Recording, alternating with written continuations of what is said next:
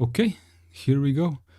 I was actually talking to myself for the past 6 minutes, literally, because I have started the browser where there is the button start stream, and I thought that I clicked it, and I saw the chat going on a little bit, and I made some comments about Adele being funny, and I try to compare how the feather, not feather, the pen is mightier than the sword, like the same mentality as with knowledge is power and stuff like that.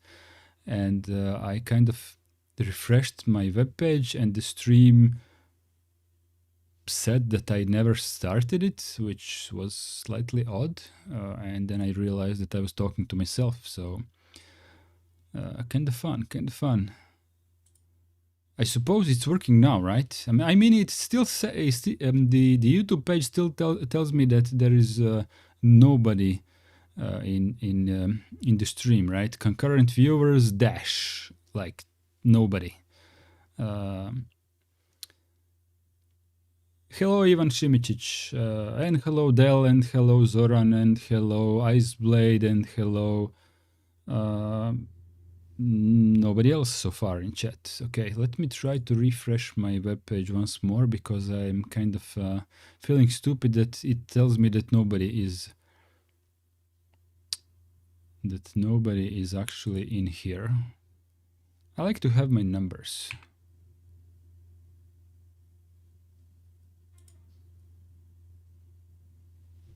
And I refreshed it, and concurrent viewers still 0.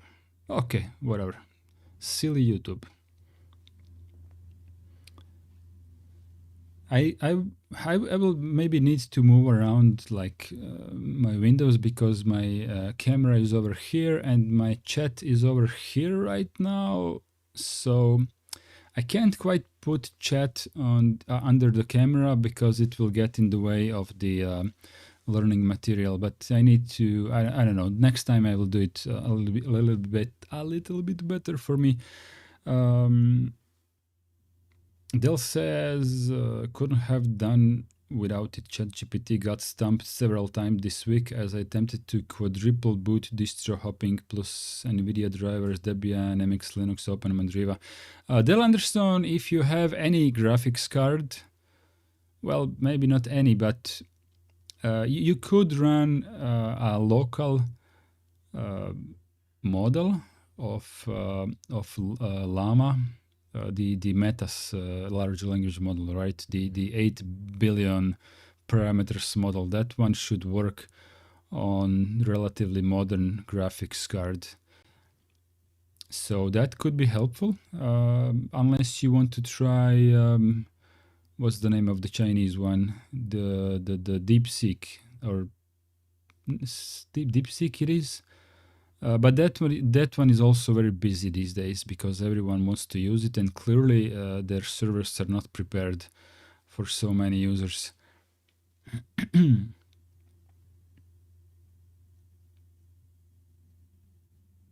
Au revoir. Have fun, y'all. Ivan says. Have a nice evening, Ivan, as well. Okie dokie. So 6 concurrent viewers, and it will be 5 soon when Ivan hangs up the phone.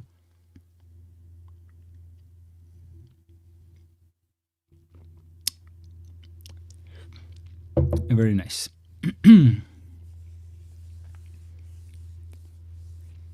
Zoran says, I tried to run a large language model CPU only, wasn't a hit. Tried Tiny Llama, was fun. Well, if you make the less parameters, the faster it will work, right, on lower end hardware. But less parameters means it's more stupid, literally. So you want to have as high the highest possible model that you can run on your computer, and in most cases it's 8B. On my computer I can run 12B. Basically, billion parameters usually roughly means how many gigabytes of video memory you need, right? So my graphics card has 16 gigs of RAM. VRAM, yeah. So I can run all the models up to 16 billion parameters, and the highest one is the DeepSeek 12B that I could stumble upon, or was it 14B?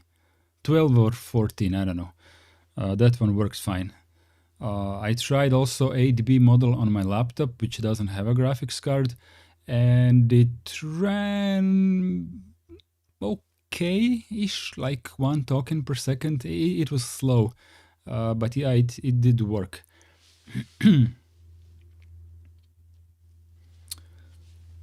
Okay, if you guys don't have anything special to say, we're already kind of late because of me, and not because I was late to the stream. I was actually very much correct when I thought that I started live streaming, but 6 minutes later I realized that I wasn't streaming, so I can be stupid like that.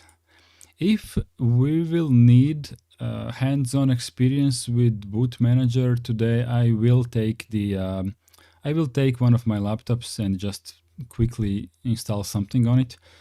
But as usual, I didn't check what we are up against with, so let's go ahead and see whether we can handle this without the laptop.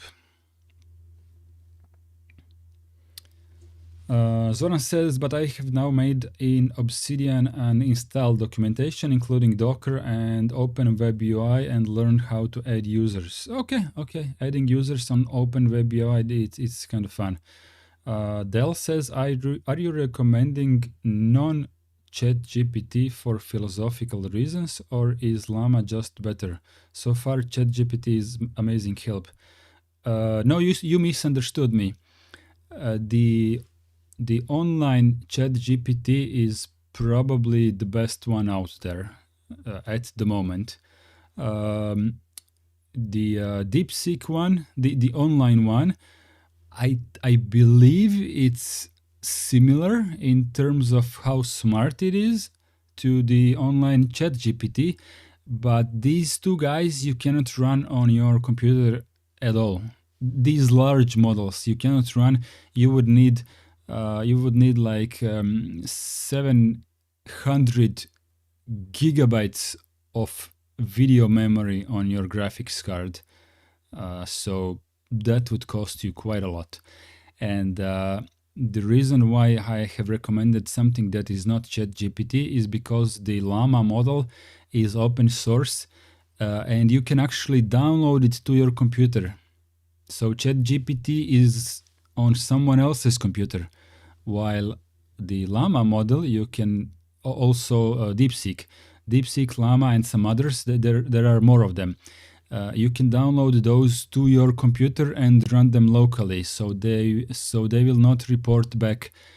They will not spy on you. That's one of the reasons.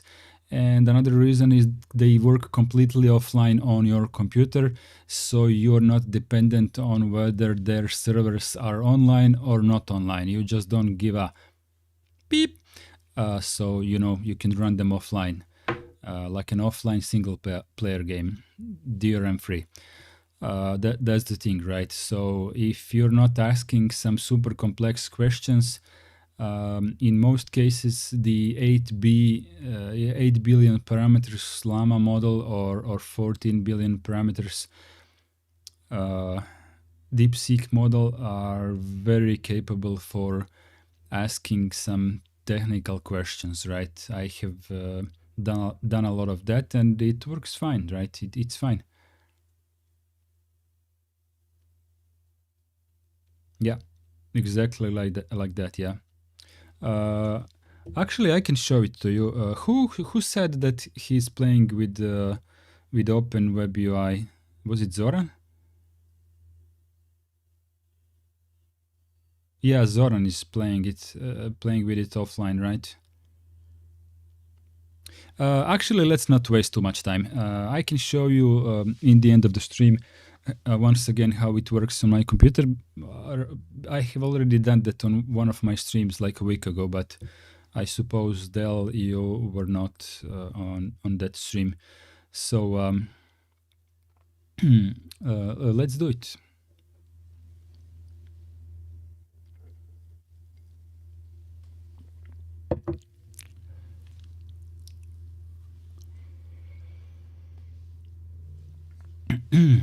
Okay, installing a boot manager. Reference to LPI objectives LPIC1 version 5. That's this document, exam 101 objective. I'm not sure what this sentence is supposed to mean. Yeah, no worries, they'll understand. I will show you at the end of this stream. Just remind me to show you how it works locally on my computer. Okay, so this should be relatively easy. It says number 2. Providing alternative boot locations and backup boot options. Install and configure a bootloader such as GRUB Legacy. Perform basic configuration changes for GRUB 2. Interact with the bootloader. Okay, menu list, grub config, grub conf, grub install, grub make config, master boot record. This feels like we might want to have a tinkering ready machine for this, but let's go ahead and see if we can handle it without sacrificial computer, because I can't do these commands. I can't do these commands on my live streaming computer, right? This maybe, but the rest of them not really. Introduction. When a computer is powered on, the first software to run is the bootloader. Okay, so they skipped the power on self-check and the BIOS. This is a piece of code whose sole purpose is to load an operating system kernel and hand over control to it. The kernel will load the necessary drivers, initialize the hardware, and then load the rest of the operating system. Looney Walker says you can do it in a virtual machine. Yes, that could be a possibility for the next stream. But I don't have anything prepared for that, and today it is easier for me just to grab a laptop and wipe it in the middle of the stream. That will be faster than installing a virtual machine, because I don't have literally anything prepared for that. I'm just saying. GRUB is the bootloader used on most Linux distributions. It can load the Linux kernel or other operating systems such as Windows, so for dual booting, and can handle multiple kernel images and parameters as separate menu entries. So one of the reasons why would you want to have separate menu entries, for example, Fedora by default will give you access to a couple of previous kernels that it has installed for you. So when you do the upgrades, it will keep the older versions of kernel, I think 5 of them. So if something breaks with the latest one, you can boot into the previous one. I think OpenMandriva does a similar thing, and you can, for example, make boot entries for booting up a previous snapshot of a Butterfile system if you broke the system, so you can load up a previous one that has been backed up with the snapshotting system. There are multiple scenarios where you can have multiple menu entries in the boot manager, right? Kernel selection at boot is done via keyboard-driven interface, and there is a command line interface for editing boot options and parameters. So this is what we have been through in the last lesson. You can interrupt the boot menu in GRUB and edit the commands that are automatically executed from the menu. So you can modify the boot entries. You can alter some options regarding booting. Most Linux distributions install and configure GRUB, actually GRUB 2, automatically, so a regular user does not need to think about that. However, as a system administrator, it is vital to know how to control the boot process so you can recover the system from a boot failure after a failed kernel upgrade, for example. Exactly. In this lesson, you will learn about how to install, configure, and interact with GRUB. So GRUB Legacy versus the second one. The original version of GRUB, Grand Unified Bootloader, now known as GRUB Legacy, was developed in '95 as part of the GNU Herd project, and later was adopted as the default bootloader of many Linux distributions, replacing earlier alternatives such as Lila. Lila was actually my first bootloader, so that's kind of fun. GRUB 2 is a complete rewrite of GRUB, aiming to be cleaner, safer, more robust, and more powerful. Among the many advantages over GRUB Legacy are a much more flexible configuration file, with many more commands and additional statements similar to a scripting language, a more modular design, and better localization / internationalization. There is also support for themes and graphical boot menus with splash screens, the ability to boot live CD, ISOs directly from the hard drive, better support for non-x86 architectures, universal support for these are partitions, right? UUIDs, making it easier to identify disks and partitions, and much more.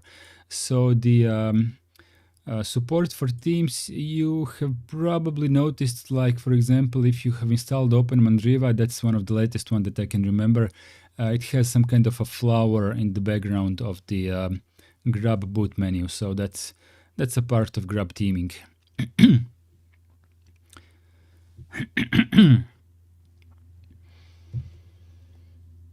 GRUB Legacy is no longer under active development. The last release was in 2005, and today most major Linux distributions install GRUB 2 as the default bootloader. However, you may still find systems using GRUB Legacy, so it is important to know how to use it and where it is different from GRUB 2.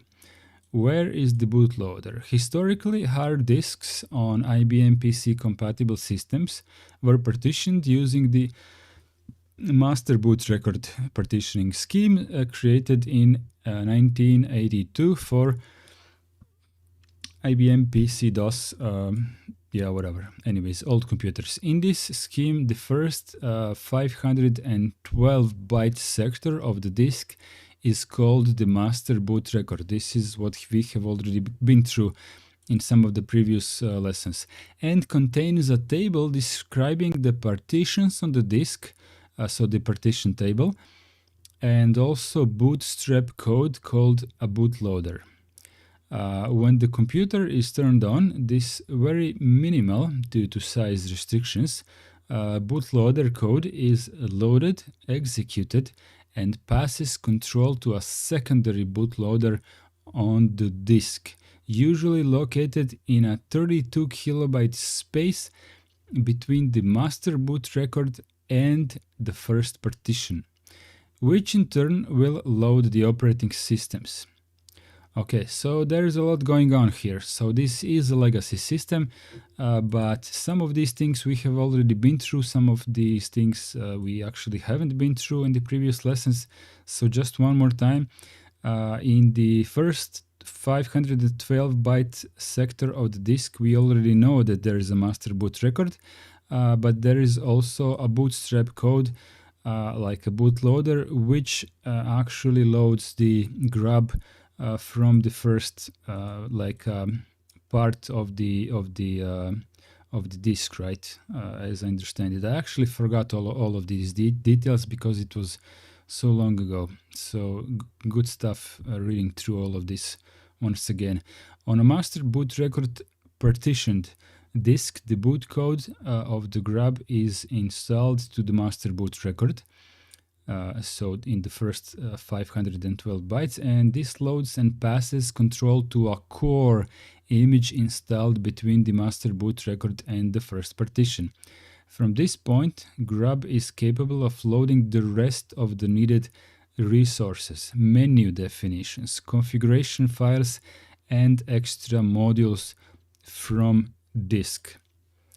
However, master boot record has limitations on the number of partitions, originally a maximum of 4 primary partitions, later a maximum of 3 primary partitions with one extended partition subdivided into a number of logical partitions. So this is something that we have all already been through.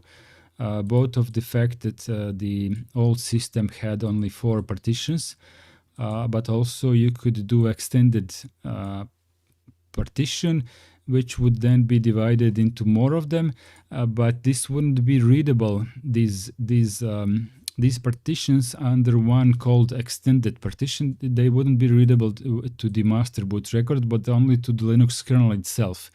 So it would be important that MBR can see a regular primary partition where kernel sits, usually a root folder or maybe a /boot or however you designed it.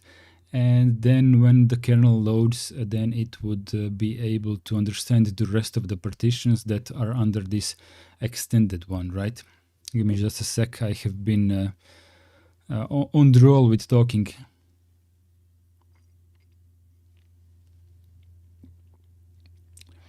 I actually get a little bit dizzy when I talk without any breaks.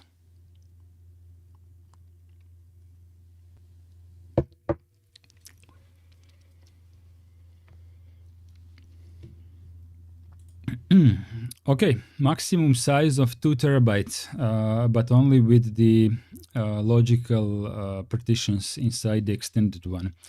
To overcome these limitations, a new partitioning scheme called GPT, GUID partition table, part of the UEFI, Unified Extensible Firmware Interface standard, was created. So this is fairly new, and you have all been pretty familiar with this since I guess Windows 10 is the one that mostly popularized this format, although it was available previously.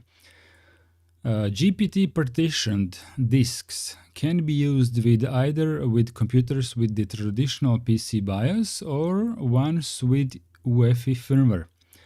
On machines with a BIOS, the second part of GRUB is stored in a special BIOS boot partition. On systems with UEFI firmware, GRUB is loaded by the firmware from the files GRUB AI32FE for 32-bit systems or GRUB X64 for 64-bit systems from a partition called ESP, FE system partition. So this is nothing new for us. We have already been through all of this in the previous lessons. Dell says, this week I learned Open Mandriva does not care for master boot record logical partitions that much, but the BIOS of the old computer I'm trying to practice on only supports UEFI for USB drives, not boot. ChatGPT said I probably couldn't use a GPT disk with my laptop. Well, ChatGPT can hallucinate. You know that, right? All language models hallucinate. It's just to what degree, right? And depending on what you have asked it. So don't trust it. Well, don't trust anything that it says. You should verify, I guess, everything that it says if you have the time. If it's not that important to you, then I suppose you can rely on what it says. But you should definitely be aware that it can hallucinate. It can be legit convinced that it is telling you a fact, while in fact it is not, right? So I'm not saying in your case that this is what happened. Just be careful about how much you put your trust into large language models developing your knowledge, right? If you want to learn something properly, use the large language model as a quick help, but also maybe ask it a sub question like, for example, ask it, "Are you sure?" Let me give you a small example, just for a small second. What did I want to do? Firefox, or I guess we can do Firefox. ChatGPT. I'm not sure if I'm logged in here. I'm not. Stay logged out. Okay, that's fine. Can I? The answer doesn't matter. I just want to show you something. Can I boot GPT disk with MBR only? No, with old style BIOS computer. See, it is already wrong. It is already telling us the opposite of what we are learning now in this lesson. But this is not what I wanted to show you. Let me say that it did answer correctly. Are you sure? Okay, so whatever it answers, ask it, "Are you sure?" So if it stands by its, I actually didn't read this properly. Maybe it's right, but it seems like it didn't answer properly, or maybe it did further on. I don't want to read this right now. What I wanted to show you is you should ask large language models, "Are you sure?" Because that's how you trigger it to basically go through the entire thought process once more and verify itself. Okay, so there is a lot higher chance that it will give you a proper answer the second time, even if it's not mistaken, right? Then it will double down on what it said previously, and it will explain to you in a more detailed way. If it was wrong in the first one, then it will apologize to you, and it will tell you the truth, right? So that's what I wanted to tell you. You just have to force it to think one more time. This cannot hurt, literally never. You can only get the same answer with a even better description or explanation, or you will trigger it to understand, "Oh shit, I made a mistake, sorry, now I'm going to give you the correct answer." So just do it like that, right?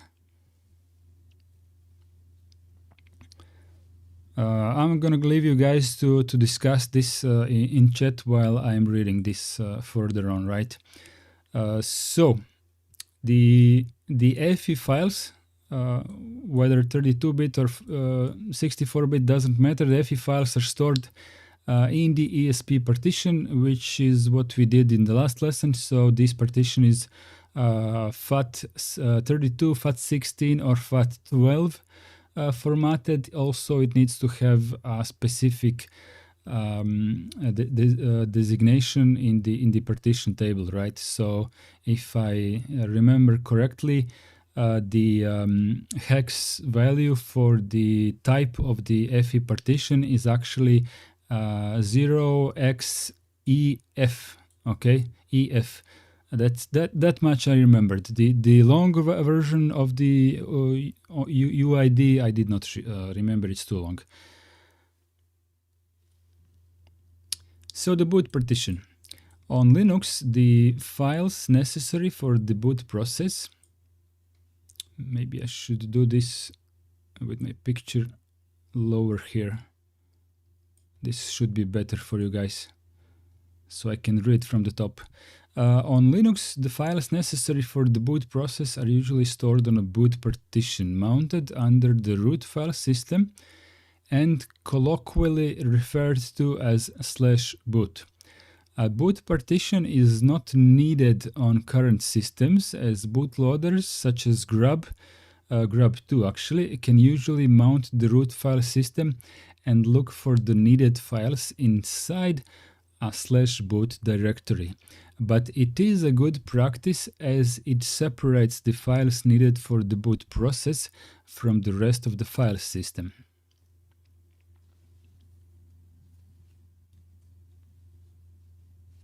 I'm just reading what you guys are saying in chat. I don't believe that you will manage to solve this issue in a couple of minutes, but we can play around with your computer, Dell, a little bit later if you want.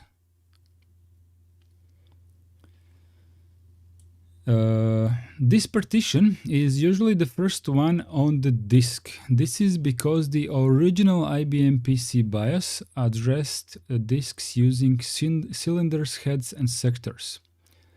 Why do I have a deja vu that we have already been through all of it in the previous lesson? Am I reading the wrong one? 102.2.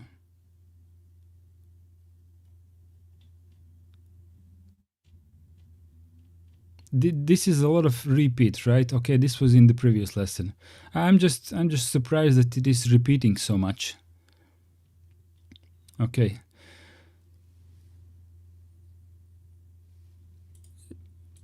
This partition is usually the first one on the disk. This is because the original IBM PC BIOS addressed disks using cylinders, heads, and sectors, CHS, with a maximum of 1024 cylinders, 256 heads, and 63 sectors, resulting in a maximum disk size of 528 megabytes. This means that anything past this mark would not be accessible unless a different disk addressing scheme like logical block addressing was used. But for this you would need to load the kernel first. So for maximum compatibility, the boot partition is usually located at the start of the disk and ends before the 1024th cylinder, ensuring that the machine will always be able to load the kernel. The recommended size for this partition on a current machine is roughly 300 megabytes. So depending on how much stuff you have on there, maybe you want to reconsider this, but this is what the PDF wants us to remember, right? This value. Dale Anderson, yeah, exactly that. Other reasons for a separate /boot partition are encryption and compression, since some methods may not be supported by GRUB 2 just yet, or if you need to have the system root partition formatted using an unsupported by GRUB file system.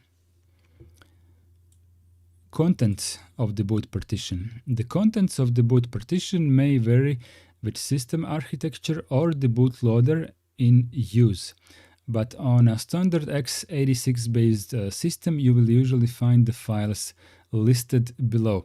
Most of these are named with a version suffix, where version is the version of the corresponding Linux kernel. So for example, a configuration file for the Linux kernel version 4.15.065 generic would be called config dash and the rest of the kernel name.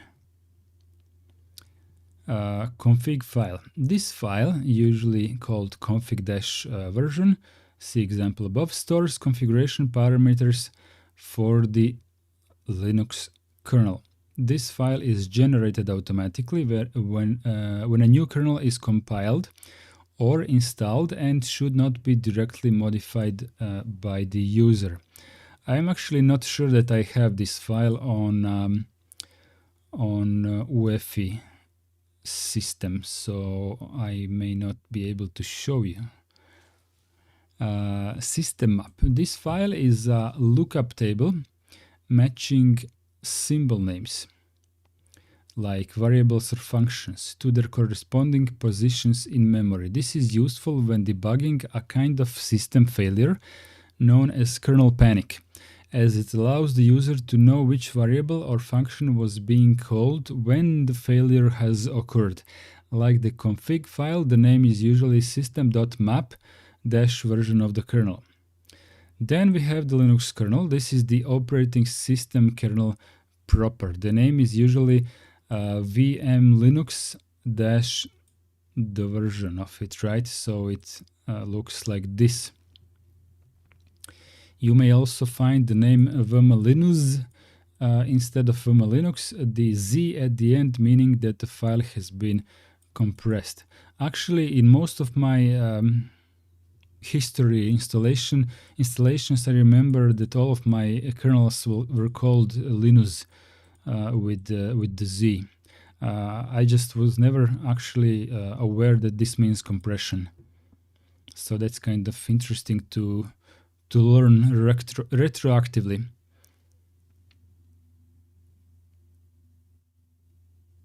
Good stuff, Zoran. Thanks for helping. Initial RAM disk. This is usually called initrd.img and the version of the kernel, and it contains a minimal root file system loaded into a RAM disk, containing utilities and kernel modules needed so the kernel can mount the real root file system.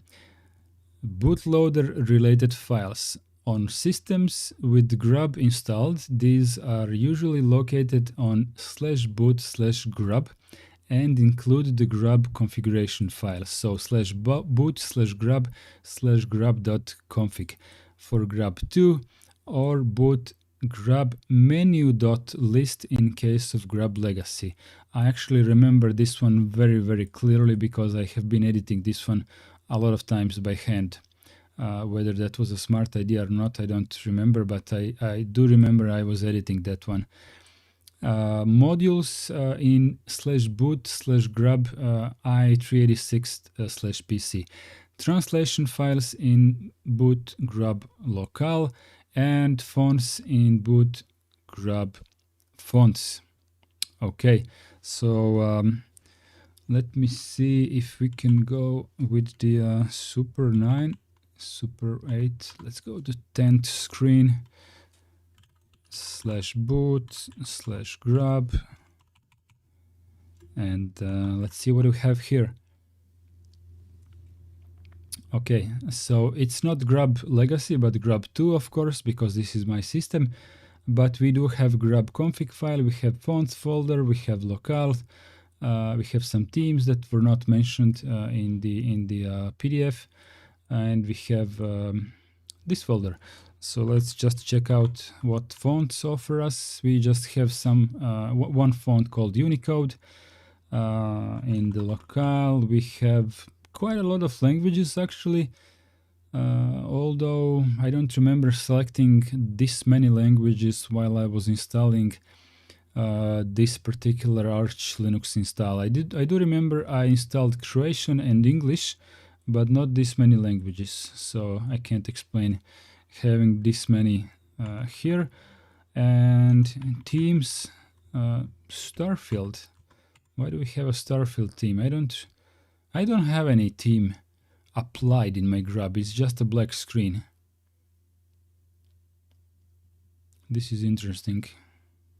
I'm gonna have to check out what this means, or how can I activate this. Let's go ahead and Gwen view themes and boot menu. I don't know. Boot Starfield. Boot menu C. There's nothing here. Okay, I guess this image is irrelevant. x86. Okay. Support for a lot of file systems and all kinds of stuff. Good. How big is this folder anyways? 15 megabytes. Okay.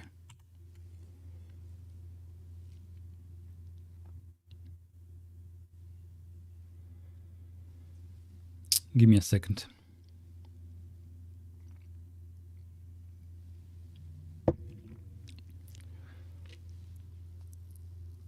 Zoran and Dell are going to be standing in the corner if they don't start paying attention.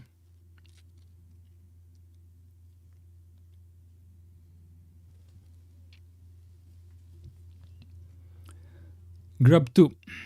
Installing GRUB 2. Okay, we're coming to modern times now. GRUB 2 can be installed using the command grub-install utility. If you have an on-booting system, you will need to boot using a live CD or a rescue disk. Find out which is the boot partition for your system, mount it, and then run the utility. So grub install, right? The commands below assume that you are logged in as root. If not, first run sudo su minus to become root. So this is actually funny. This is a command that I have been running for a whole lot of years in order to become root. So literally sudo su dash, and someone somewhere legit told me like my eyes are bleeding. Please don't do it in such a stupid way. Just type sudo dash I, which does the same thing. However, turns out that the PDF, the official learning material wants me to switch back to how I have been using it, how I have been doing it previously. So I now need to unlearn the sudo -i command in order to not make a potential mistake on the exam. I'm just saying, it's funny. It's funny how somebody's eyes have been bleeding. I legit thought that I'm doing it in a, funky way that is being frowned upon, but I guess I was fine. When you become root, type exit to log out and return to a regular user. Dell says I tried to run su dash and sudo. With my default, it said user is not on sudoers list. Very unfriendly not to be able to use on computer. On Debian default install, you don't have sudo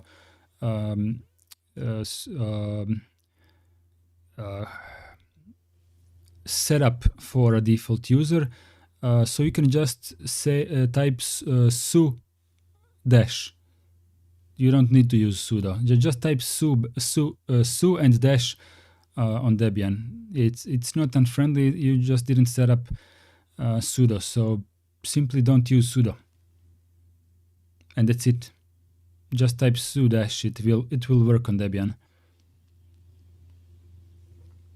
I don't know if it will work on my Arch, but let's see. Su dash. There we go. I'm root.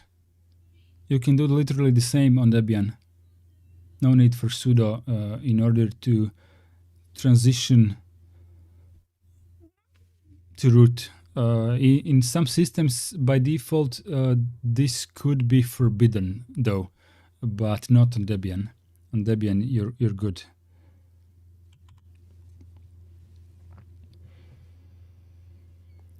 The first disk on a system is usually, by the way, if you want to put yourself in sudoers list, you usually need to put your user in the wheel group or maybe something else as well, but just check the documentation.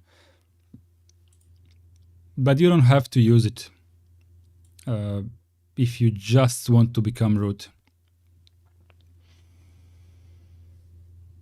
Alexi Schilling, that person was correct though. Sudo su dash makes about much sense as sudo su dash c sudo -i. Okay, but I actually accepted the remark from that person. I really don't remember who that was, but I actually accepted this remark as a smarter person than I am, and I have learned to use sudo -i as replacement for what I have learned previously. The only reason why I'm making fun of this scenario right now is, you know, how I now have to unlearn this partially in order to, well, not, you know, unlearn, but you have to know both of these commands, of course, but just, you know, you understood what I meant. Don't pull my tongue. The first disk on a system is usually the boot device, and you may need to know whether there is a boot partition on the disk. This can be done with fdisk utility. To list all the partitions on the first disk of your machine, use fdisk-l / device / whichever your disk is, right? So I'm gonna have to admit something here. I don't actually use this utility. Like, I have been avoiding fdisk utility for my entire life, and I have never been, maybe the correct word would be inclined or motivated. I have never been properly motivated to learn the fdisk command, simply because I have never in my entire life found myself in a scenario where fdisk is not readily available. So I would just use cfdisk or cfdisk. It's just one word, right? Let me just show you if you don't know what I'm talking about. So fdisk is the command line option, right? Let's look. Okay, fdisk -l devs. Okay, I have something on SDA, so let's just go with SDA, right? So SDA is a Samsung SSD, 250 gigabytes, and it has one partition of the Linux file system. But what I would do is basically every time just add the letter C, and I would get the graphical user interface, or what they called TUI, text user interface. So it is a lot easier. I'm not saying that you should not learn fdisk, because clearly we need it to pass the exam and become smarter. I'm just saying that some things I have been avoiding for way too long, so this is going to be a legit ideal situation to start learning how to do the command line partitioning.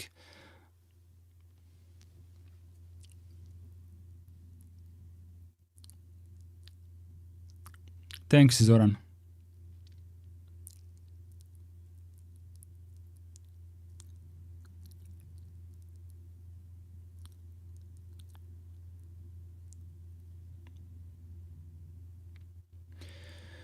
Alexis says that if you leave root password blank during installer, in that case the user you create later will be given sudo privileges. Interesting.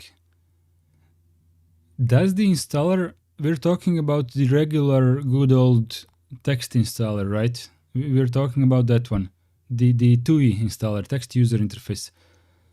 I don't remember. I did that installer so many times. I literally do it blindly now, and I don't remember that it has warned me, like not warned me, but that it has told me, informed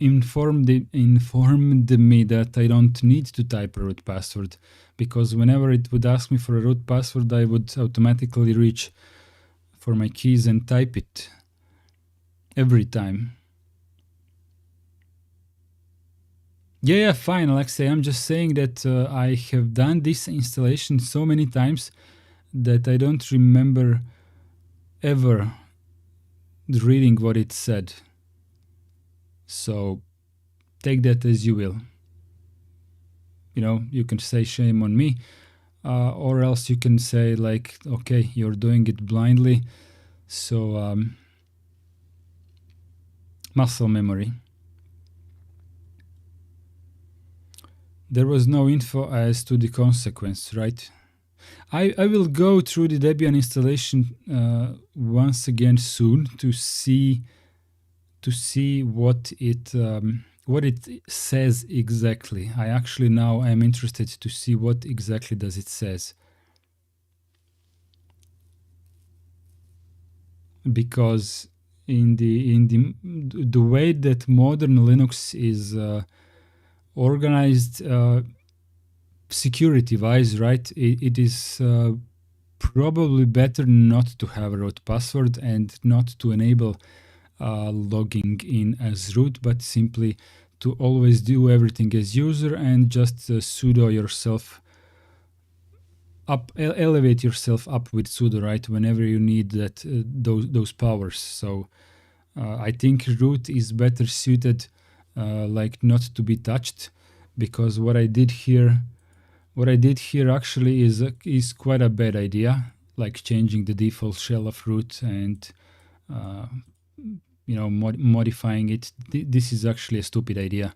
I should revert this to the default bash with no settings for root. You know, if in case something breaks, it may be, you know, probably no problems will arise from using ZSH, but from some perspectives, this could be a trouble caused by me.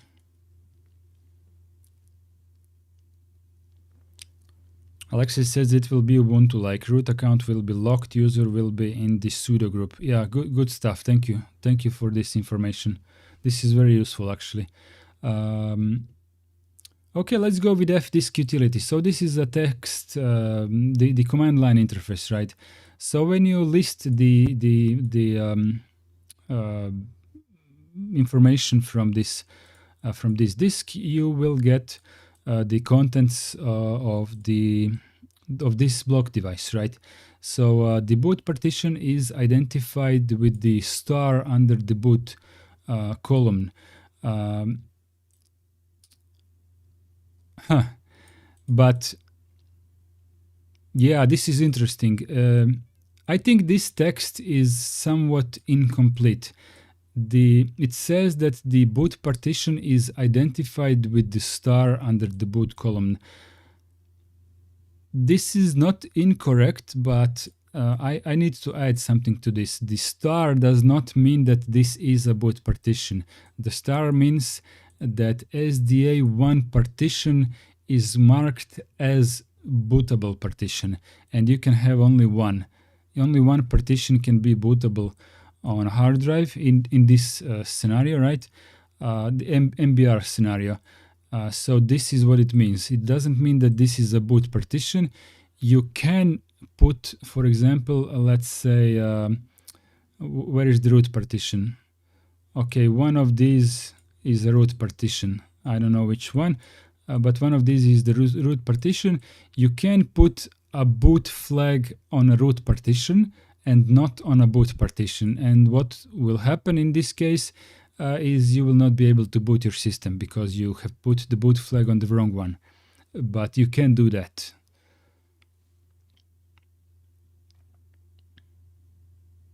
Catching up with chat. Alexis says it's a boot partition, but maybe not a /boot partition. Correctly. That's exactly what I meant. I just think that,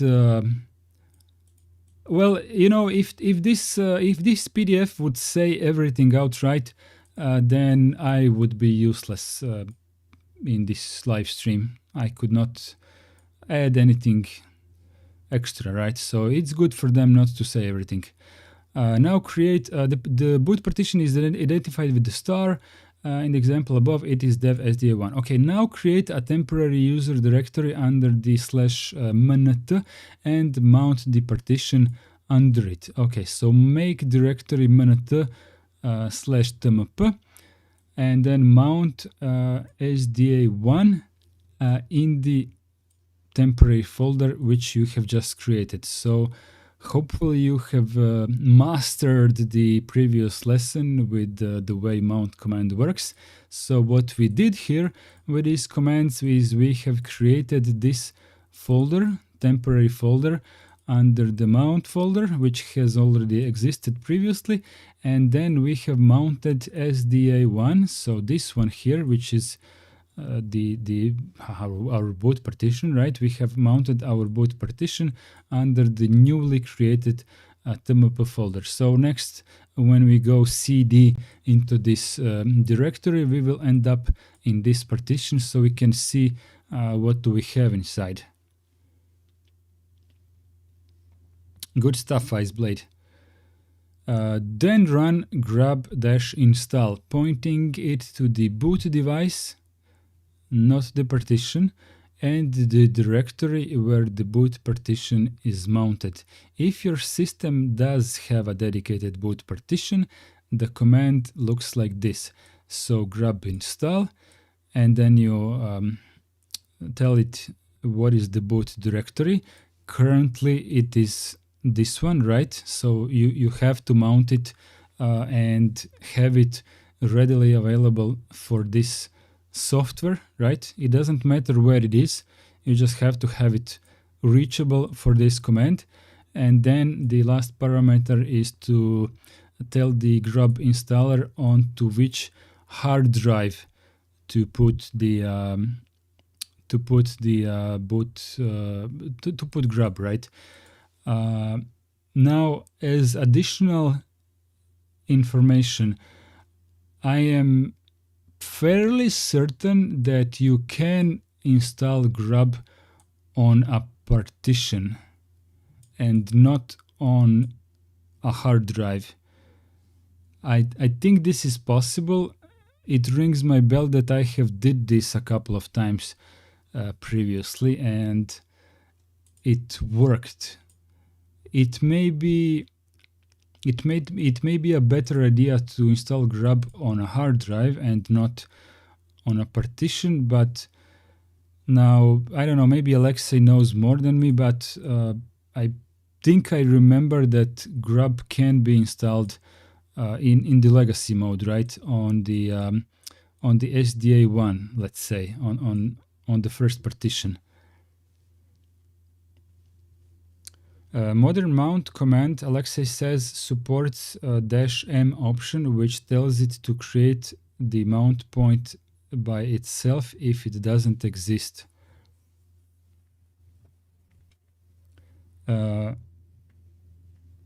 Okay, I understand what you mean. Understand. Okay, mount -m without creating the folder previously, right? But what if you are doing it like 2 levels down, like recursively? Can you add -r to that as well? You're probably not going to do that in this scenario, but can you add -r to make 2 folders deep destination?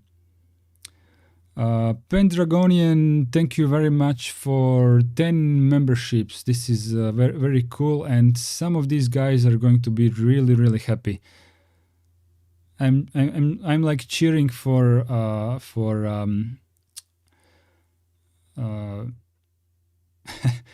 anyways, thank you very much for the in Croatian we would call it cener.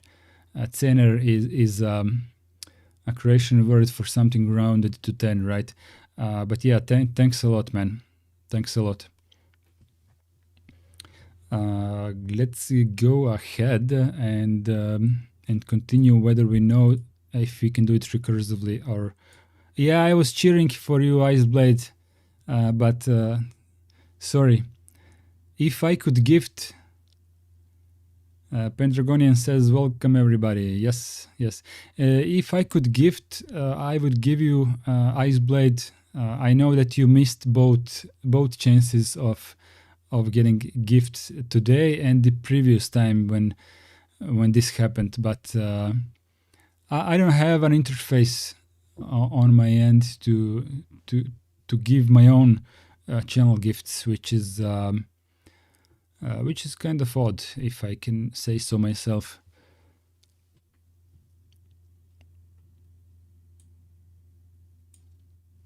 By the way, those of you who are now channel members, you can do like 1 or 2 super chats for free per stream, I think. I'm not entirely sure, but everyone who is a member can do a super chat, the colored one that glows in the chat. You can say something and have it lit up. Usually this is a paid thing, but if you remember, you can do, I think, 2 of those per stream. So if you want to say something that lights up, you should be able to do that with being a member. Anyways, Adrian Garcia, welcome to the members. Lee H, welcome to members. Chep Happy, welcome to members. Desert Blizzard, Insert Caffeine, Nathan Sell, and the Xonatan Blini. Xonatan, okay. Tom, it's a secret to everybody, not so secret anymore. And Angular, welcome in, guys and girls. Okay, then run grub install, pointing to the boot device and the directory where the boot partition is mounted. Okay, so this is the command that will install. If you are installing to a system which does not have a boot partition, but just a boot directory on the root file system, point grub install to that one. So the command is grub install, boot directory is /boot.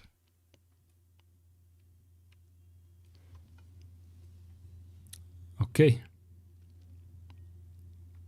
Configuring grub2. Are we ready for grub2, or are there some in-between questions with the legacy one?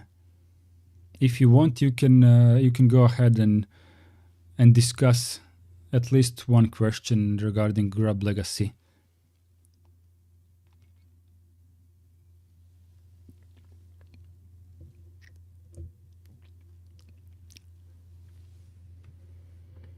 Zoran says, I missed both chances as I have not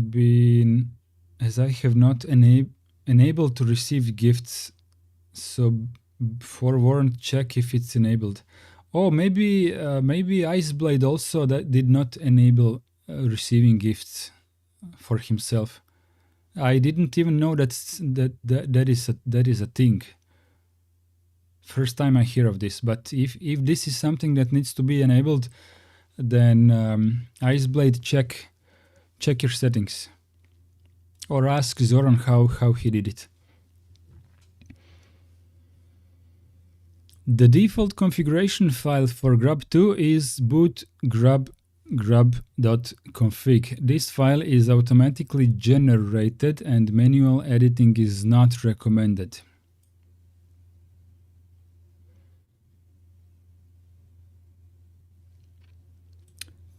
To make changes to the grub configuration, you need to edit the file at its default grub, and then run the update grub utility to generate a compliant file. Update grub is usually a shortcut to grub-makeconfig -o /boot/grub/grub.config, so they produce the same result.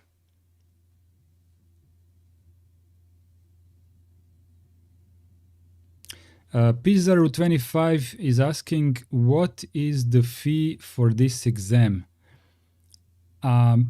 Please clarify. Are you asking me what is the fee to get yourself officially certified, or are you asking me how much do I charge for a channel membership?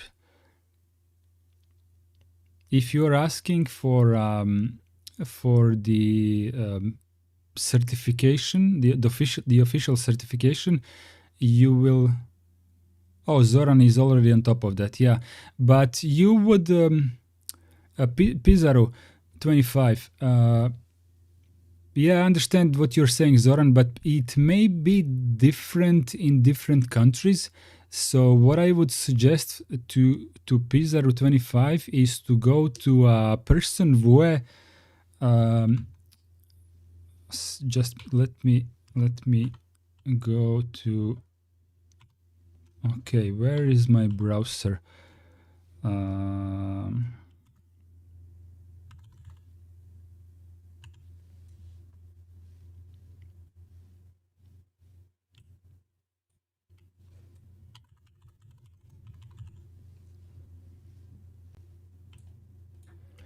Okay, I think Person Voix is the center that does these exams in every country, so we can search for LPIC 1. Linux Professional Institute. Find scheduler exam, marketplace, Linux Professional track. Cost. So the exam pricing in your country, okay? Okay, so Zoran, what is the difference between Essentials and Pro? So you're absolutely correct for the professional. I don't know what essential means. It's cheaper. Also in the USA, they have 3 tiers. No, USD. So in USA, it's $200. In the blue countries, it's 165, and in the Africa is 132. And I don't suppose that anyone of you in chat is from Japan. Pizarro is from Georgia, which is Eastern Europe, and Georgia is roughly somewhere here. So either you are yellow color or blue color, and my bet is that you're blue color. Georgia.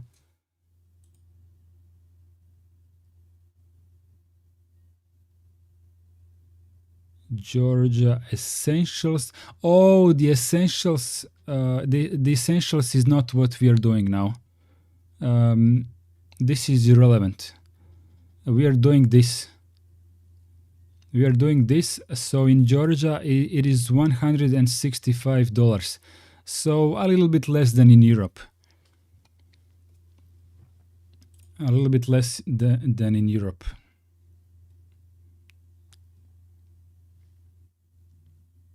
Yeah, it's fundamentals, but the thing is that as far as I know, when you do the Linux Professional, it automatically gives you this one as well. So it doesn't make too much sense to spend $100 on something that is way too easy. Just, I would just go ahead with 101 directly, and it will give you this one as well. As far as I know, but we should check that. I think I have read it somewhere. I am absolutely sure that you can do this exam without doing this one. That is for sure. But I also believe that it will give you this certification because what is contained inside Essentials is a part. It is a part of 101 as well. But yeah, that's the price. Basically, what you will. This is on LPI webpage. Yeah, but you can go ahead and make yourself an account on Person Voix and see if there are any test centers in your city. If not, then you can also do the exam from your home. I have done an exam from home once. And it was a bit shit because they asked me to send them a lot of pictures of my room, which was a little bit embarrassing, but you can do it at home.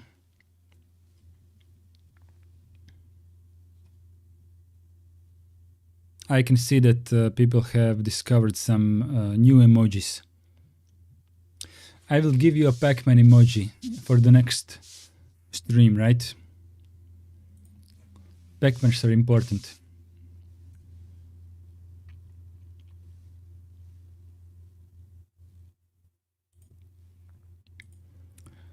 Alrighty, so all that you need to know is that update grub is usually a shortcut to another command, which you may want to remember, but in most cases you can just run this, and if you get stuck, if this is not working, then you can read the help file and help yourself, right, with how to fix the system. There are some options in the file at its default grub that control the behavior of grub2, like the default kernel to boot, timeout, extra command line parameters, etc. The most important parameters in at its default grub are as follows.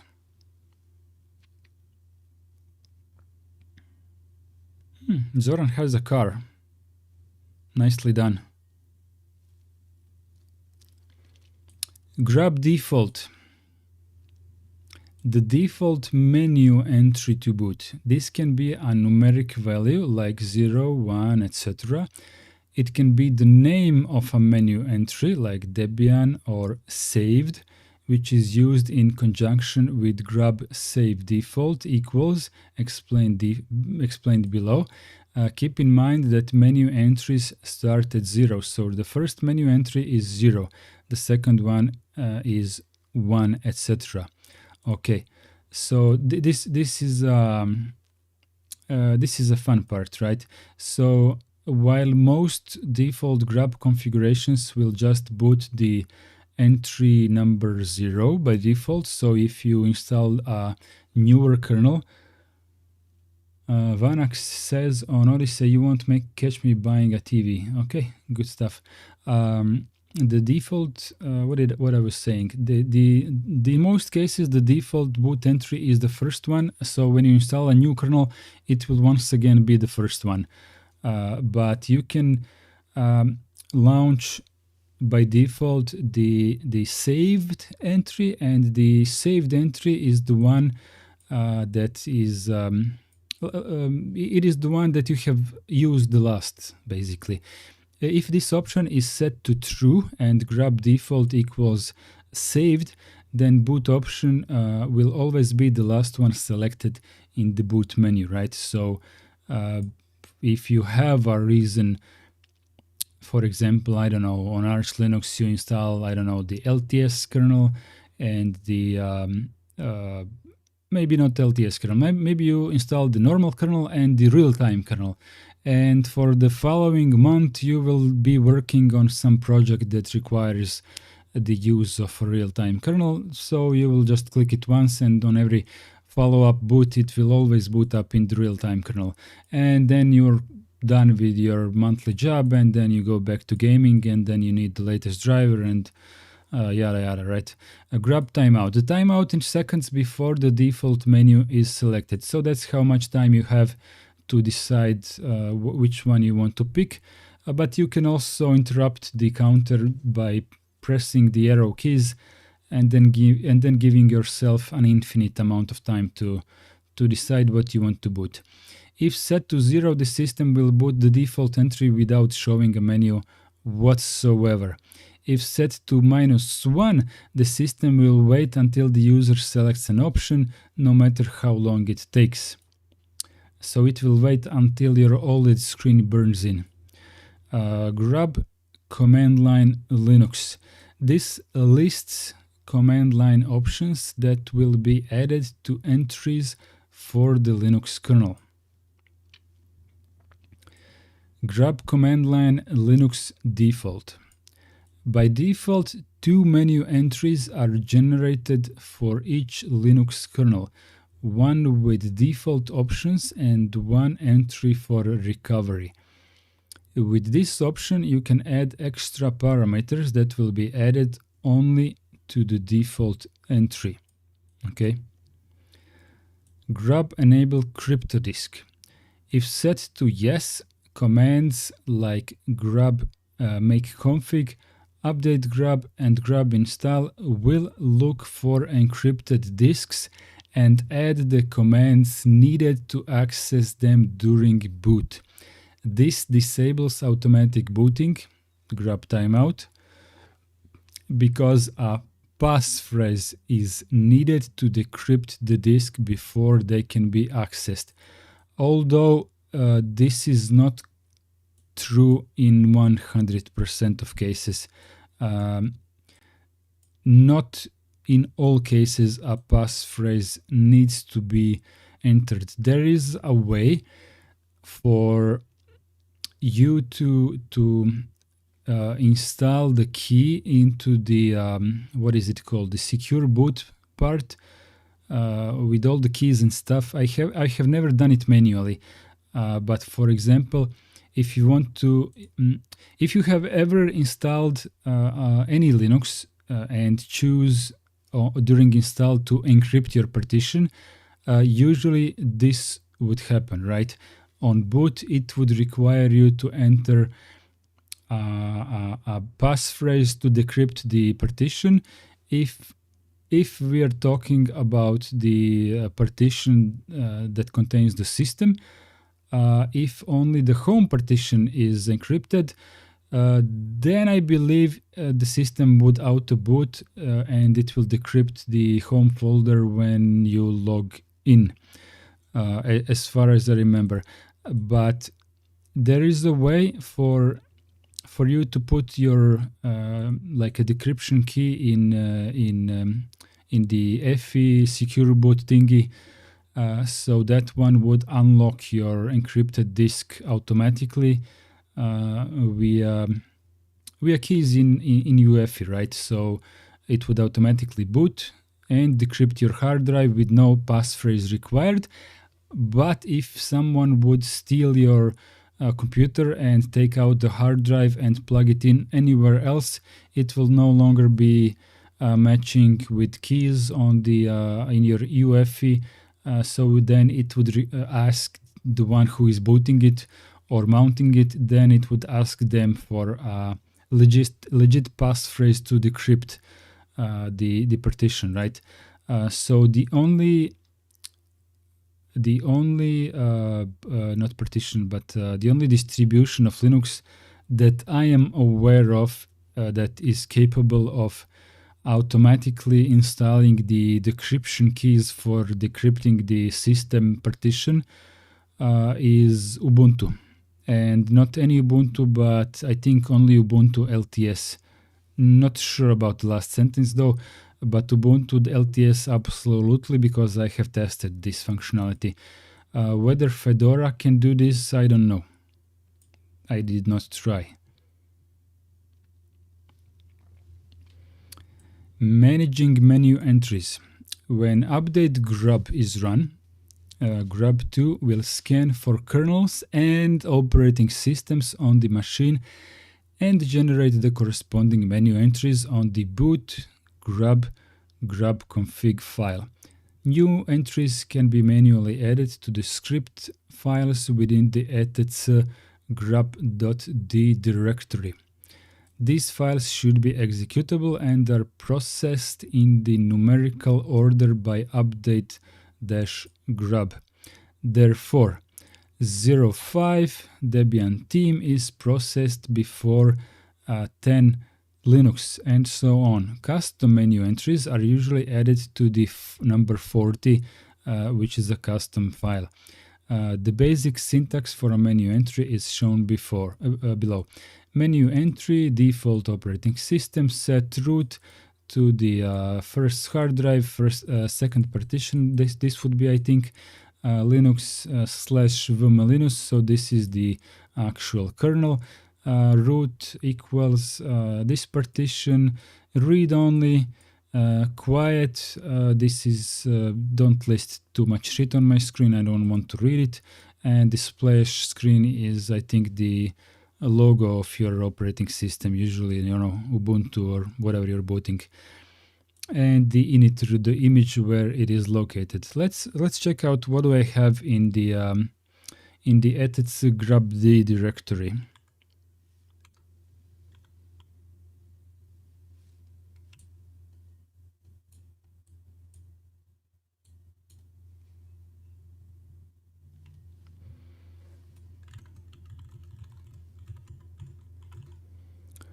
Okie dokie.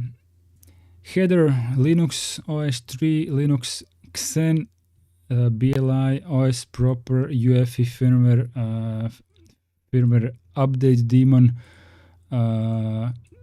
custom snapshots butterfile system. This one actually I think I did this one.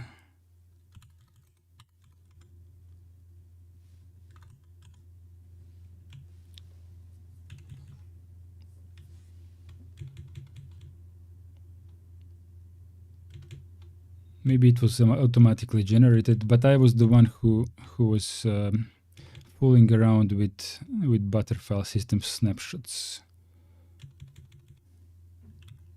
I tend to forget these things when I don't do them for too long. Okay, quitty. So far so good, right? The first line always starts with menu entry and ends with the what do you call vytičasta zagrada in English? Curly brace, is it in English? The text between quotes will be shown as the entry label on the GRUB2 boot menu. Okay, so this is more than logical. The set root parameter defines the disk and partition where the root file system for the operating system is located. Please note that on GRUB2, disks are numbered from 0. So HD0 is the first disk. So that would be SDA under Linux, HD1 the second, and so on. Partitions, however, are numbered starting from 1. Okay, so I was mistaken a minute ago. In the example above, the root file system is located at the first disk HD0, first partition, 1 or SDA1. Instead of directly specifying the device and partition, you can also have GRUB2 search for a file system with a specific label or universally unique identifier. So this is the label of the partition, right? What we are usually using in eths fstab to automatically mount partitions without specifying which partition on which disk it is, because if you swap hard drive places on your SATA ports, they will change their block device names and then the system will no longer boot. But if you mark them with, if you mount them with universal unique identifier, then it's fine. And in case you are wondering what I'm talking about, so this file here, let's close the browser. Okay.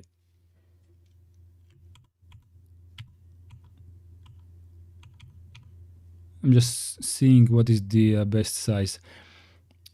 So my slash partition, right, is not mounted as dev nvme something. It could be mounted this way. There would be nothing wrong if I would change the UUID into a block device, right? So dev slash nvme something. It would still work fine. But if I would flip places of my NVMe drives, then I would make the system most probably unbootable, because UEFI would recognize them in a different order, and it would label them with swapped my two NVMEs, right? It would swap their block device names. So that's why every modern Linux distro is using these partition labels to locate them on every present hard drive in the system, and simply mount them by their unique identifier. So this is good, this is desirable.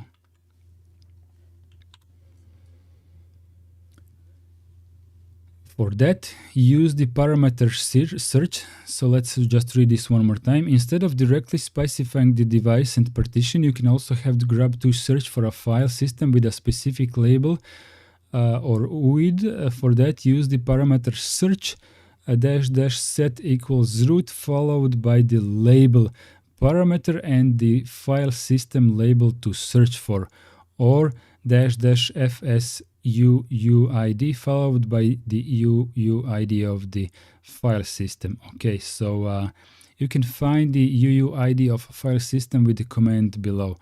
List dev disk by UUID. Well, let's trigger this one and see. Let's see what this does for us. Okay, so let's zoom that. Let's zoom this in a little bit, right? Okay, good enough. So in this folder, we can find partitions NVMe 0 and 1, P2, SDB1, SDA1, another NVMe partition.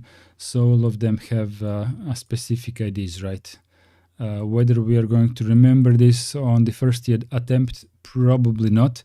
But it is good to remember that in the /dev folder, somewhere in there we have a mapping system that tells us that gives us links from UIDs to the actual block devices, right? So I think that's worthy to at least partially remember. In the example above, the UID for dev SDA1 is this one. Should you wish to set it as the root device for GRUB2, the command would be search --set equals root --file system UID .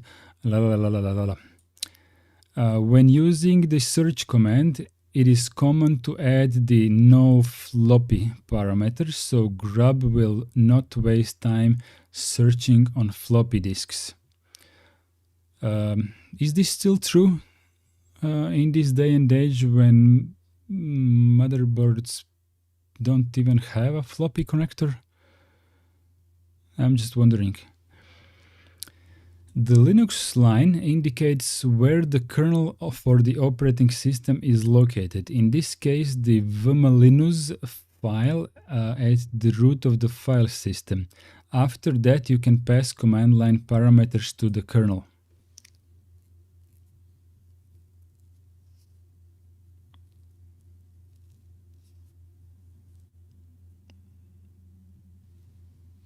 Dale Anderson is saying Debian 12 may have changed. I'm currently reinstalling and the page of text literally says I need to set a password, says nothing about blank.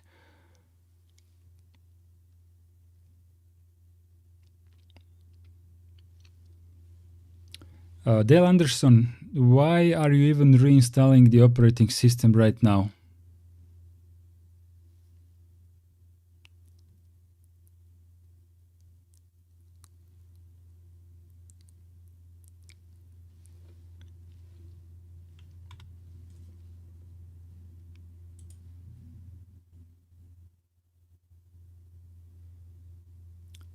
I don't see Dell as a member here.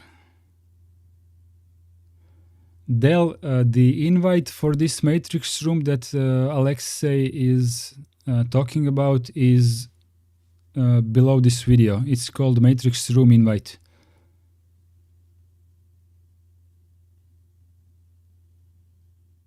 But yeah, I don't see anyone called Dell here.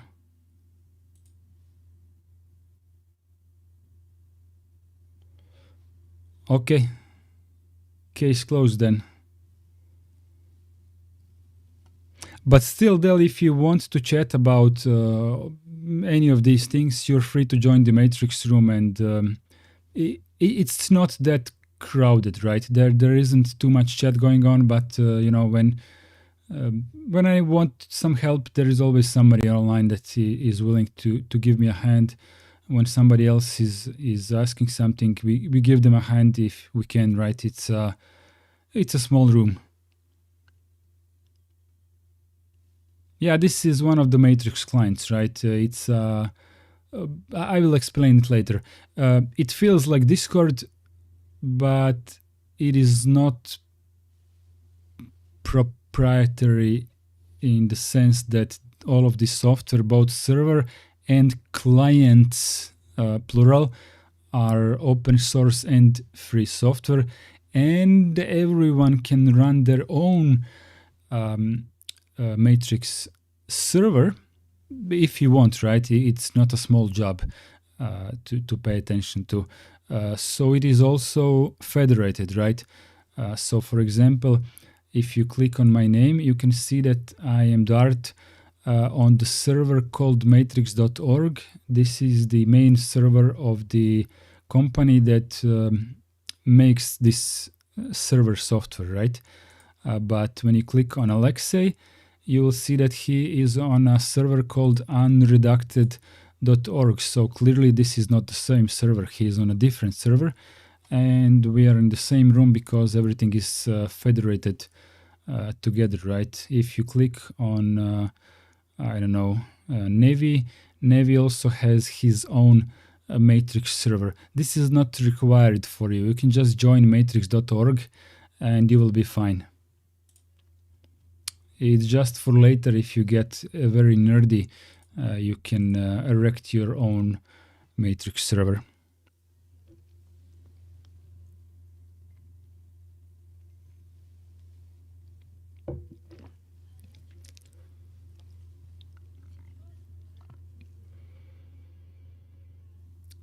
In the example above, we specified the root partition, root equals dev sda1, and passed 3 kernel parameters. The root partition should be mounted read-only, parameter RO.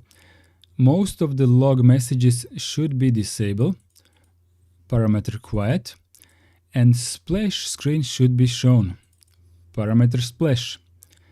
The init.rd line indicates where the initial RAM disk is located. In the example above, the file is initrd.img, located at the root of the file system. Most Linux distributions do not actually put the kernel and initrd at the root directory of the root file system. Instead, these are links to the actual files inside the /boot directory or partition. The last line of a menu entry should contain only the character closed curly brace.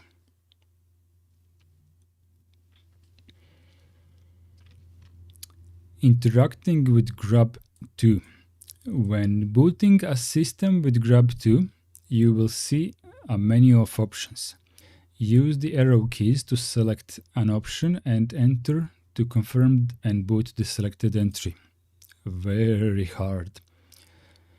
If you see just a countdown but not a menu, press Shift to bring up the menu.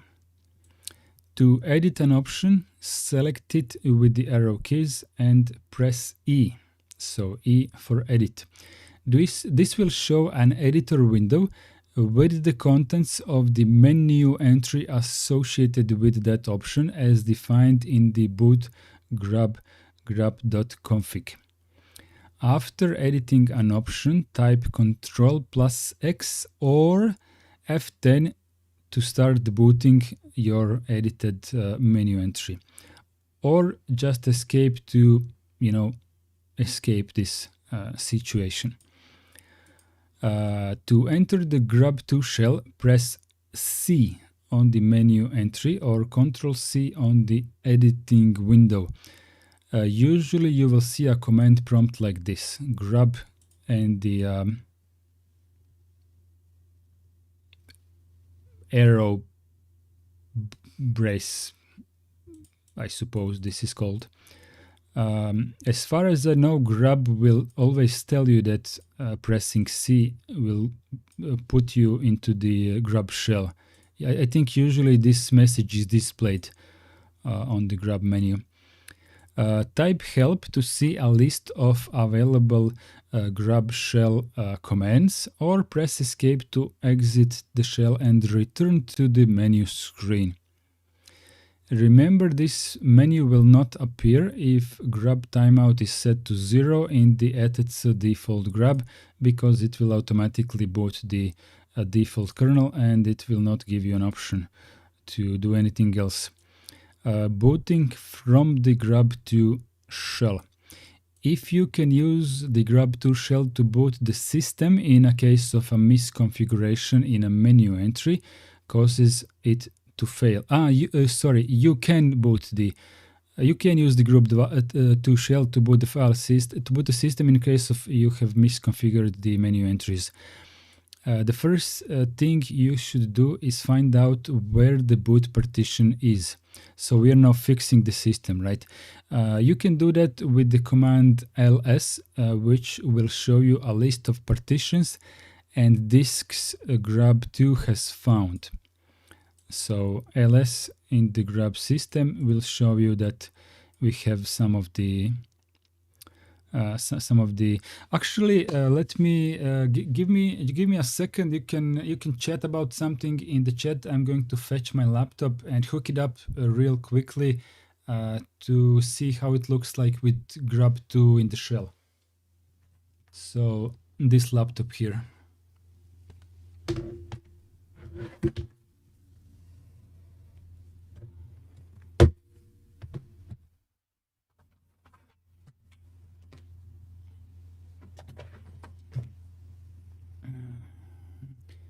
This is my capture card here. Just a little cable.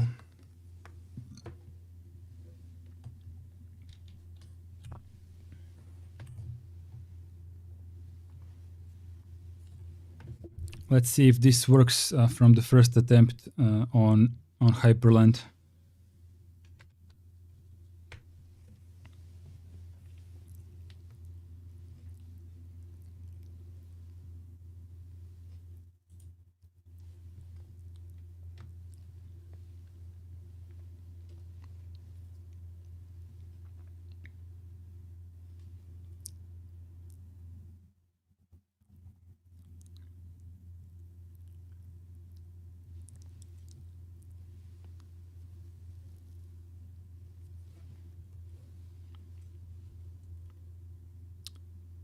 Not quite.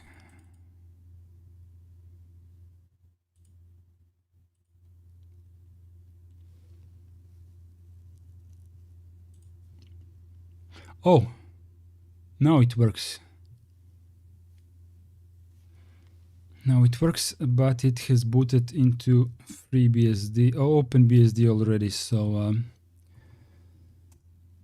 root. What is my password? Oh crap! I have OpenBSD on this laptop. I need another one.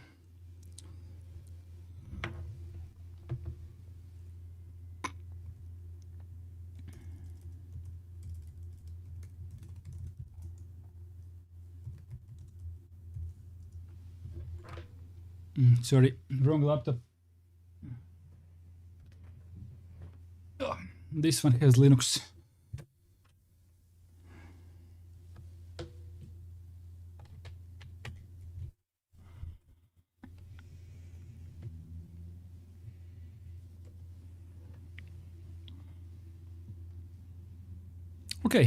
Okay, this one works from scratch. Let me just maximize this window. How do I do that for myself? Because I can't see anything in this tiny screen. Let's pull this one to... okay. Can you see this guy? I cannot zoom this in because this is full HD resolution on this laptop. But what we can do is press C Oh crap, this is so tiny. This is so tiny. Can you read this at all?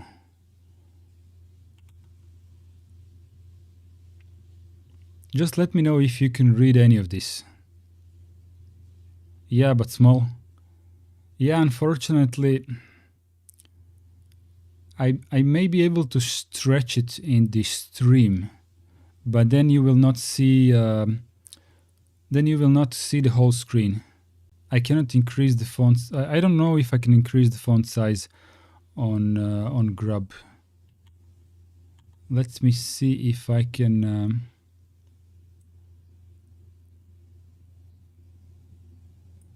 Okay, I have zoomed in a little bit. I don't think I can zoom in much more than this. So what the instruction says to type ls in the grub shell, right? So grub shell, if you can, if we can go back here, right, for a second. The first thing you should do is find out where the boot partition is, so you can do that with the command ls, which will show you a list of partitions and disks grub2 has found. ls prots hd0 hd0 ms-dos. In the example above, things are easy. There is only one disk, hd0, with only one partition on it, ms-dos 1. So if you go back to my laptop, we now see that it is listing for us that we have only hd0. Okay, so that's just one hard drive, or should I say SSD, and it has two GPT partitions, the GPT2 and GPT1, right? So let me just switch back quickly to the to here, right? The disks and partitions listed will be different in your system. In our example, the first partition of hd0 is called ms-dos 1 because the disk was partitioned using the mbr partitioning scheme. If it were partitioned using GPT, the name would be GPT1. To boot Linux, we need a kernel and initial RAM disk init.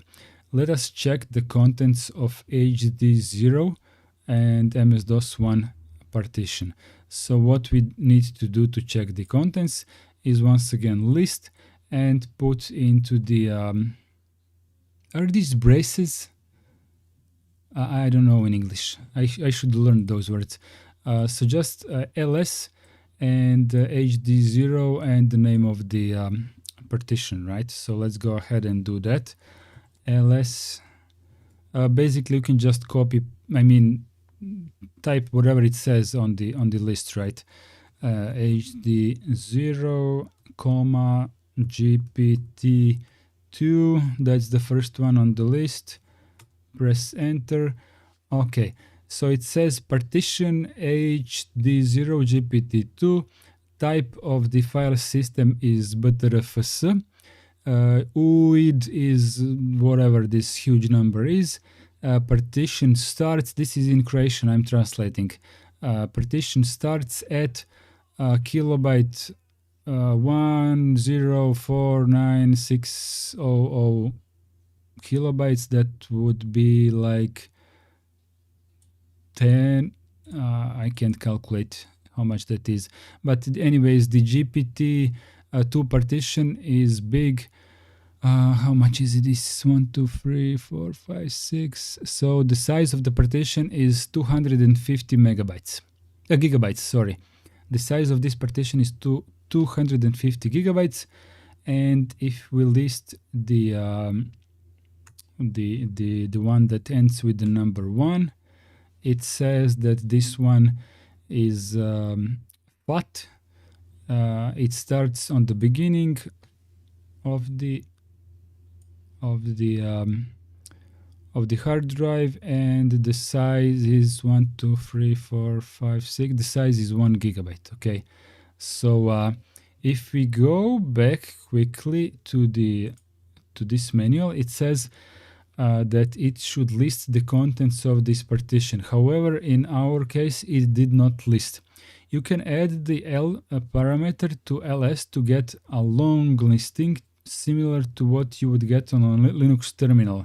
Use tab to autocomplete disk, partition, and file names. Let's try it out.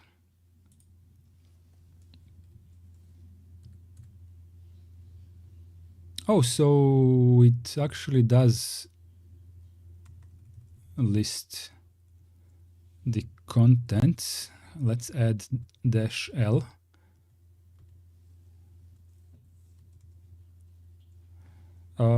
It is not listing as the PDF says, but oh, I know why. We need to put the slash command in the end. Okay, so here we go. The slash was missing, and the second one has yeah, the second one has the second one is like a root Butterfile system with two virtual Butterfile systems, right? So let's go ahead and see how we can handle this scenario, because it's not that simple, right, as the PDF says. Let me just see. Iceblade says a little bit better. I forgot what GPT stood for. Parentheses, okay. Parenthesis, okay. Parents, okay. Parentheses, okay, whatever.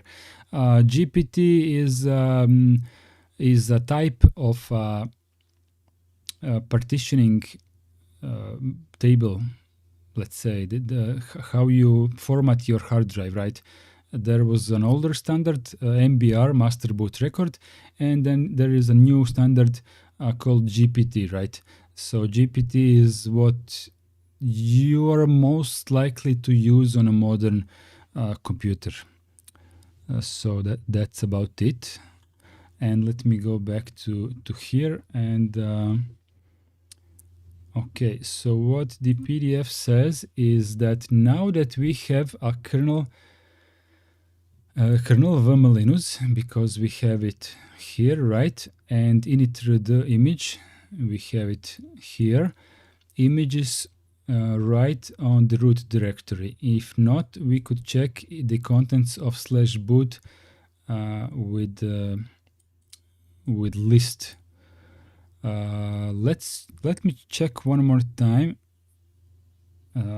in my computer. But what I have on my computer is so the small partition only holds EFI partition, and there is only a bootloader GRUB in there, and we have already booted GRUB at this point, right? Because we are now in GRUB shell, which we wouldn't be in if GRUB did not boot properly. So we have already booted GRUB. So the partition that holds our kernel is GPT-2, most definitely. So let's see if we can access the yeah, we can. Okay, this GRUB is very smart. So we can access just so this is a sub volume, like a virtual volume in the Butterfile system, and GRUB can read this. I'm actually kind of amazed. I didn't know that GRUB can do so much. But it's logical, because how it would load the kernel, right? We are taking GRUB way too granted, I would say. But yeah, where would the kernel be, right? So let's list this, and now we need to move it a little bit down. Let me just increase the size of this a little bit more, and now I will pull it like this, so you can follow slightly larger size. So what we have here, let's try list.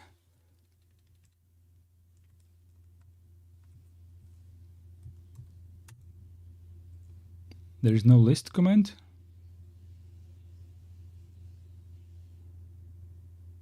PDF says there should be a list command.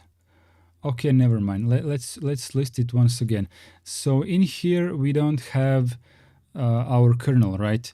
However, the kernel could be on the boot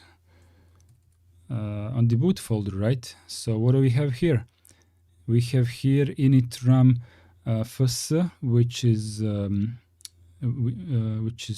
suppose good. We are searching for init the image, maybe not. Let's see. But yeah, this is the kernel, vmlinux/linux init ram fs dash linux.img. I think we're good with those two files.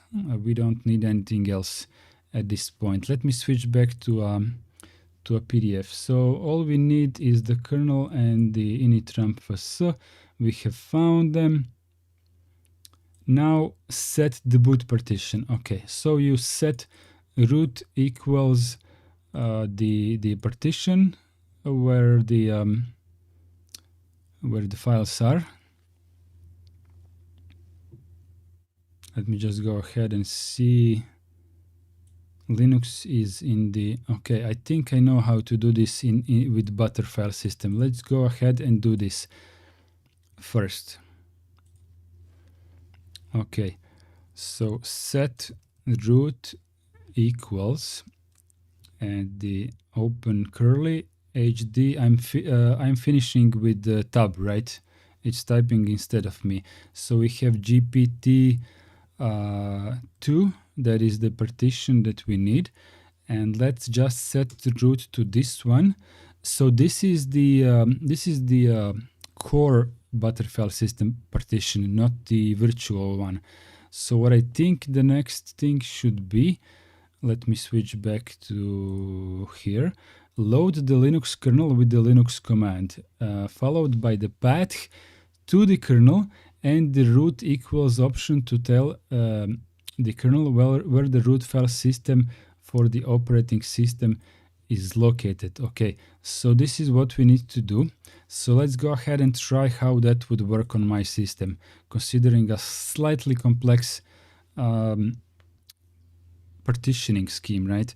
So Linux, so the kernel is located at the not /vmlinux, but actually we should go with @/boot. Does that work? Unfortunately, no. Can we go with /@/? We can do that. Okay, /@/. So this is my primary virtual Butterfly system as a sub volume of the main Butterfly system partition. So we go here and then we have vmlinux, okay, Linux, and then we need to tell it that the root equals /dev/ not SDA1 but NVMe. Unfortunately, we cannot tab complete this one, but did it tell us, did the ls command tell us what our hard drives are? So how can I know which NVMe is it at this point? How do I know that? Do you have any ideas?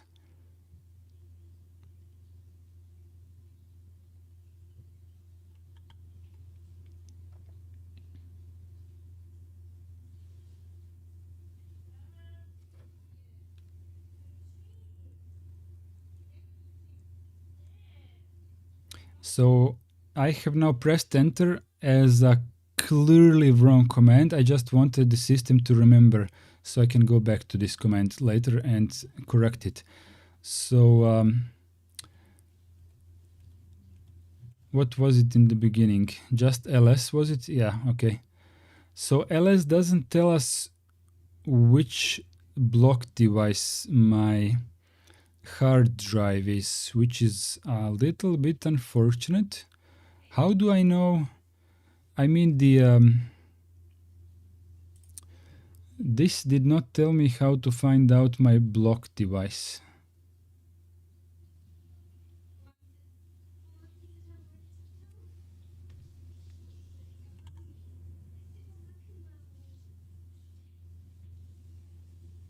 Why can't I switch to... Oh, I can. Can GRUB know what partitions are called?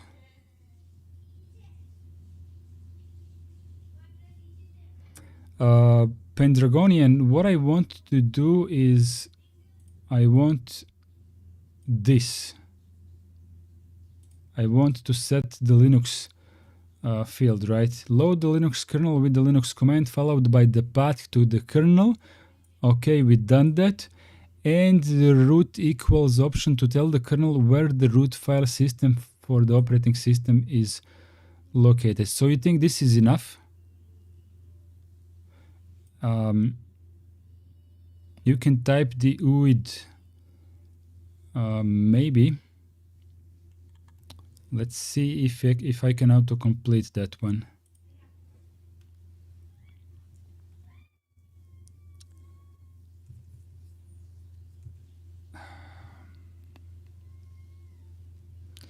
Root equals.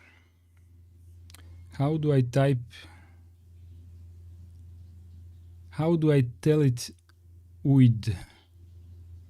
I mean, I can see it which one it is, but how do I give it to the Linux command? Root equals.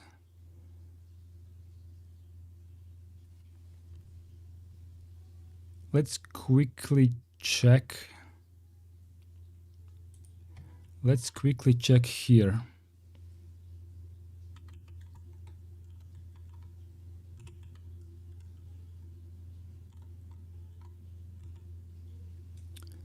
Okay, so what do we have here? What do we have here?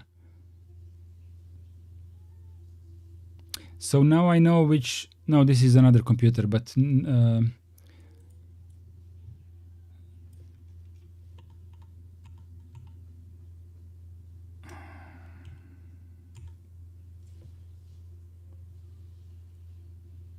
how is this listed? Why is this commented out?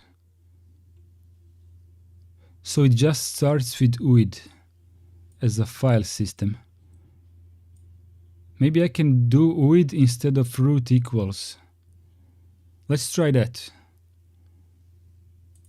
Let's try that and see what happens.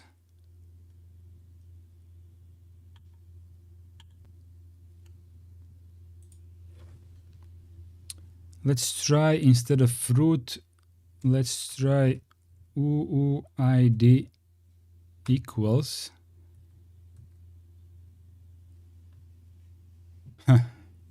It's not, it is auto-completing, but it's not auto-completing what I wanted it to complete, because I want 6E.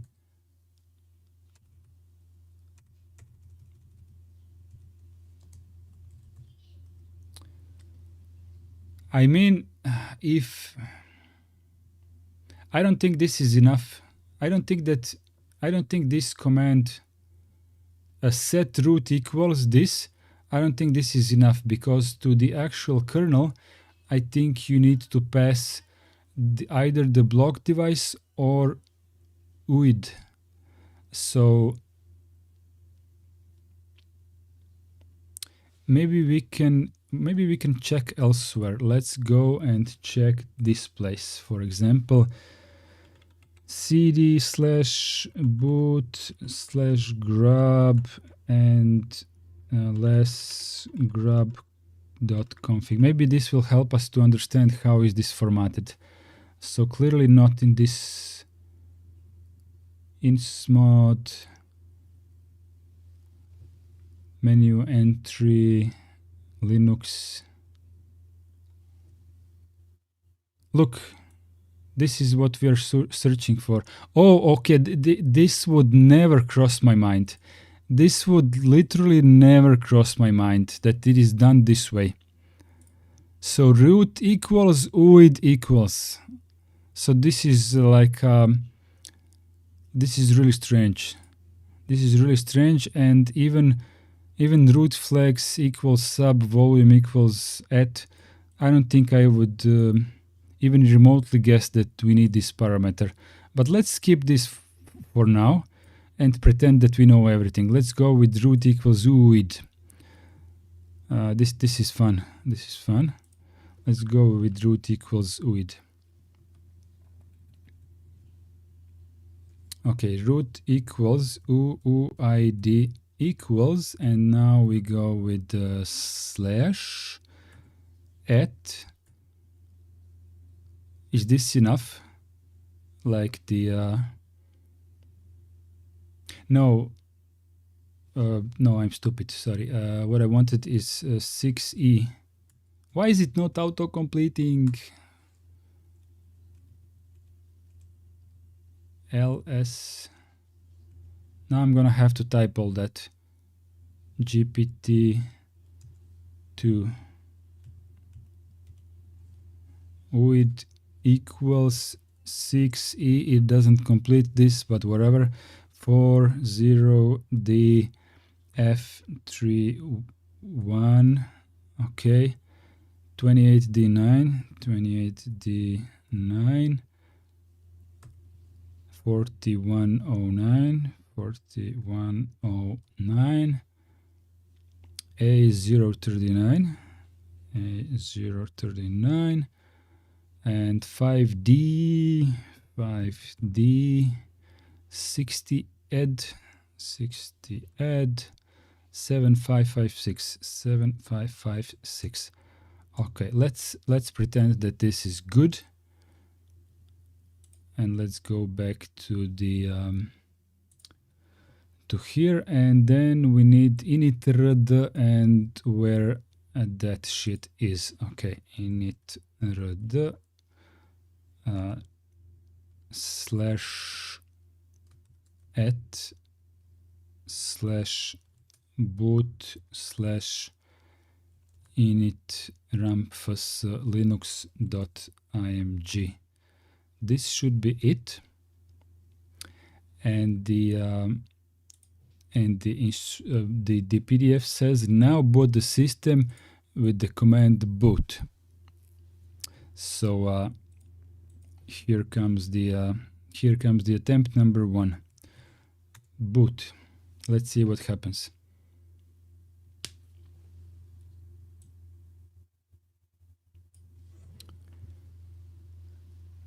Okay, the root device is not configured to be mounted read-write. It may be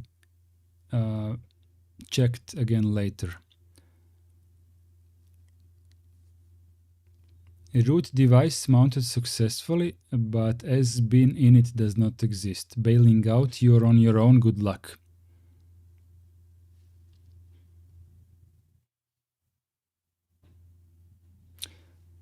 Okay, I think let me know actually. Let me know, do you want to tackle? Oh, Alexei says root equals UID equals. Thank you. I wasn't paying attention to chat. Tell me, do you want me or us together to tackle this laptop until we get it working? Or do you want to finish this lesson and be free for today? Because I think what we did so far gives us enough experience to understand how would we approach this such a scenario, right? So we would use a little bit of search engine help. We would use a little bit of maybe large language model helps, like Dale Anderson is doing. This is all perfectly legit, and you might be having a simpler partitioning scheme than I have. So ChapHappy is asking, is that an SSD or an M2? So read only is fine. It is an SSD M2 NVMe. It is all three of that. It is SSD, it is also NVMe, it is also M2.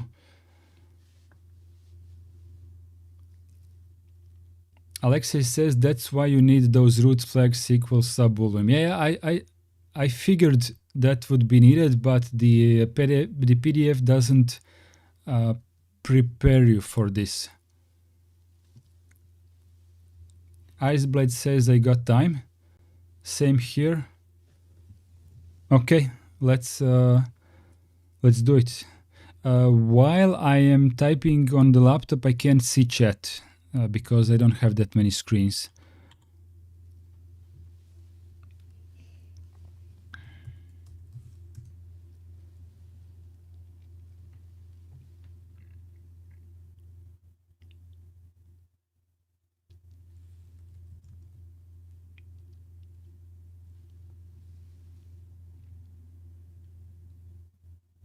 Kernel panic. Okay, whatever. Let's do it from scratch. I mean, I wanted it to reboot, but whatever.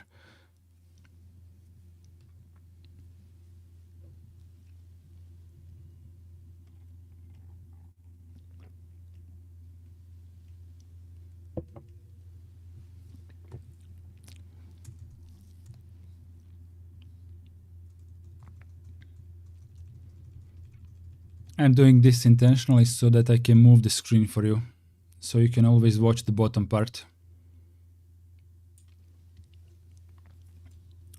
Okay, let's do this again.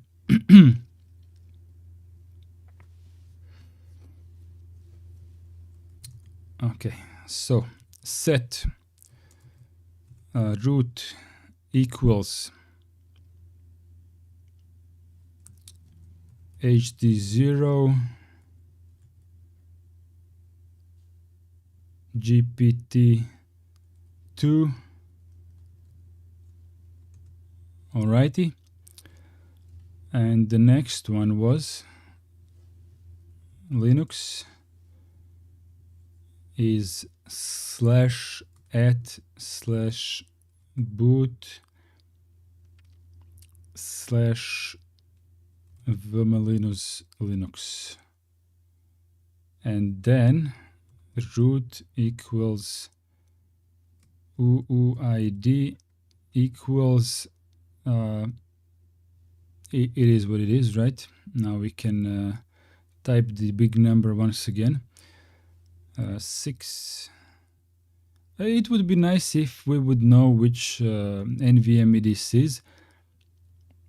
I could guess that this is NVMe 0N1P2. Should be like that. But let's say that we don't know. Okay, 6E40 DF31 28D9 4109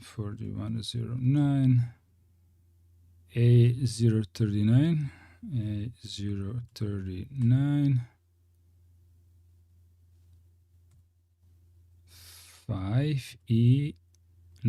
5DE60 ED 7556,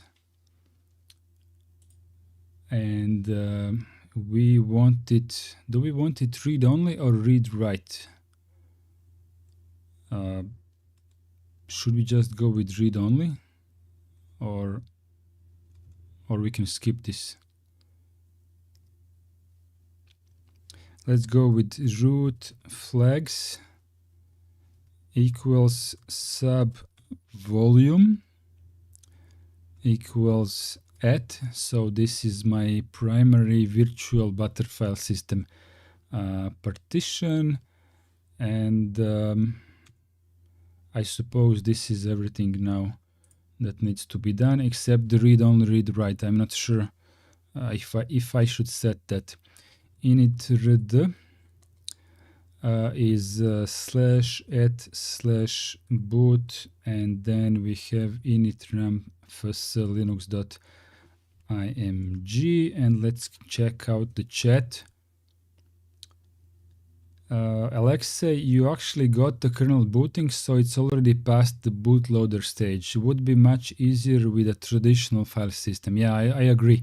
But we are now in a relatively complex scenario, so if we can handle this together, then we are kings. Right, think it was needed. Read only is fine, it will remount read write by itself later. So should I explicitly set it as read only or as read write, or simply omit this parameter and just not put it there at all?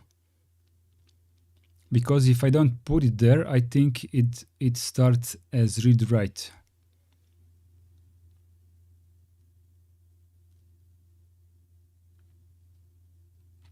I'm waiting for the answer in chat, that's why I'm not booting yet. Shall we just boot like it is, or should I add the read only read write parameter?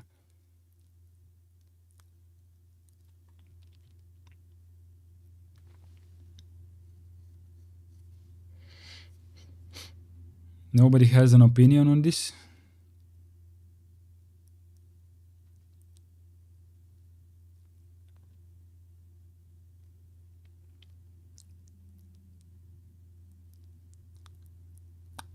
Alexei doesn't think it matters in this case.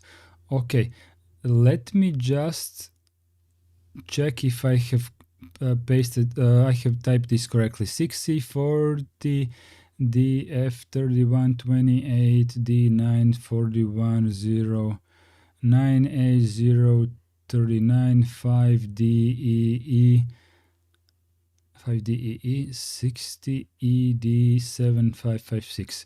Okay, let's go ahead and press boot now.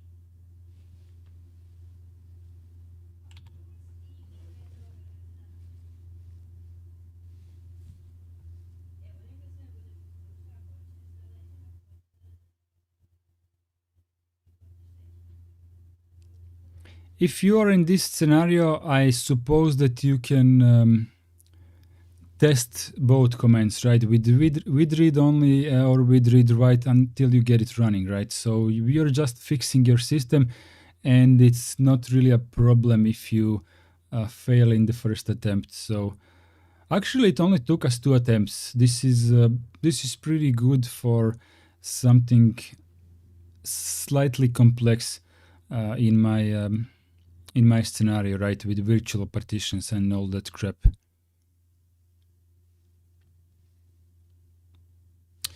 Okay, I have closed the lid of this laptop. Let's go back to the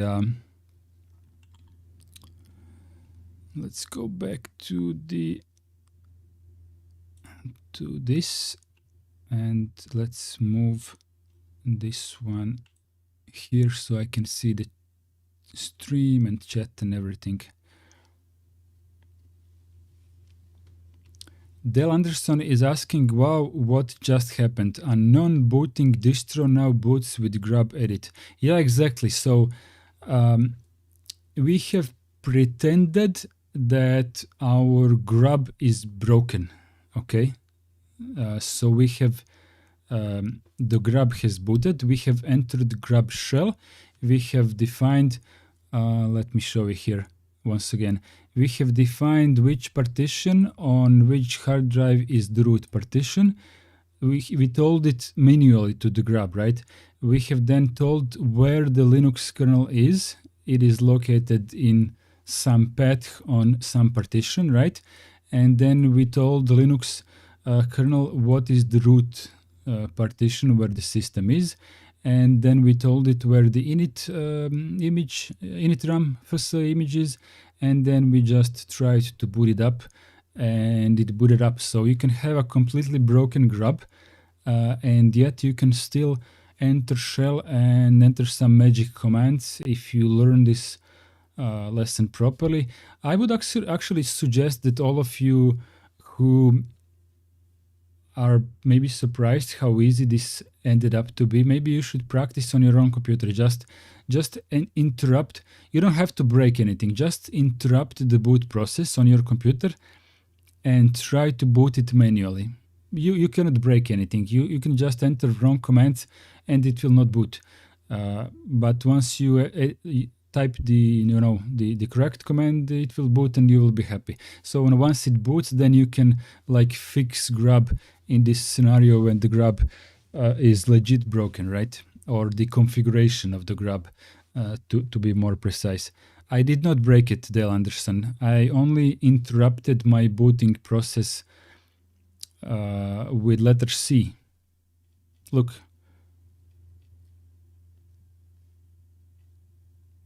Where was it? Booting from the GRUB shell.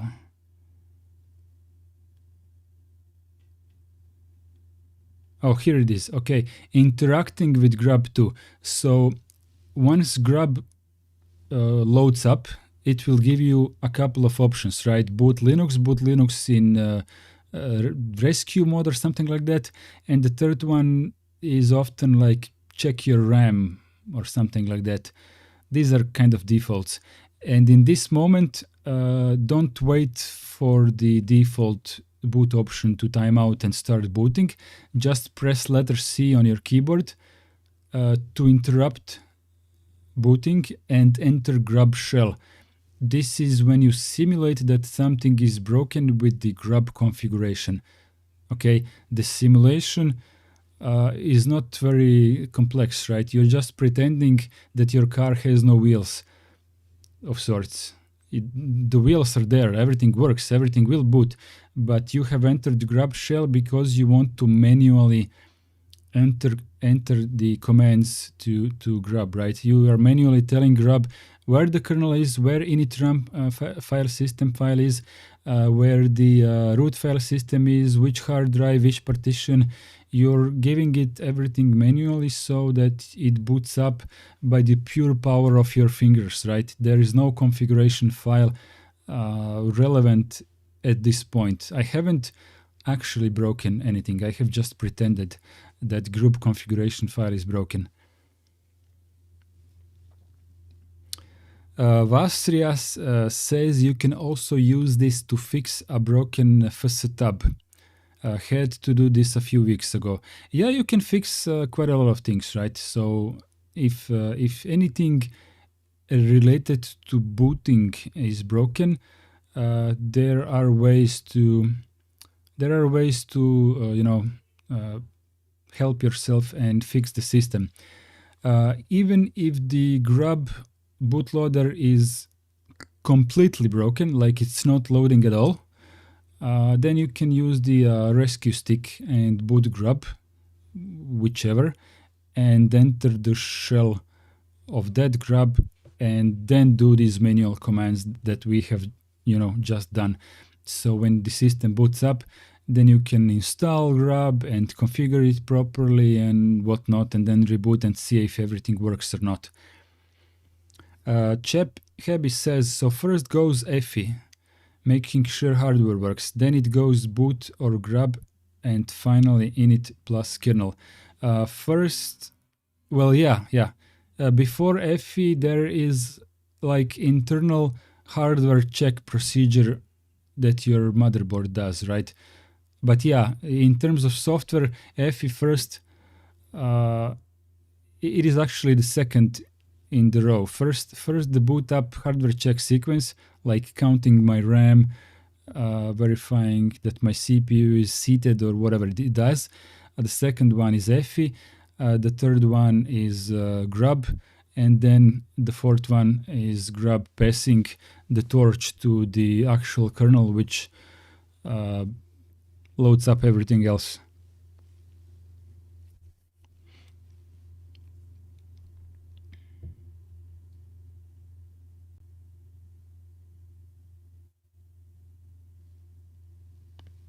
Post, yeah. Post is the first one. Power on self-test. Yeah, you're correct, Iceblade.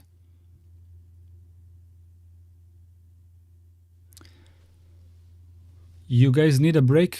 Are there any girls in the live stream right now? I just want to be inclusive properly, because guys is like a default to my language, but it would be cool if we're not all men here, but I can't pick.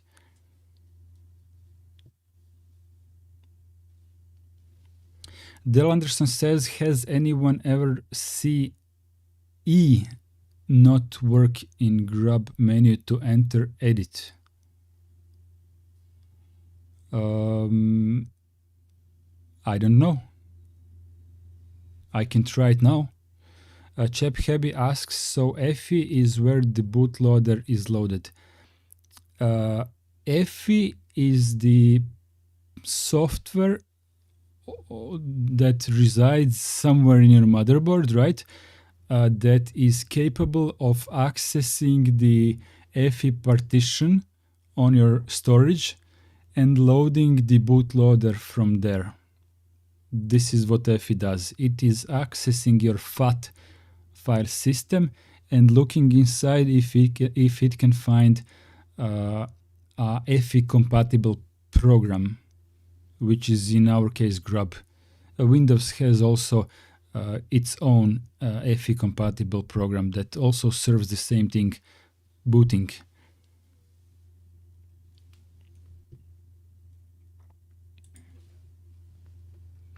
Let me see if I can do the eating for Dale Anderson. Watch my screen. I'm going to press E when I get the boot menu.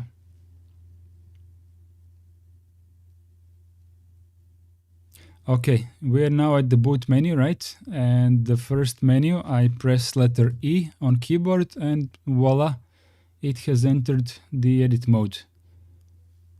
Is that what gave you any troubles? I don't actually see what is on the screen because it's tiny for me. I would have to maximize it once again, but I don't want to do that now.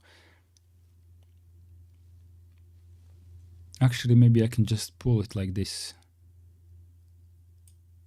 Yeah, so I just pressed E on the default entry and it has given me everything that is configured in the GRUB config.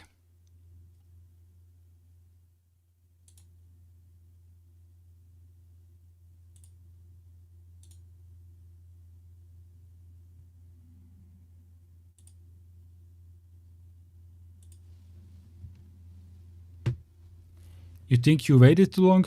What you can do is before GRUB appears, just go with arrows up, down, so that you interrupt the countdown. When you touch the arrows in the GRUB, you will interrupt the countdown forever. So you will have infinite time. Pendragonian says there is a root flag added there. Yes. But we have pretended that we cannot reach this information. You know, we have pretended 15 minutes ago that the config file of GRUB is either completely broken or completely missing. So we did it manually. I know there is everything in the edit screen, yeah. But I'm telling you, we tried to pretend that we cannot boot.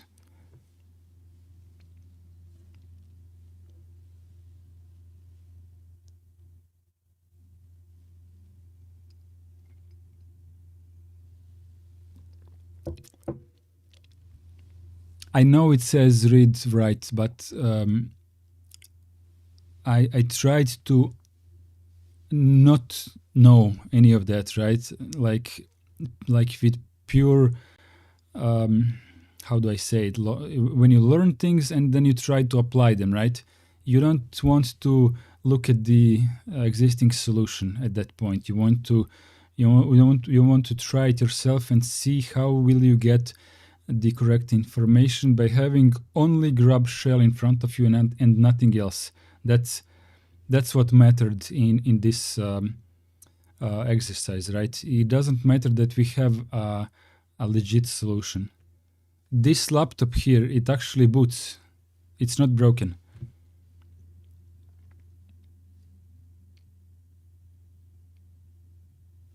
I mean, if you don't believe me, let me show it to you. We are still on the laptop, right? So I press escape, right? And I just press enter on the default entry, and voila, it works.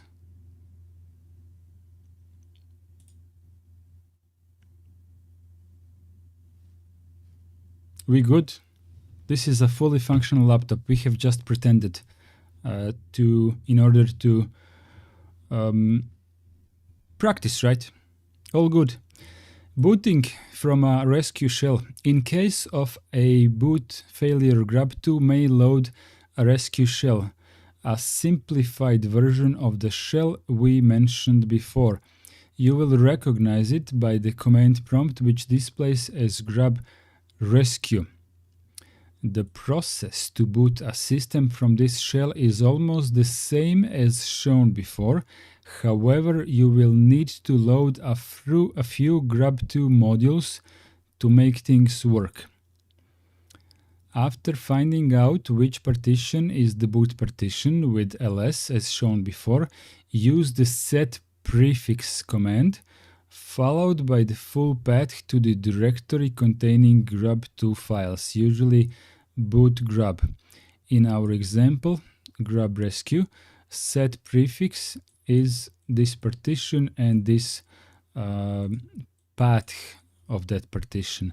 Now load the modules normal and Linux with insmod command. This is loading modules.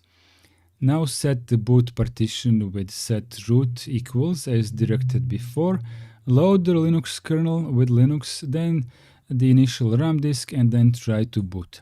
So I'm not entirely sure when would we end up in grub rescue mode, but what I think is missing here, I'm just guessing now, but I think I would maybe need to load the Butterfile system module as well in this scenario. Alexei, do you have an idea when in what scenario do we enter the rescue shell? How do we end up in the rescue shell while not being able to enter what they call a normal grub? But anyways, just remember that when you end up in a grub rescue, then you also need to load modules. So you may end up there if grub can't find its config, which specifies where grub modules are located. Okay, I see.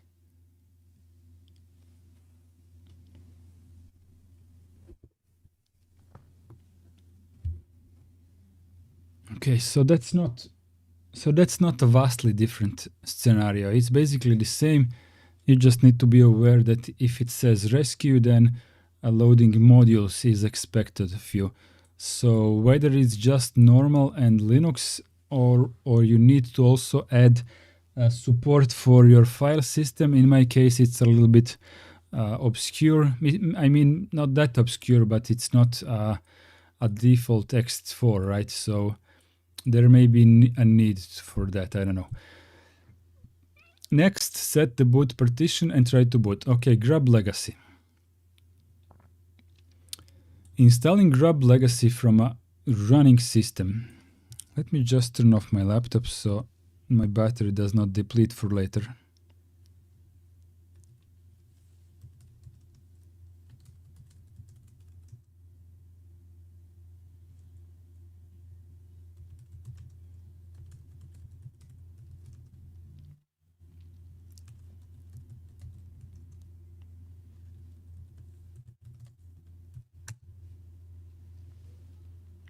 There we go. To install GRUB Legacy, on a disk from a running system, we will use the grub install utility.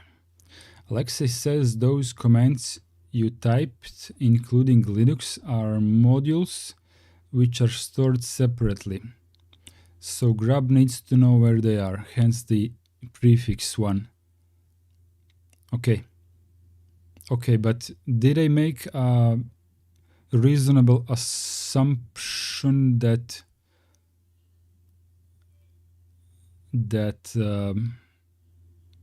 I suppose I did not. When you put it this way, then only normal and Linux are needed, right? So once I give him that, then grub will load the Butterfile system module on its own, right? Now that makes sense. So just these two guys, right? These are the only relevant ones.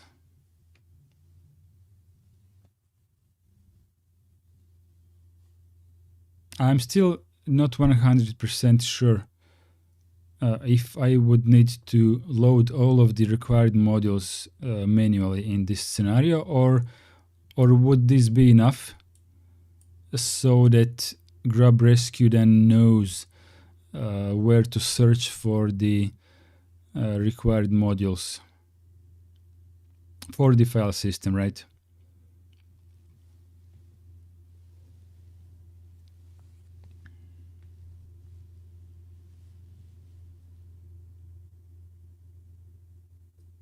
Yeah. Okay, I guess whether loading a module for the file system is needed, I would imagine that it will be easy to find out once you find yourself in this situation and you cannot locate init ramfs or Linux kernel because it's just not managing to enter the file system, right? So in that case, load up required modules for your file system. Installing GRUB Legacy from a running system. To install GRUB Legacy on a disk from a running system, we will use the grub install utility. The basic command is grub install device, where the device is the disk where you wish to install GRUB Legacy. An example would be dev SDA. Okay, so first hard drive of the SATA ports, grub install dev SDA. Note that you need to specify the device where GRUB Legacy will be installed, like dev SDA, and not the partition as in dev SDA1. This is what I was talking about like an hour and a half ago. I don't think this is correct. And the reason why I think this is incorrect is maybe I have done it in a way that is not supposed to be done, like previously with GRUB Legacy. But I am fairly sure that I have in fact installed GRUB Legacy on a partition at some point in my life, and that in fact did work. Maybe it's wrong thing to do. I'm just not sure if this is a thing or I have completely messed up my brain. But it's important to remember what the learning material says. So just go ahead and install every time to the actual block device hard drive. By default, grub will copy the needed files to the boot directory on the specified device. If you wish to copy them to another directory, use the boot directory equals something parameter followed by the full path where the files should be copied to.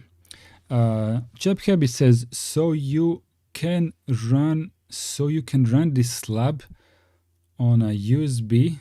Sorry, I'm just trying to catch up. So you can run this lab on a USB with Linux file system and using grub to tell which device the USB is named and search for the init and kernel there too. Is that how live USBs are made? Well, The difference between live USB and the actual Linux install is actually not that different, especially in the modern kernels where both the SATA hard drives are named like dev SD letter, and also USB sticks are named dev SD letter, right? Uh, I mean, whether you're booting from USB stick or from a hard drive is not that big of a difference, I would say. The live USB is simply configured in GRUB in a way that it boots up from this partition, right?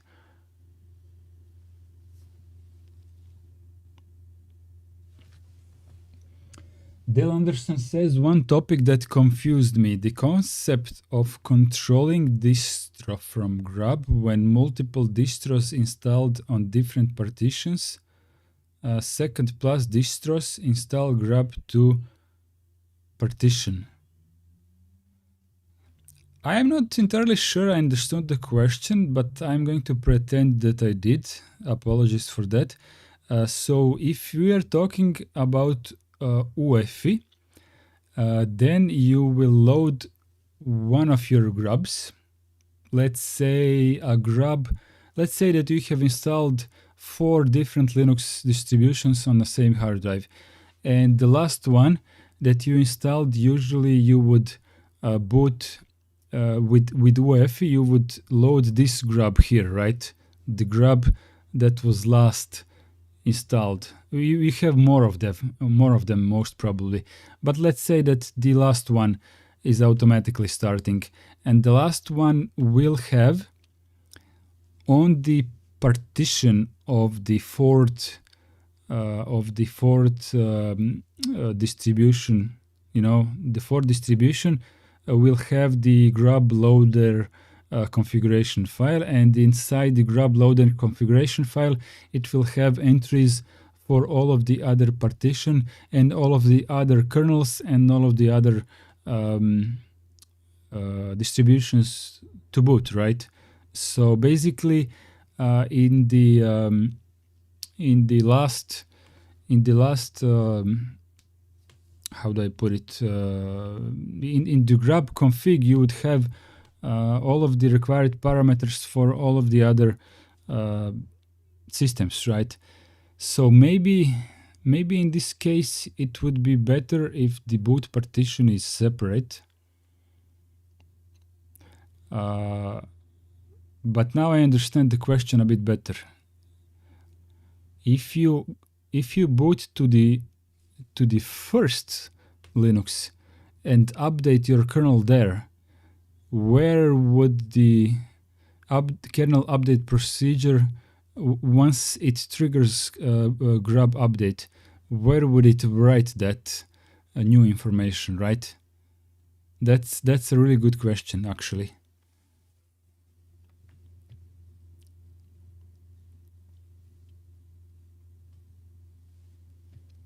Yeah, this is a really good question. If you rely on fully automated operating system update, usually it sorry, my screensaver. So the automated system upgrade procedure will update your GRUB, right? GRUB config. But which one? I don't know. It would be neat to test this and see what happens. Like legit install a couple of Linux operating systems and see. Alexei says it will write it to that instance's GRUB config. Okay, Alexei, but how do we how will the fourth grub, the one that automatically is being called by UEFI, how will the fourth grub know which parameters to pass to the to boot the operating system number one?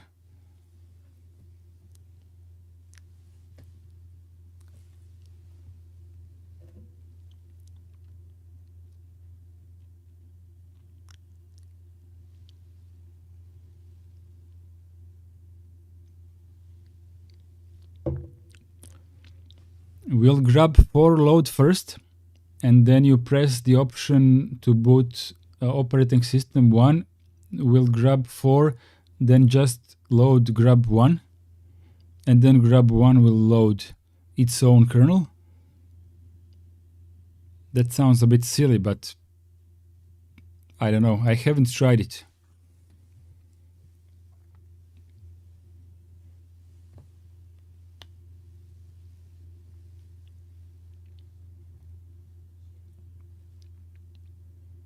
I'm just waiting up for the chat to see what's your opinion on that. I don't know.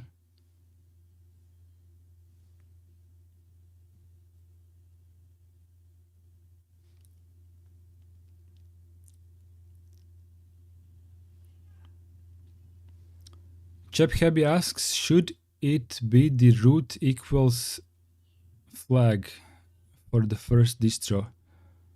Well, yeah, that parameter will not change. But when you upgrade your first Linux, your kernel will change.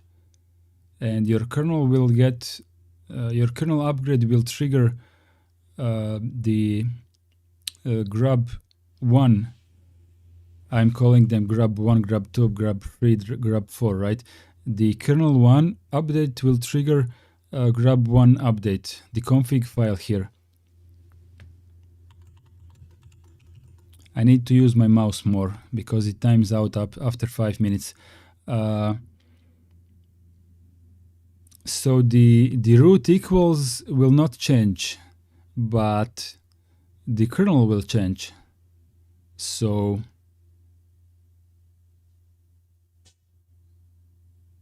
actually, maybe the kernel will not change. Listen, look at my configuration here.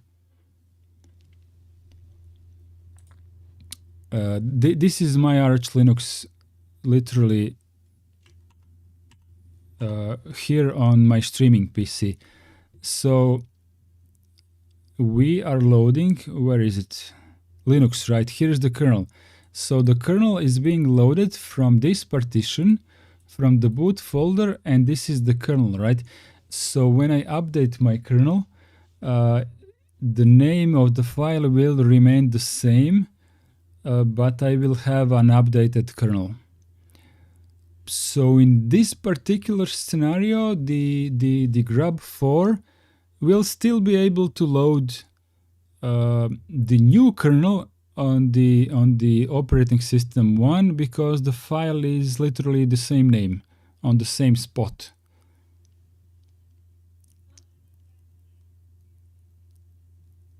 Yeah, I don't know. It's a good question.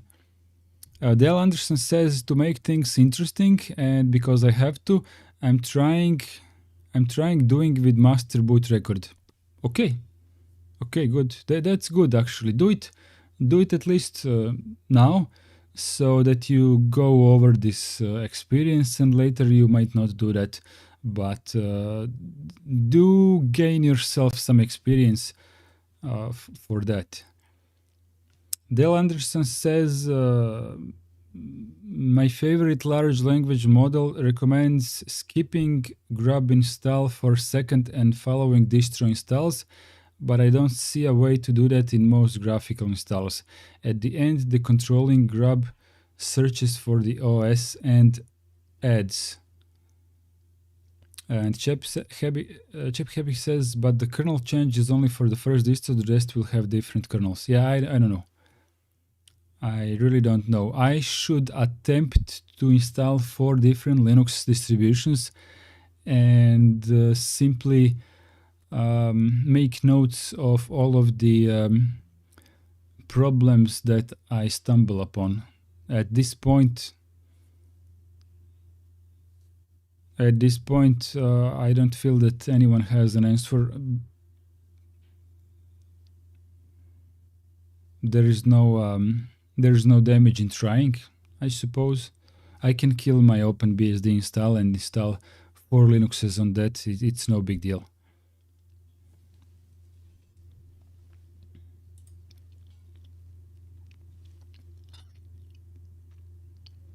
Okay, so we stopped at installing GRUB Legacy from a running system, right? So with GRUB install utility, GRUB install on the first hard drive. Note that you need to specify the device where GRUB Legacy will be installed. So this hard drive and not the partition.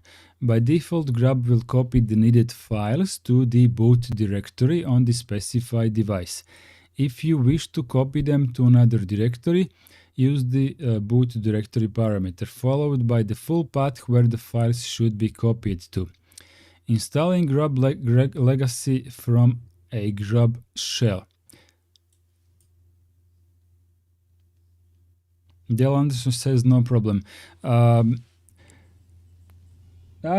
was actually thinking when you started asking this question, I was actually starting to think that I should attempt this on my laptop, simply to get some experience with this somewhat odd scenario, but not you know, it could happen to someone to have 4 different Linuxes on one computer. It's not very a common scenario, but it seems like an interesting experiment to try, document it, and I don't know, make it a video on YouTube. Who knows? If you cannot boot, actually let me just make a note for myself to do exactly that.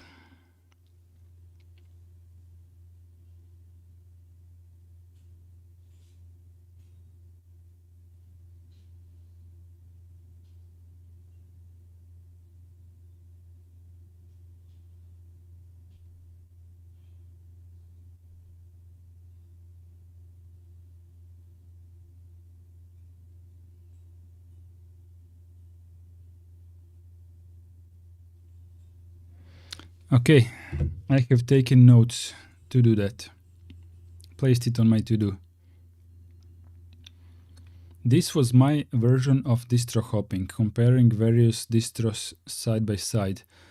I don't think that is what distro hopping means, but I understand what you mean.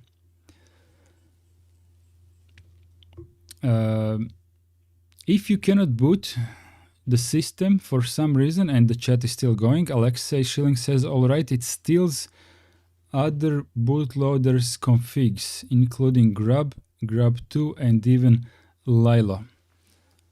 Ah, okay. So the GRUB4 knows on which partition the first 3 Linuxes are, and it checks for their new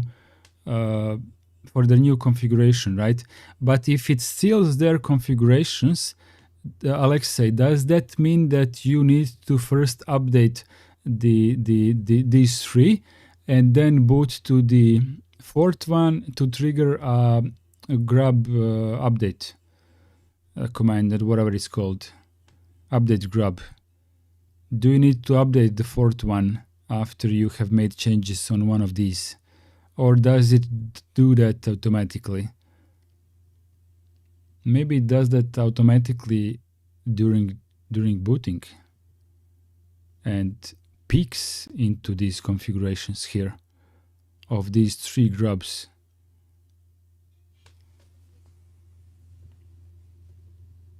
Dale Anderson says shared swap partition, possibly a shared data partition. Well, shared data partition could present an issue if your systems don't have the exact same versions of software. So you end up having a configuration file for a newer version of some software, and then you boot into another system that has older version of this same software, and then you have a broken configuration, and it could lead to a problem. Swap partition shared, no problem. Chep Happy says, I am intrigued to know the results of installing multiple Linux distros. Chep Happy, read what is the last thing that Alexei wrote. Actually, not the last one, but one before the last one.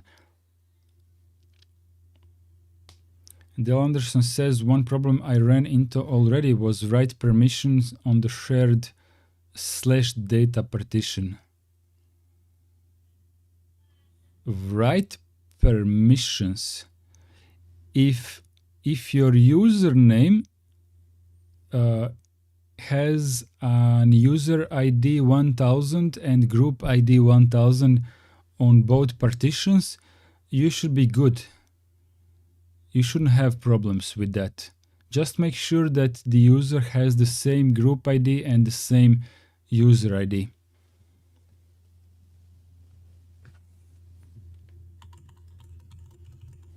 I talk too much, don't I? I will put my screensaver to 10 minutes or something. Most distros have links to default Linux and in the root, so it's simple to find them. Yeah, I understand. I don't mean shared /home. I only meant shared files to avoid manually moving files or emailing them or cloud. Yeah. That works. I understand what you meant by /data. I understand that you meant some data partition for your own files. It should be perfectly shareable with permissions and everything. Just make sure that both of your users have the same ID and the same group ID, right? Look.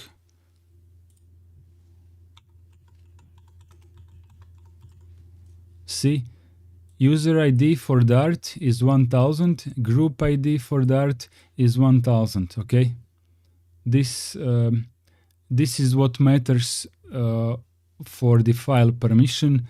The file permission on something or on file or a folder is not given to Dart. It is given to user ID 1000 and it is given to group ID 1000, okay? So the next user that I will make will have a higher number than 1000 because this one is already busy. Just make sure that both of them have the same UID and group ID. If they don't, then make them have the same one. Okay? Make it so.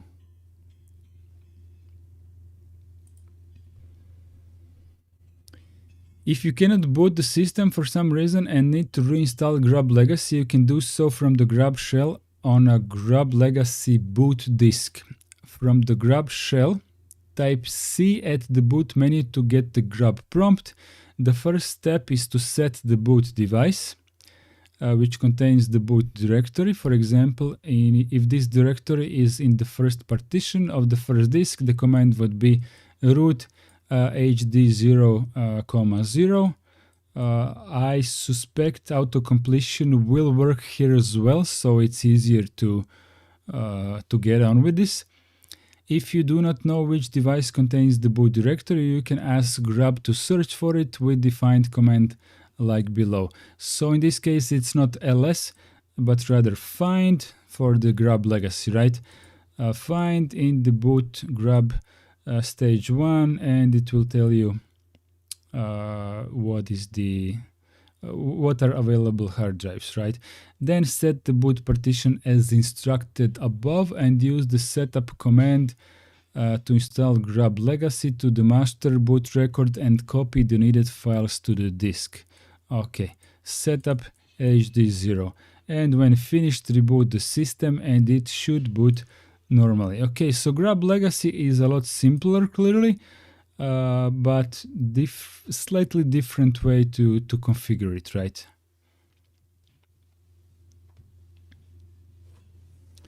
Chap Happy says, Dell Anderson, you run into the same issue even if you create a data partition and just mount it in each of your Linux distros along with the required permissions. You guys go ahead and clear that up among yourselves. I think I have answered it properly. Configuring GRUB Legacy menu entries and settings. GRUB Legacy menu entries and settings are stored in the file boot grub menu.list. This is a simple text file with a list of commands and parameters which can be edited directly with your favorite text editor. Okay, so unlike GRUB2, you can go ahead and edit this one to your heart's desire. Lines hashed are considered comments, like in many other cases, and blank lines are ignored. A menu entry has at least 3 commands. The first one being title sets the title of the operating system on the menu screen.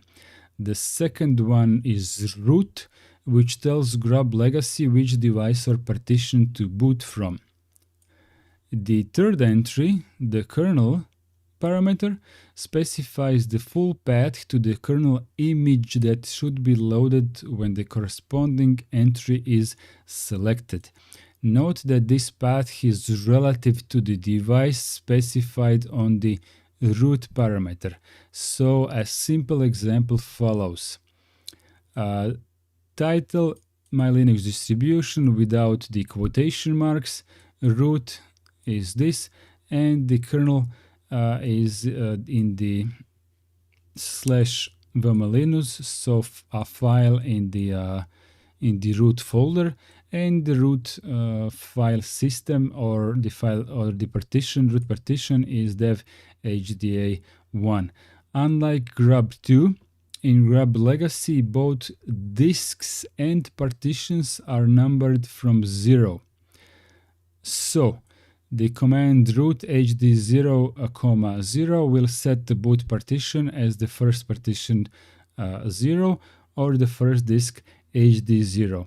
So this is slightly confusing, and I'm starting to think, why did they change it in the GRUB2? But okay, I don't suppose that we can find that out just now. You can omit the root statement if you specify the boot device before the path on the kernel command. The syntax is the same. So kernel hd0, 0 /vmlinux. Okay, so this hard drive, this partition / this file, and the root is this block device, which is equivalent to this. Both will load the file vmlinux from the root directory of the first partition of the first disk hd0, 0. The parameter root equals dev hda1 after the kernel command tells the Linux kernel which partition should be used as the root file system. So exactly as the same as with GRUB2, and this is a Linux kernel parameter, not a GRUB Legacy command. Of course, that's why it is the same on both of them. You may need to specify the location of the initial RAM disk image for the operating system with the initRD parameter. The full path to the file can be specified like in the kernel parameter, and you can also specify a device or a partition before the path. So initRD in this partition as this file, right? Let's catch up with chat.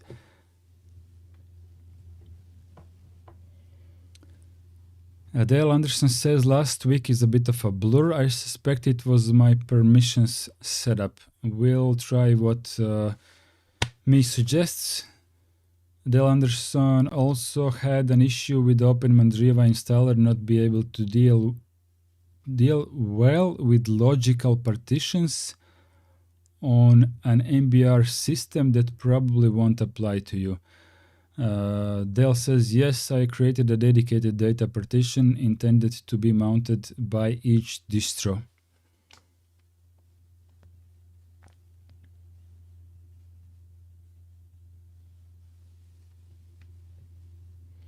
Dale Anderson, I suppose that you're aware of that you can, instead of doing a separate data partition, you can also, in every one of your, all of the other file systems, right? So in this operating system, you can put in your /mnt folder, you can mount there the file system of this operating system, and from this operating system, and from this operating system. So in the mount folder of the first one, you will have all of the three other operating all of the three other root file systems. So you can use this operating system to directly write to the home folder of any of these other operating systems, and on this one you will mount this one and this one and this one right to the mount folder of this one. So from here you can write to here and to here and to here, etc. Right? So while data is good for one scenario where you want to have your personal data in one spot, so like a scenario where you have your work files, maybe you're a programmer and you have your C files where you are doing your code, right? You have your programming folder. So this would be something that you would probably want to have shared, but also nothing stops you from having your personal data folder just here on this file system and simply mounting it everywhere else, so that from each one of these other operating systems, you can just enter this partition where your actual data is, okay? So, for example, you would make these file systems slightly smaller, and this one would be bigger than the other ones, like larger in size, right? Because this is where you keep your personal data.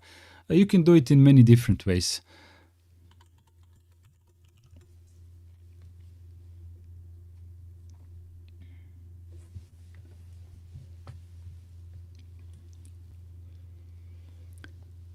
GRUB Legacy has a modular design where modules, usually stored as .mod files in boot GRUB i386 PC, can be loaded to add extra features like support for unusual hardware file systems or compression algorithms.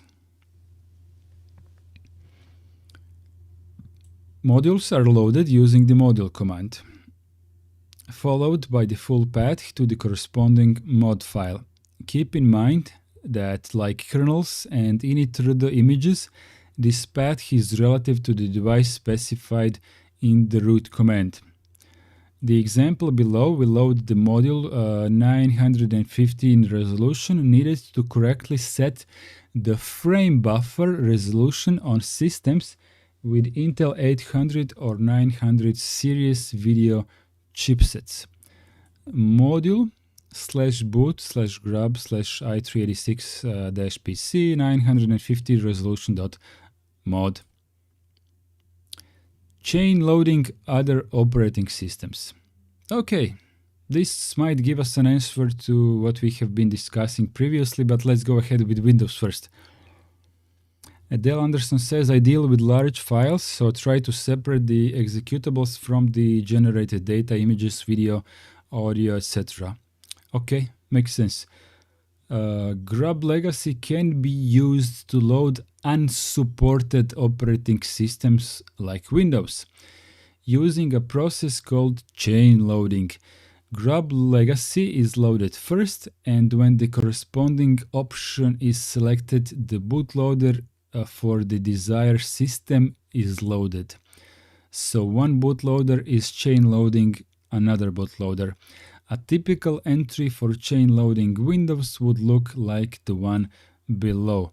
Title Windows XP, root on the first partition, actually on the second partition of the first hard drive, make active, chain load +1, boot.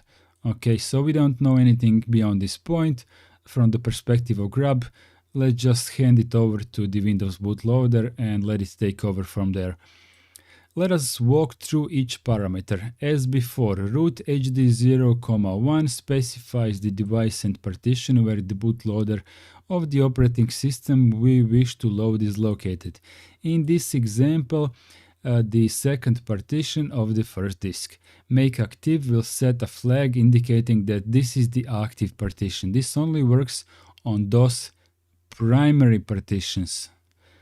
Chain load +1 tells GRUB to load the first sector of the boot partition.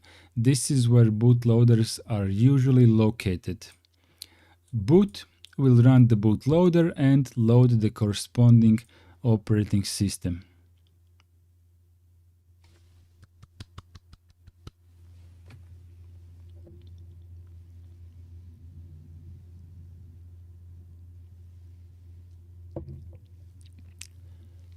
You ready to call it a day? We have 8 questions remaining.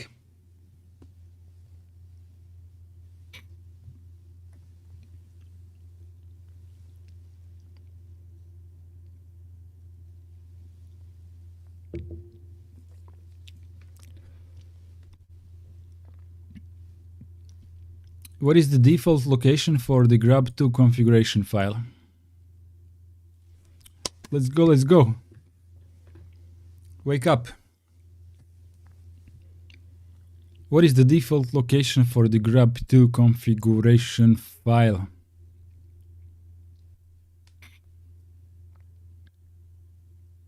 It starts with slash. Let me help you. It starts with slash.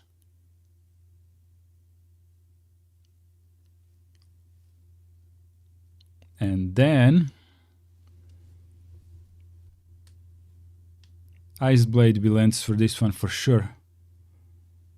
What is the default location for the GRUB2 configuration file? Chap Heavy, yeah. Do you want to... I'm not sure if the question is asking for the folder or the file, because it says configuration file, but where the file is, it can be interpreted in 2 ways. So the folder is root grub, and the file is grub.cfg, is it? In there.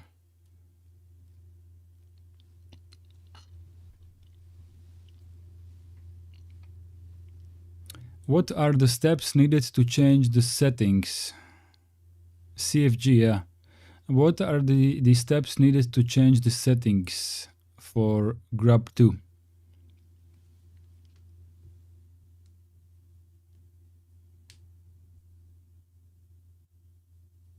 Yeah, Alexa is correct. I didn't even see what Chep wrote. It's always in boot. There is no, I mean, nothing is ever stored in the home folder of the root user. I honestly did not even see the letter R.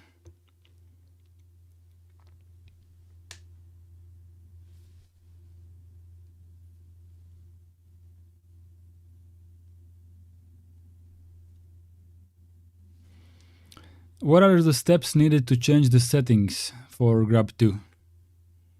This is actually not a hard one.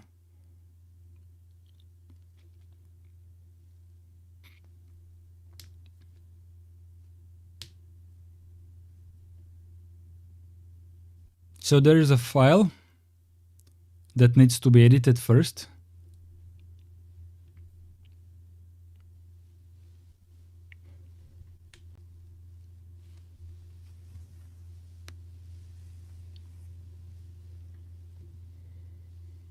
So what is the file that we need to edit before we do something else?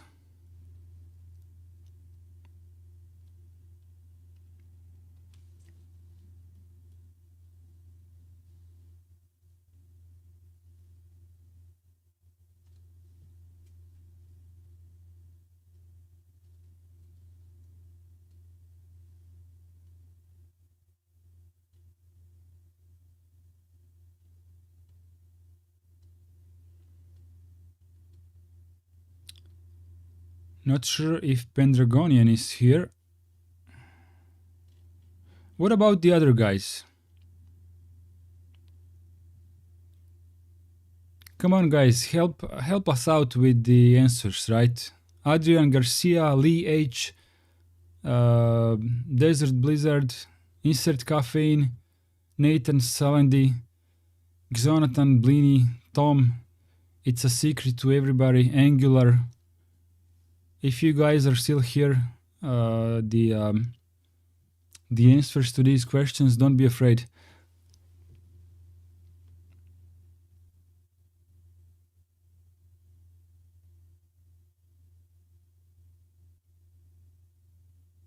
Chap Heavy, now you have written so many weird things that I'm not even following you anymore.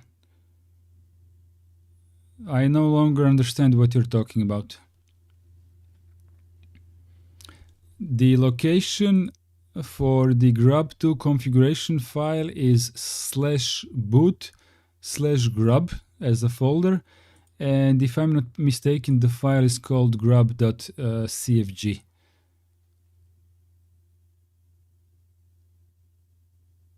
Pendragonian says that it is not advised to manually change the file, so that is the answer to the second question.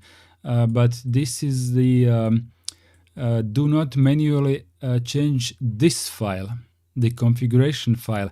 But what are the steps needed to change the settings for grub2? So the answer is that you need to edit a file, but not this one.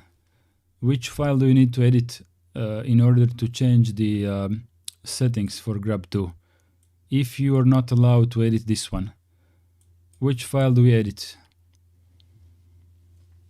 There definitely is a file that you should edit in order to change settings for grub2.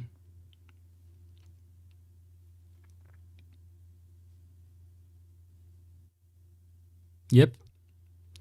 Alexei, I think you will just confuse them with what you wrote here, but let's see. Let's see if it works.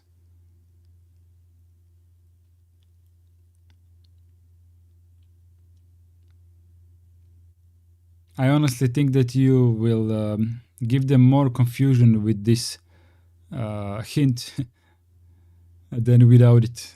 But maybe. Oh, Pendragonian is on the top of this game. Okay, so you would edit the default grub. Okay, and then how, if you edit the default grub file, how does this changed settings end up in the file that you're not supposed to change? How do you translate this configuration change to end up here? There is a second step after editing the default grub. What is the second step? There is something that needs to be done for this configuration change to be applied and made as a grub2 configuration file. Because this here default grub, that's not a configuration file. That's like a source that will become a configuration file. Update grub, yeah. Update grub, correct. Update grub will grab this and put it here. Good stuff.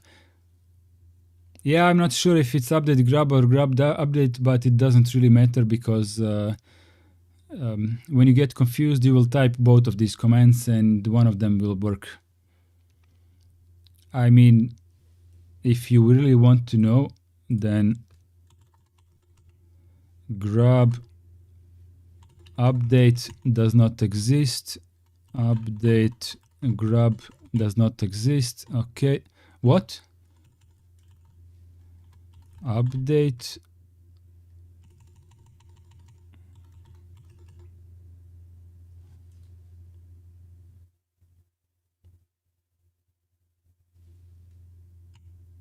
Wait, update.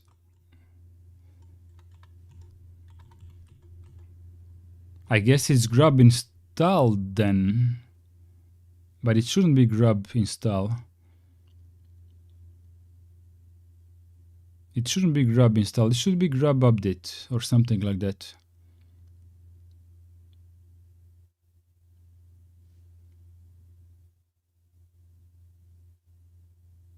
Ah, okay.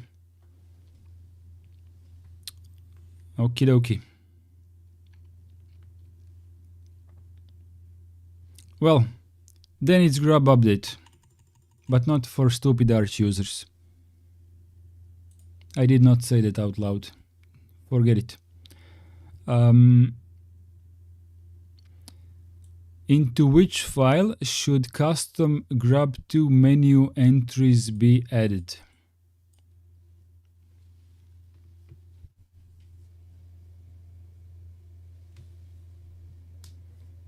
Dell says I ran into this and couldn't even grub install. So Alexei has the answer.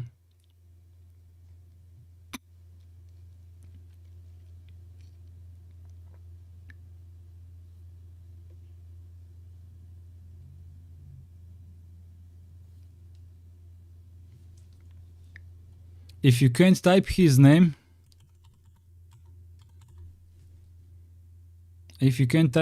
normally, I think with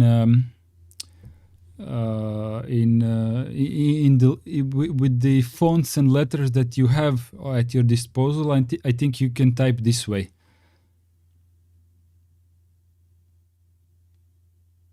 To the best of my knowledge on how Russian is pronounced, I think this is the way it would it would be written if you can't type Cyrillic.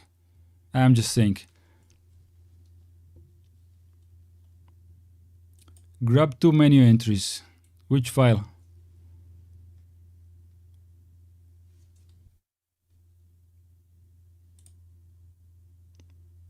Thank you.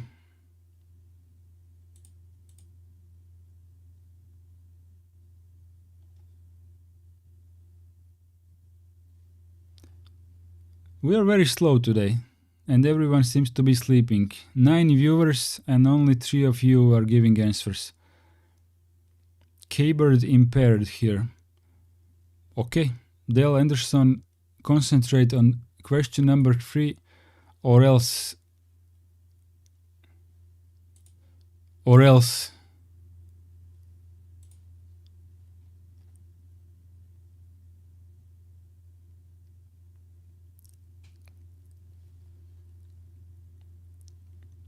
Iceblade is awoken. Iceblade is guessing that the custom grub2 menu entry should be in boot grub. Well, that's not the correct folder.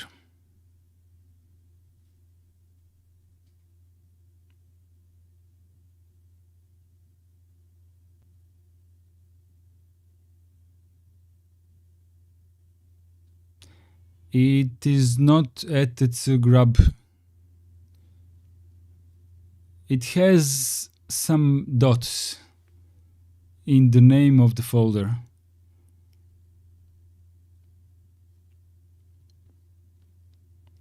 Iceblade, don't say that ever again.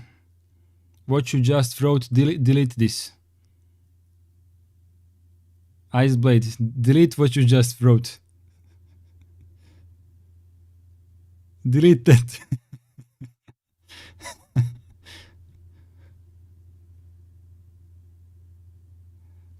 Dale Anderson, it's not menu.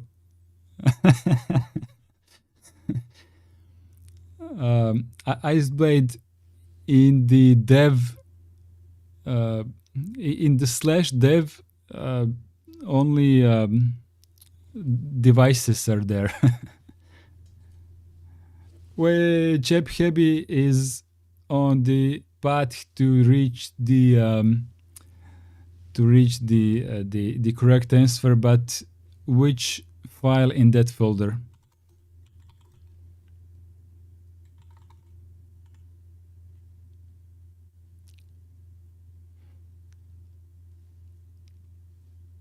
which which file in the edit grub folder. Actually, you don't have to say which file, just tell me with which number does this file start.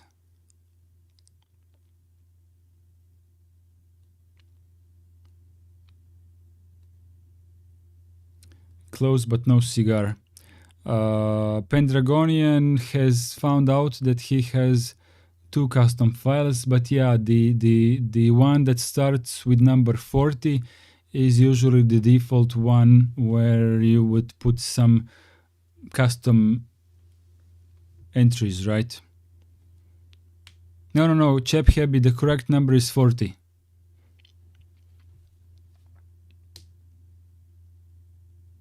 If you have more of that, you can put 41, 42, but usually the how do I say, the learning material is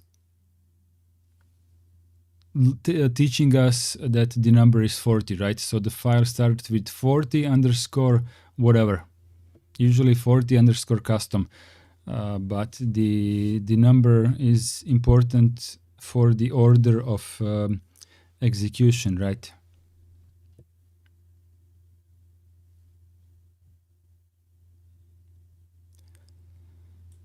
Where are the menu entries for GRUB Legacy stored?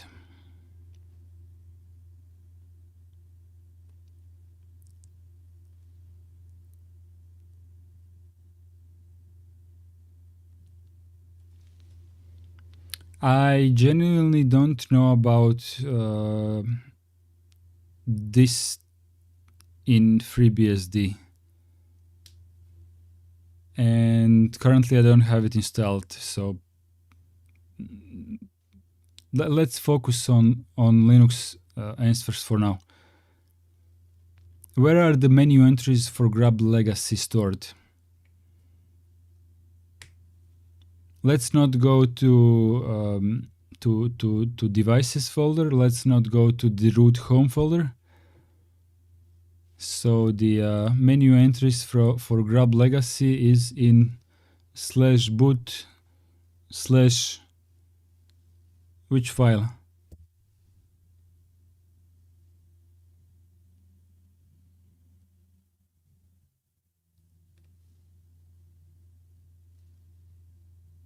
GRUB Legacy menu entries stored in a file in /boot folder.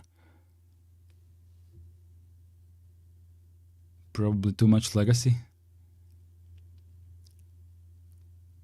Okay, so the answer is /boot/ menu.list or LST to the best of my memory from above in the PDF file.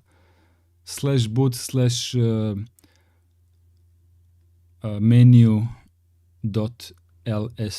menu.lst I think. From a GRUB2 or GRUB Legacy menu, how can you enter the GRUB shell? Iceblade wins.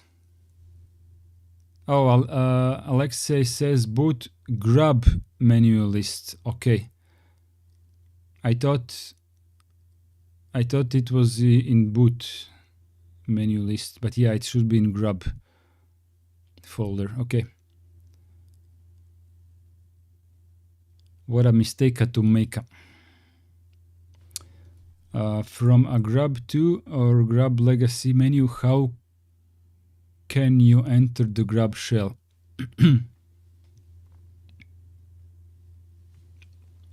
Dale Anderson is asking the difference between question 3 and 4. Into which file should GRUB2 menu entries, custom menu entries be added, and where are the menu entries for GRUB Legacy? Iceblade is correct with his last reply for this question. So now that we have this solved by Iceblade, we can go back to these two for Dale Anderson. So Dale Anderson, we have GRUB 2, this is the new GRUB, and we have GRUB Legacy, this is the old GRUB. So the new GRUB has custom menu entries in the edits. Where was it? Edits boot. No, grub.d was it? Grub.d, and inside that folder it was a file 40 underscore custom. Okay, that's for the custom menu entries. While the GRUB Legacy, where does it store its menu entries? So we're not talking about custom menu entries, we are talking about all the menu entries. Where is it stored? It is stored in boot grub menu.list.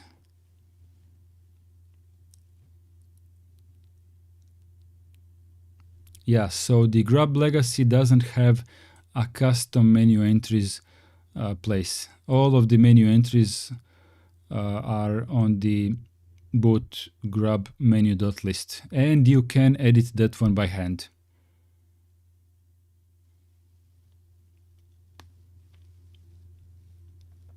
Okay, so Iceblade has answered this question, that the answer is letter C on the keyboard.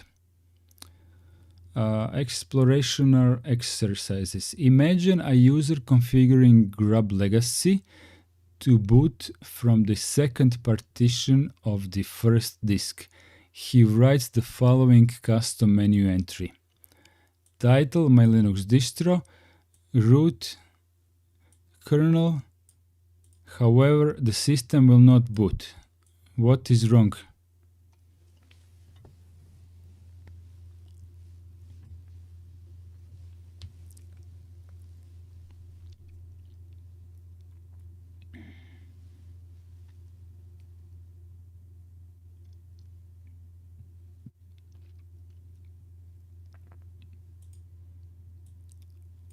What is wrong?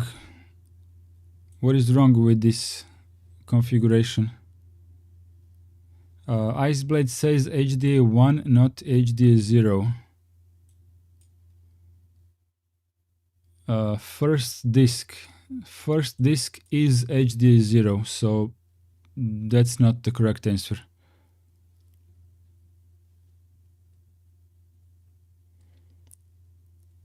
Chep Heavy says HDA1 is the second disk, not first. Iceblade got it first. But you are... Let me check again, but I don't think that you are correct. We need the first disk, which is correct. No, you're not correct.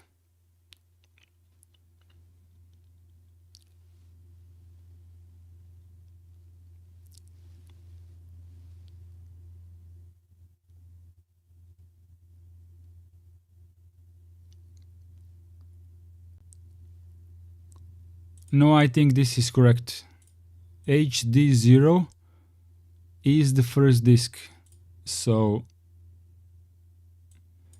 in my opinion, this is not the problem. The problem is elsewhere here.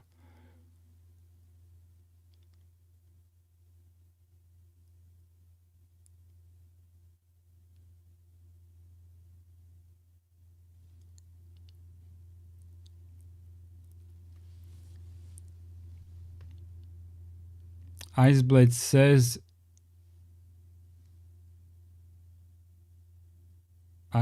says it should be root equals dev HDA1, but that's what it says. You need to find the part that is wrong, not the part that is right. Chep Heavy says we should check the root flag. I don't know what is the root flag, Chep Heavy. What is that? We are looking at this configuration, and the assignment is letting us know that something is wrong here. So which parameter here is wrong? I already told you that this parameter is not wrong.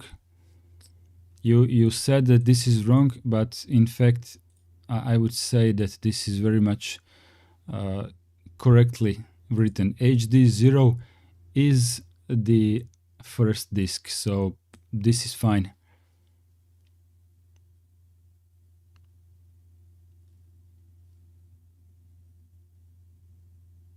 Chep Hebi says third line root flag root equals dev HDA1 is incorrect. Okay, let's analyze this.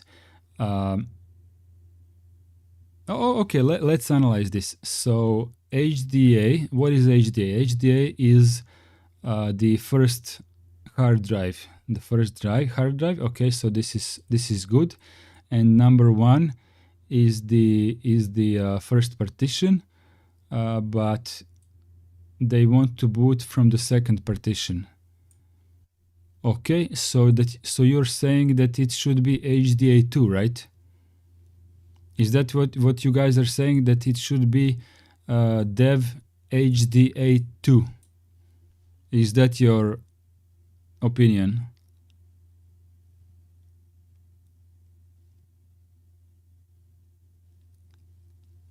Del Anderson says that it should be HDA2. Do you all agree that this is the problem?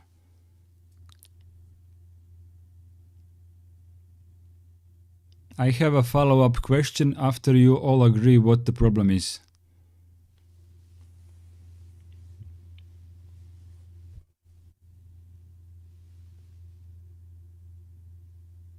I need you. Pendragonian is one step ahead of you guys. Yep, there are two mistakes.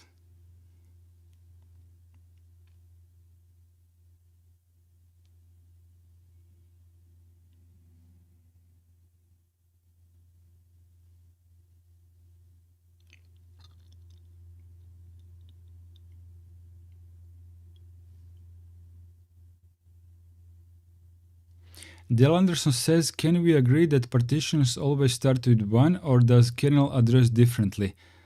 We cannot agree because when it comes to kernel, the partition starts with 1. When it comes to GRUB Legacy, the partition starts with 0. When it comes to GRUB 2, partitions start with 1. When it comes to GRUB Legacy, the hard drives start with 0, and when it comes to GRUB 2, hard drives start with 0.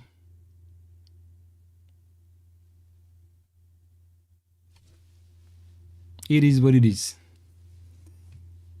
So both the GRUB Legacy and GRUB 2 use the 0 for the first hard drive, but GRUB Legacy uses 0 for the first partition and GRUB 2 uses 1 for the first partition, while the kernel uses 1 for the first partition here, just like GRUB 2.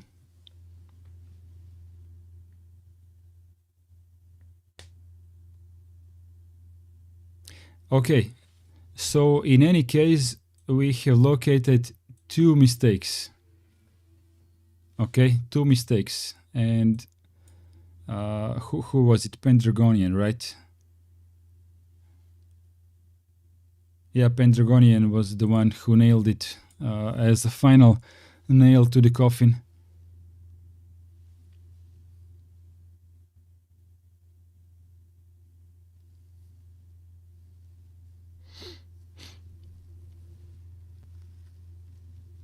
Well, if you, Chep Hebi, if you read what Alexei just said, he just kind of clowned us all, because if the boot partition may be here, but the root partition elsewhere, Honestly, guys, when I saw this question, the first moment, I went line by line, and immediately I saw this was fine, I saw this was not fine, and then you started talking in chat and giving solutions, so I didn't even get to this point. If you didn't start typing in chat while I was reading this in my head, I'm not exactly sure would I notice this or not. I just don't know. I came to this point and realized that we have a mistake here, and I didn't see this one. But then you guys said that this is a mistake, and now Alexei says that this might not exactly be a mistake. So when you think of it, it is true, right? So the mistake is actually just here. So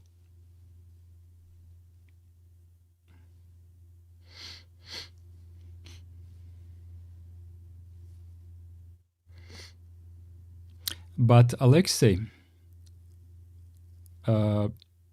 while you are certainly correct that the root partition can be separate from the boot partition, usually when we use GRUB Legacy, this is an older system, and usually the boot partition would be the first one, right? Usually the boot partition would be first one. So this is the boot partition.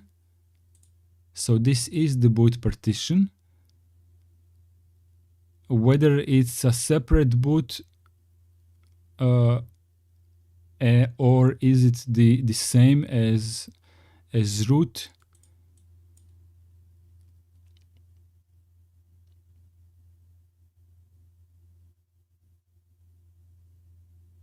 I don't know. I still think that this should be labeled as a mistake as well.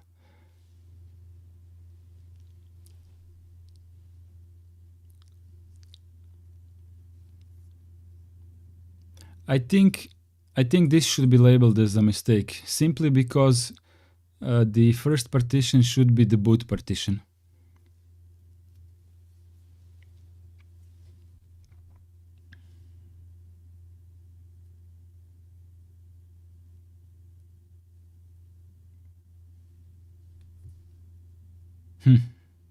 Okay,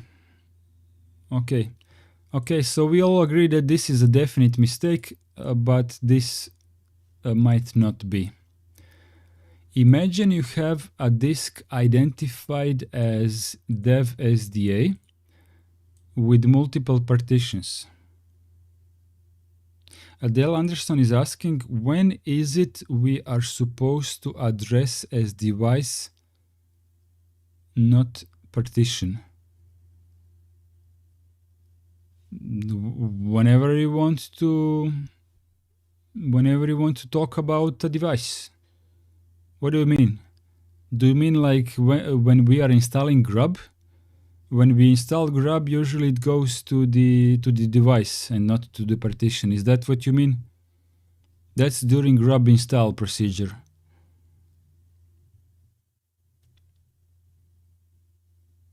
That's when you're doing the GRUB install procedure, because the GRUB should sit between the master boot record and the first partition on the hard drive. That's when we talk about dev SDA and not dev SDA some number, because numbers are partitions.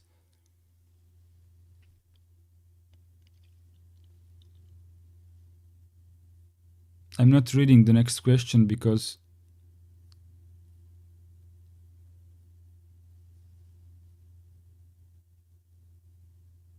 okay, I'll press pause while you discuss whatever you're discussing. I'm not even sure that I'm following. Pendragonian is saying root equals dev HDA. Root never equals dev HDA. The root is always a partition, so HDA cannot be yeah. Okay, so HDA cannot be a partition. It must be HDA something. Root targets a root partition. So you can't make it dev HDA. HDA is a hard drive.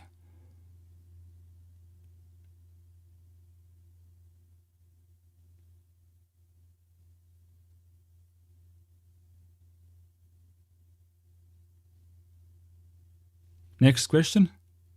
We good?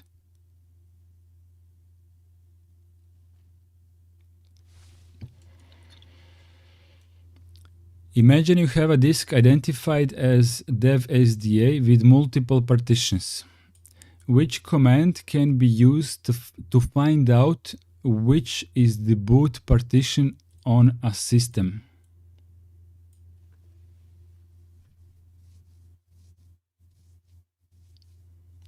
Which command will tell you what is the boot partition on your SDA?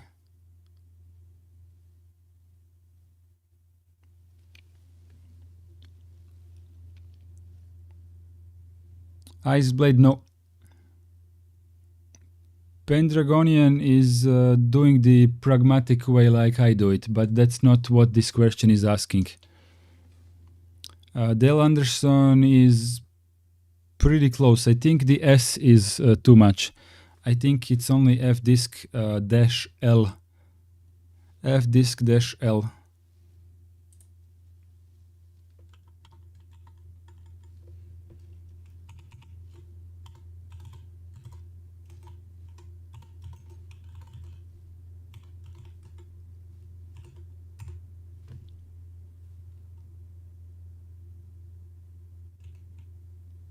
What is even S?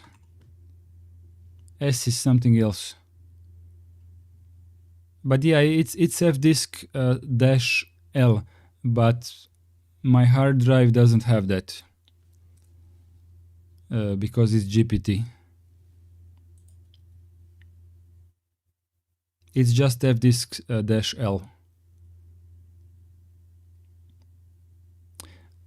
Cfdisk dev SDA will give you an answer, but the correct one for this question is fdisk because that is what the lesson tried to teach us, right?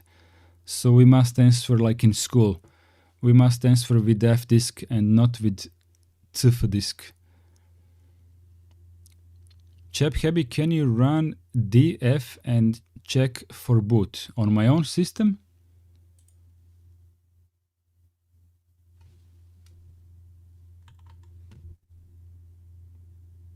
What do you want from my own system? Check for boot.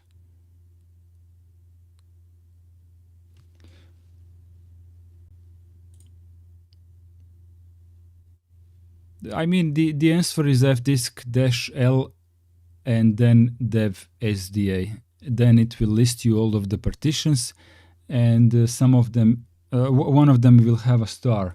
So if you go back here, when I did fdisk dash L on my SSD, you can see here that we have two partitions, right?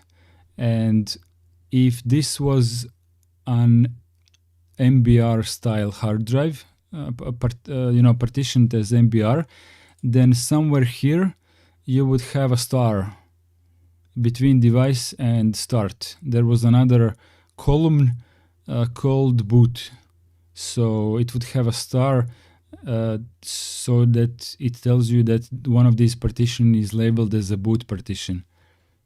So what the Pendragonian typed last in chat right now, that's the correct answer for the MBR.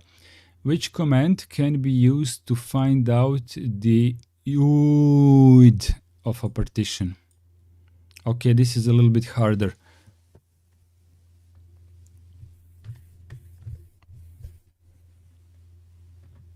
I genuinely don't remember the answer to this question. I know half of this answer. It was somewhat longer command. So there is the folder in the dev where the devices are, right? Dev something UID, and we would list the contents of that folder with the ls command with the parameter by UID. Yeah, Alexei says there is more than one way, but for the sake of this lesson, the correct one was something like ls by UID. Let's try again. ls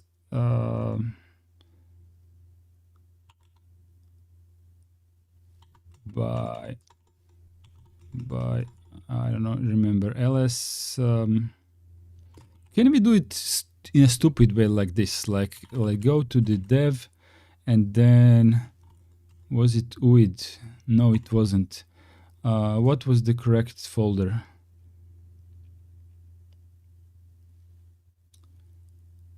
CPU block. Was it block?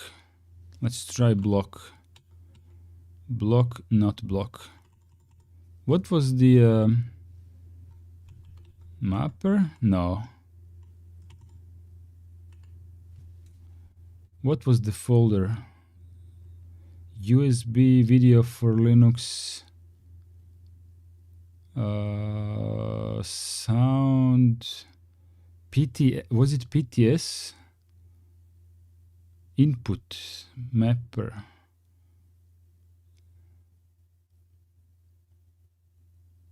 Disk. Was it disk? I forgot. Block. Maybe it was block. Dev block. Oh, we already tried that. How silly of me.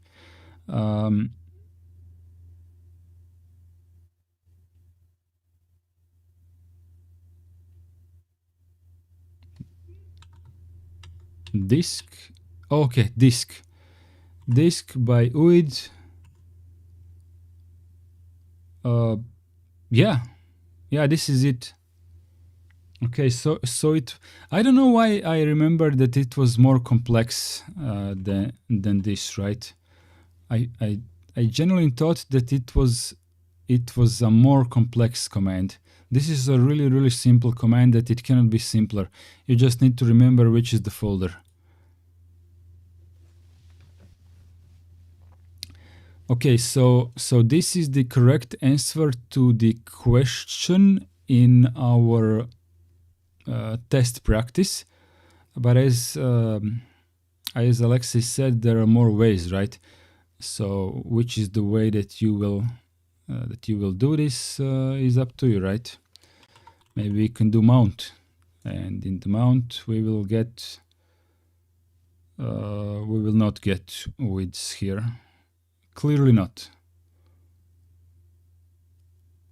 Clearly not. With df we did not have it here. Maybe we can add some parameters.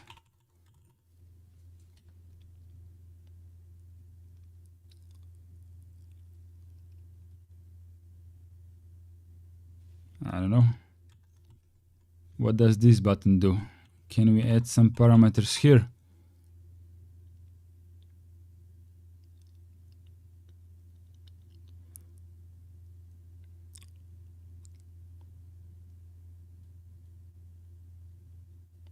Okay, so just right here, right now, out of the bat, I don't know. I would have to research a little bit deeper on what are some other ways to handle this answer, but this one should be enough to answer the question. So list details of this folder, dev disk by UID, and we should be good. Consider the following entry for GRUB2. Menu entry default to asset root Linux intruder. Change it so the system will boot from a disk with UID La la la la la la la la.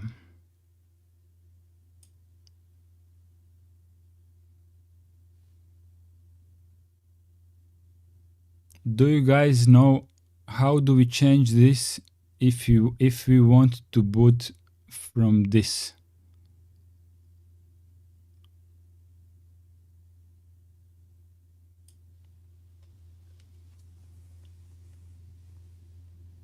This is actually a hard question in general, but considering our experience from today, this is actually a very easy question.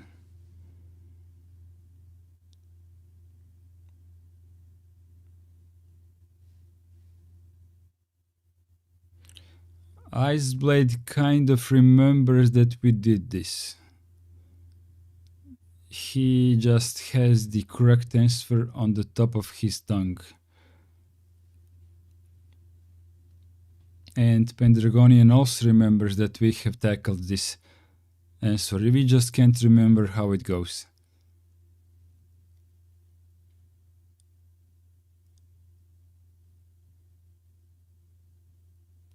Yeah, so the root equals UUID equals this. Yeah, what Pendragonian just wrote in chat.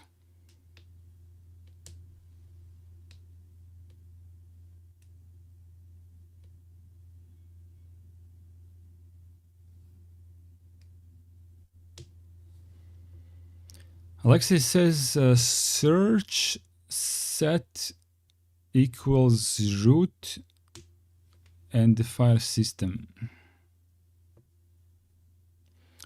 We haven't tried that way, so now I don't know. But the ls command was kind enough to list all of these available UIDs for us, and we already know that it is root equals UID equals this, so we're pretty good with that as one of the solutions. How can you set GRUB2 to wait 10 seconds before booting the default menu entry?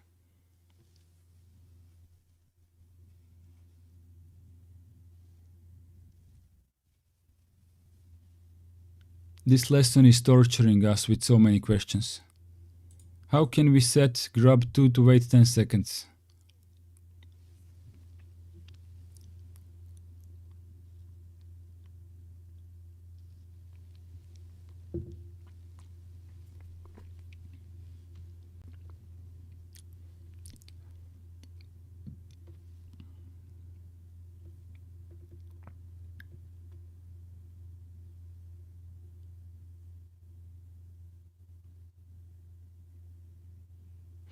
Yeah, Iceblade, we went through this command, yeah.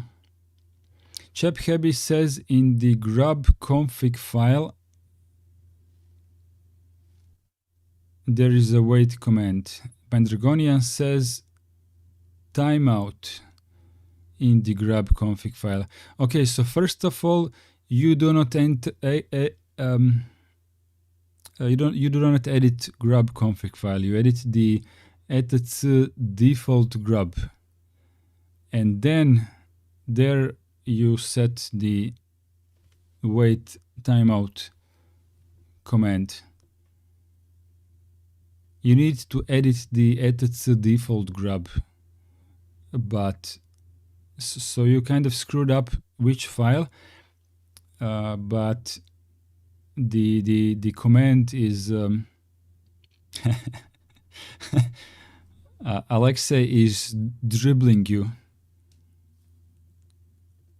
You have to go. The fun part is that you have now both ChapHappy and Pendragonian. You have both answered grub.config, while one of you has previously actually said that you cannot edit that file.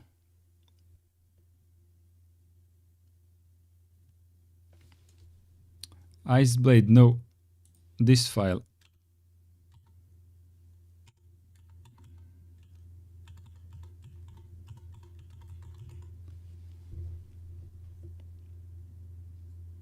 this file, Iceblade, but the question still remains, how can you set grub to? So which command is it?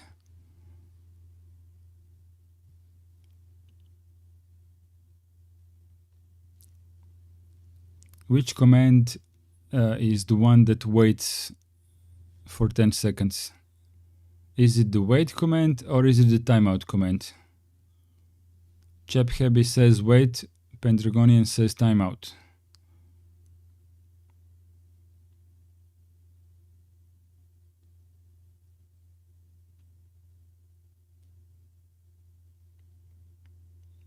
Okay, Iceblade. I believe you.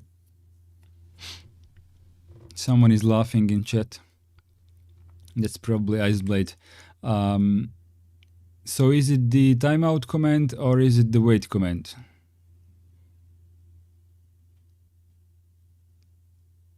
ChapHappy and Pendragonian, you do the rock, paper, scissors on your answers and we'll get the correct one.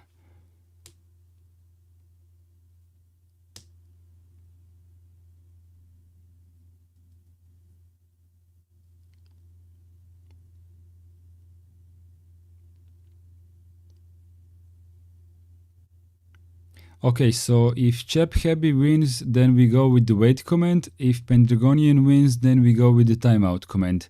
I will say with my voice now, and that's when Pendragonian and ChapHappy will both press enter on their keyboards.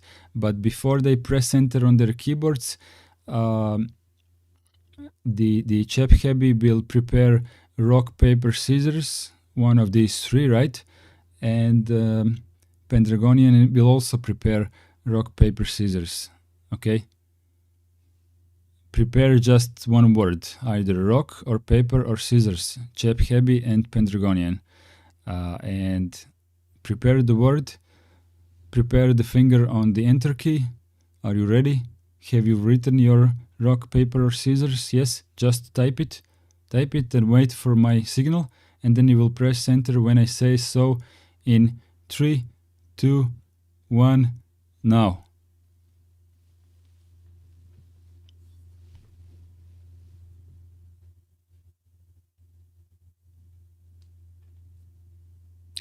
Chat delay is quite big. I didn't get anything in chat.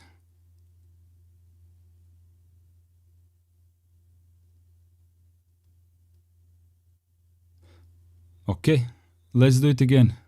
Prepare the next one in sorry for the screensaver. Prepare the next one in 5, 4, 3, 2, 1, go.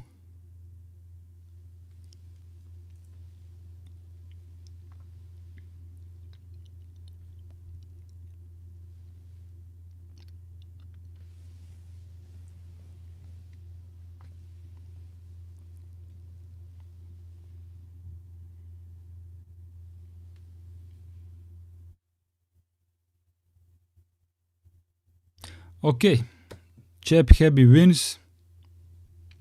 ChapHappy wins, and we will decide on the wait command.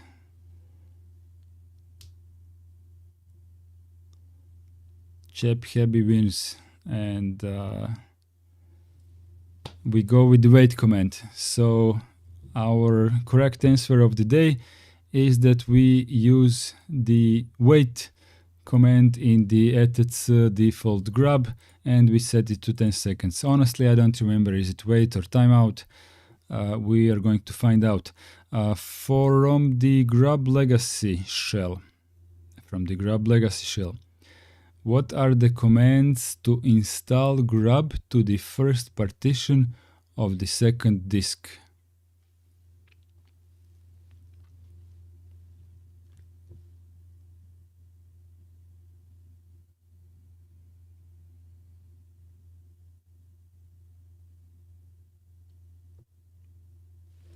Good stuff, ChapHappy.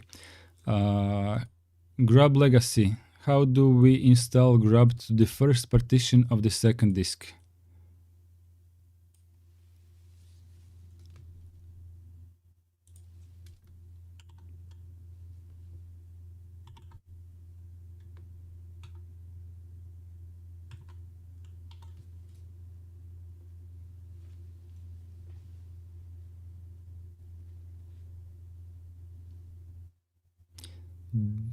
If you don't know the command, do you remember how in the parentheses, how does GRUB Legacy label the first partition of the second disk?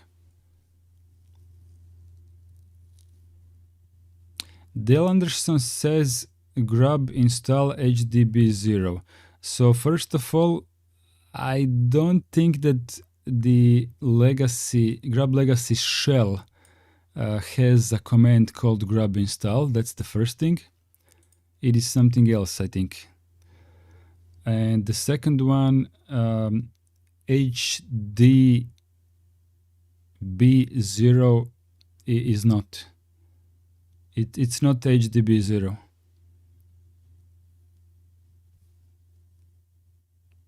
Oh, Iceblade is, let's say closer, but it's HD1, HD1,1 is not the first partition of the second disk. That's the problem. Iceblade HD1,1 is not the first partition of the second disk.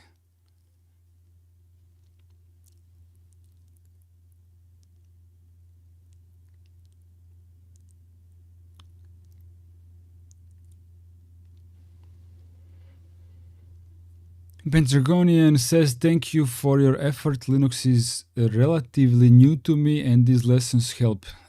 Thank you very much for the balloons and the orange stuff. Thank you very much. Iceblade says, did Legacy not start at 0? Yes. So you're correct, Iceblade. It's HD1,0. But you also need parentheses, like this.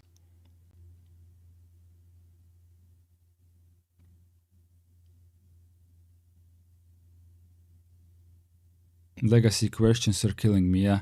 I understand. It's a bit messed up. It's a bit messed up.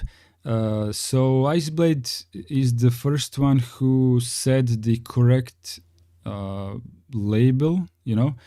It's just that we also need the parentheses and there is also a command in front of that. So do we go with the command in front of that or did everyone forget and we can move on to see what is the answer?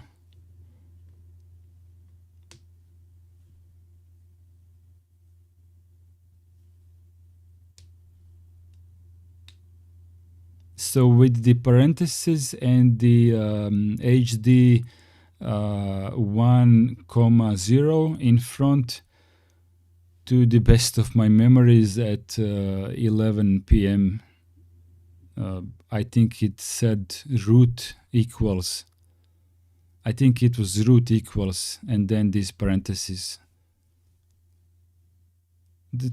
To the best of my ability to remember at this hour. So root equals these parentheses. I think it was that, but let's see what happens, right? Okay, what is the default location for the grub2 configuration file? So it was boot grub grub.config. I don't remember who said this, but I do remember that we had this covered properly, and as a collective, we have had this question tackled correctly. If you guys can remember who answered this one first, good on you. I don't remember anymore. What are the steps needed to change the settings for grub2? Make your changes in the file at its default grub. This was the first time when Alexei wrote age, sex, location, right?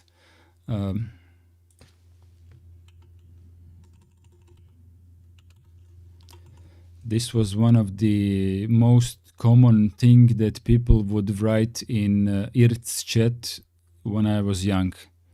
Age, sex, location. This was like a hello. When you would send a private message to a person, the first thing what you would ask would be ASL. It's just in this case, Alexei didn't say ASL. He said EDG, but it just reminded me on this. So what were the steps needed to change the settings for GRUB2? Make your changes in the etc default GRUB, then update the configuration with update-grub. That was what didn't work for me on Arch, but it is a correct command. And we did have this solved. Also, I don't remember who said the answer, but we did get this answered. Iceblade says not to be confused with American Sign Language. I would never think of that. ASL is for me age, sex, location. It means hello, I'm now sliding into your DM and I want to know if you are a girl and where are you located and how old are you. So this is like instead of a hello, you would just type these 3 letters and that's enough. Into which file should custom grub2 menu entries be added? So etc grub.d 40 custom. This someone of you has literally entered the configuration folder of his own computer and find out about 40 custom and 41 custom. I don't remember who that was, but that person was the first one to answer this question. What are the menu and where are the menu entries for GRUB Legacy stored? So I said boot menu list, and then Alexei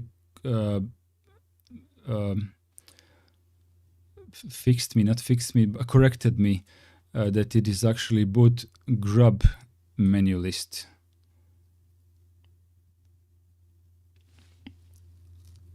Yeah, so Alexei corrected me on this one because I forgot the grub folder. From a grub2 legacy, from a grub2 or grub legacy menu, how can you enter the grub shell? Iceblade answered this one with the press C on your keyboard. I remember this very clearly that it was Iceblade, and then we had answer to the imagine a user configuring from the second partition of the first disk. So we said that this is wrong, but we weren't sure about this. And the answer is the boot partition is wrong. Remember that unlike GRUB, Legacy counts the partitions from 0. So the correct command for the second partition of the first disk should be root hd 0,1. And I knew this, but I don't remember who was the first one to type this in chat.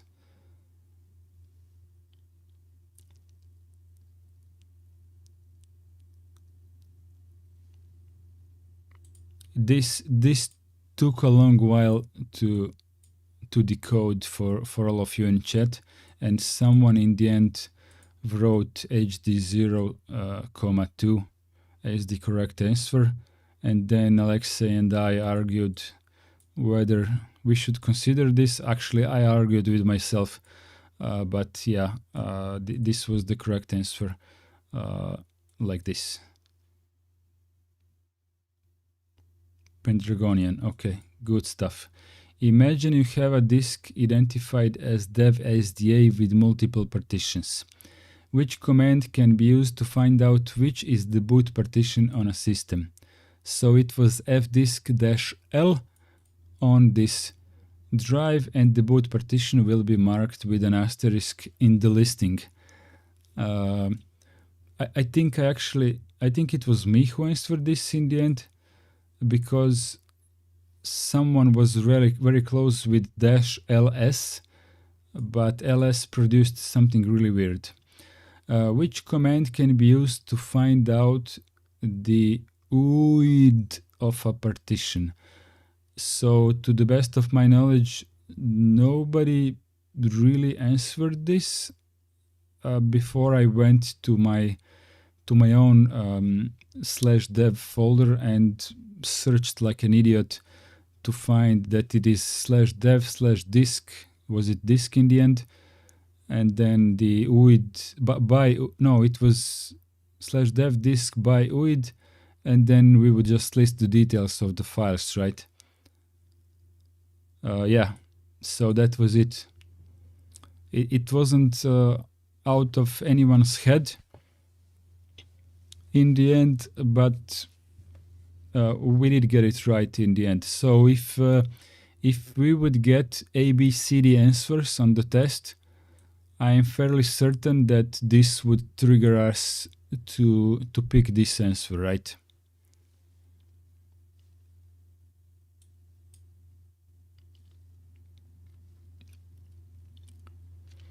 Consider the following entry for GRUB 2. Okay. Change it so the system will boot from a disk with UID. This one.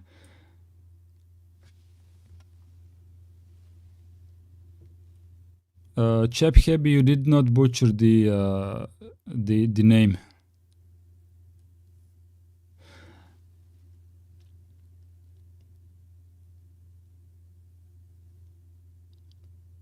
Who answered this one? I can't remember. We kind of argued together about UID, and then Alexei jumped in with the search command. But in the end, we just said that it is root equals UID equals this, right? I just don't remember who said that. Maybe we said it together. You will need to change the set root statement. Instead of specifying a disk and partition, tell GRUB to search for the partition with the desired UID. Okay, so menu entry default OS. Search set root fs UID. Oh, I see. Okay, so this is, so Alexei answered this one correctly, but honestly, I don't remember this being in the entire lesson at all. Maybe I didn't see it. And that's why I went with what we practice in the GRUB shell. But apparently we cannot use what we used in GRUB shell on the menu entry of the GRUB config file. Maybe we can, but maybe this is the more correct way to do it. I don't know. Alexei, Dale Anderson says none of us got it. Dale Anderson, that is incorrect. Alexei wrote the correct answer. Scroll up in the chat and you will see that Alexei wrote exactly this.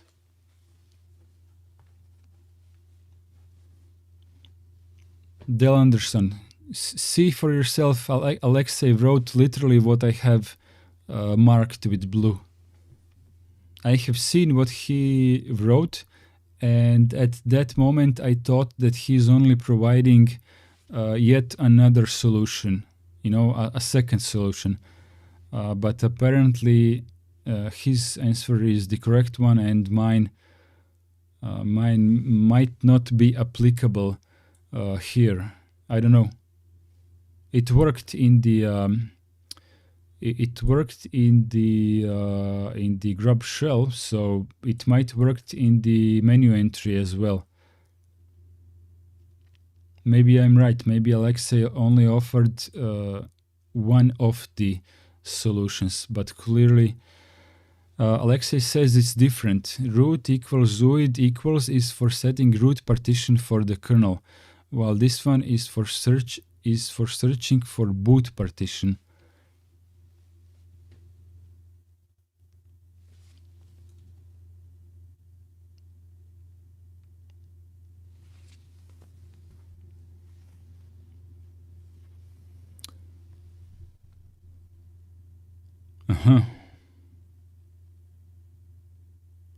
This is a little bit more complex of a question. To search for a boot partition, which of course can be different than the root one.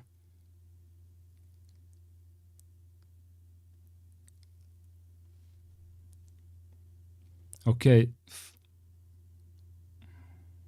Yeah, Del Anderson. Honestly, this is the most difficult question for me today because I completely missed the point of the question, right?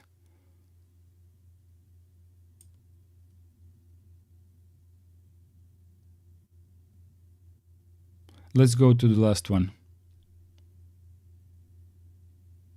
Oh, there's more. Search. Yeah, the rest is the same. The rest is the same, but this is what is changed. Alexei says Alexei wanted to say something, but changed his mind.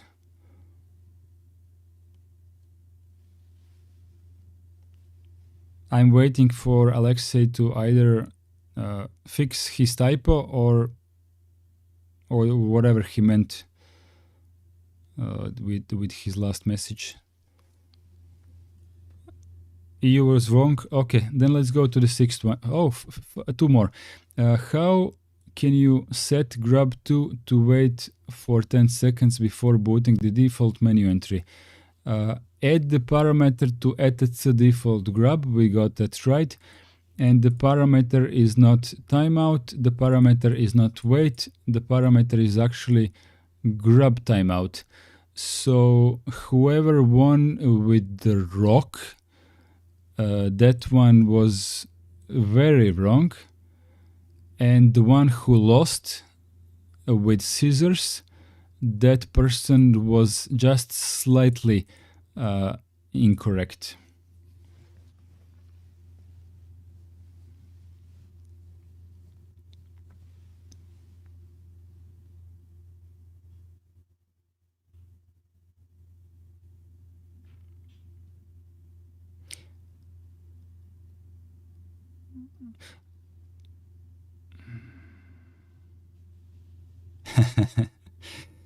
Chap Happy apologizes to the entire team for losing us points against the invisible second team.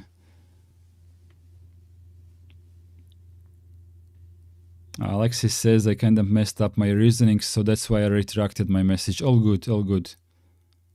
The thing is, Alexei, I too should be reading the question more carefully, because in these exams and stuff, there can be some trick questions and you have to read properly.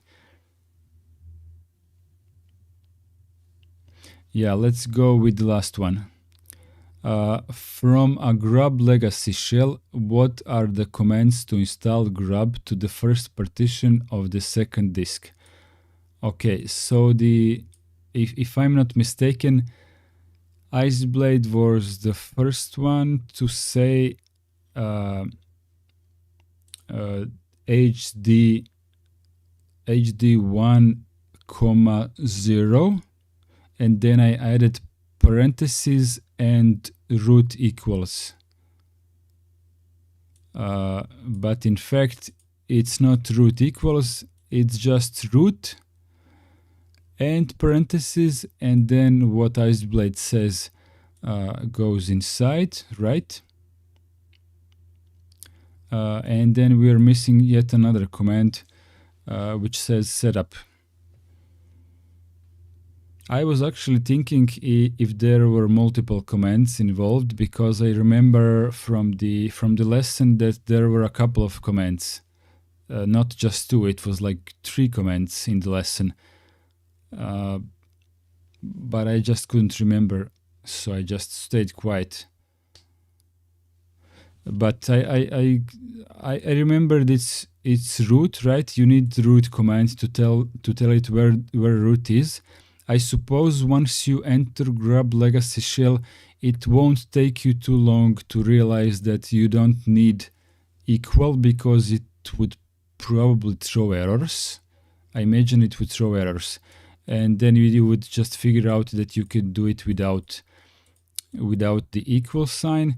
So that part is, I suppose, good, but I forgot about setup completely.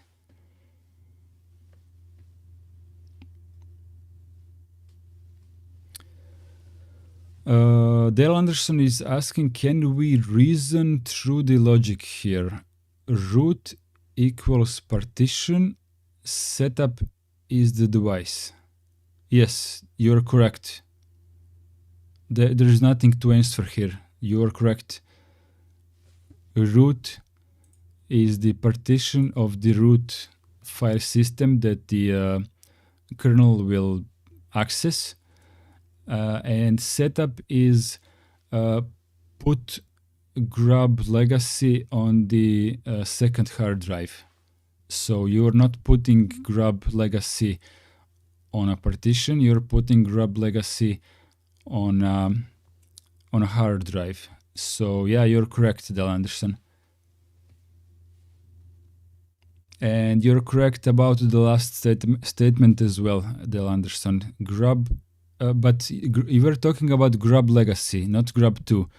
GRUB2 does not install where GRUB Legacy installs. Okay, just make the differentiation. GRUB Legacy is the one that gets set up on the hard drive, not partition, while the GRUB2 goes into the partition. Is that confusing? GRUB Legacy goes to the hard drive, and this is because it goes between the MBR and first partition. But GRUB2 actually goes into a partition.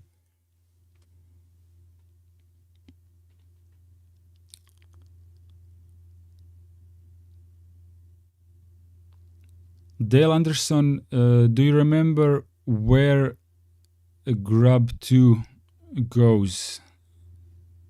Where is his place, or where is its place? You know what is a little bit weird with Slavic languages such as Croatian, and I'm pretty sure that it's similar in Russian. We have gendered, is it nouns in English?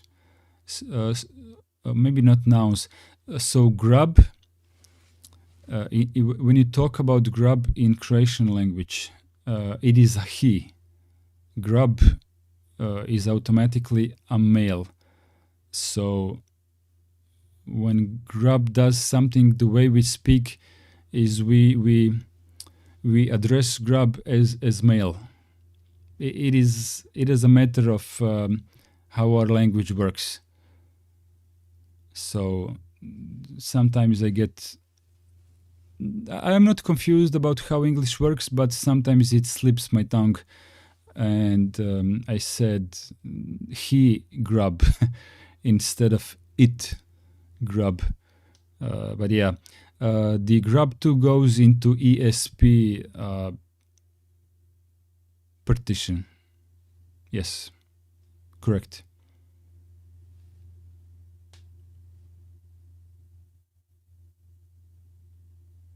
Chep Hebi says similar to Spanish then. Yeah, I suppose it is. I think French as well.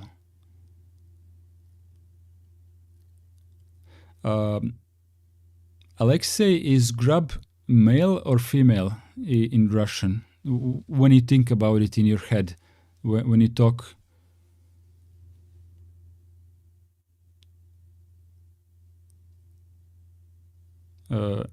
System which system are we talking about? Alexei, can you give me a fuller sentence with the word system? Like, did you mean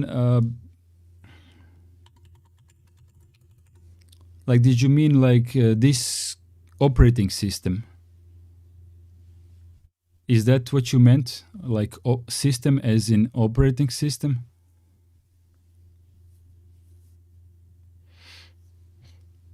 Dale Anderson says languages with too many genders are confusing to English speakers like me. In Croatian, we have only 3 genders. The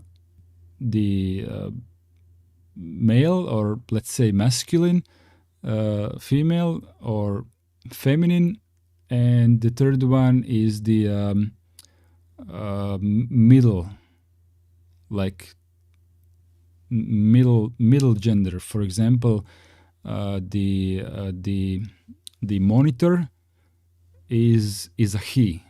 It's male or masculine monitor, right?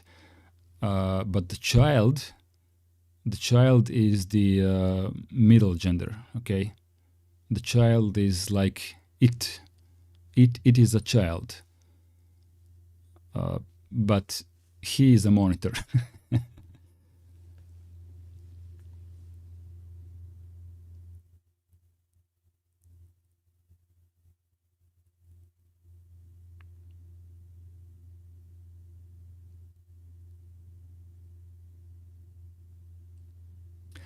Okay, I understand where you're coming from, because in Croatian, what English-speaking people would say operating system, in Croatian it would be operativni sustav.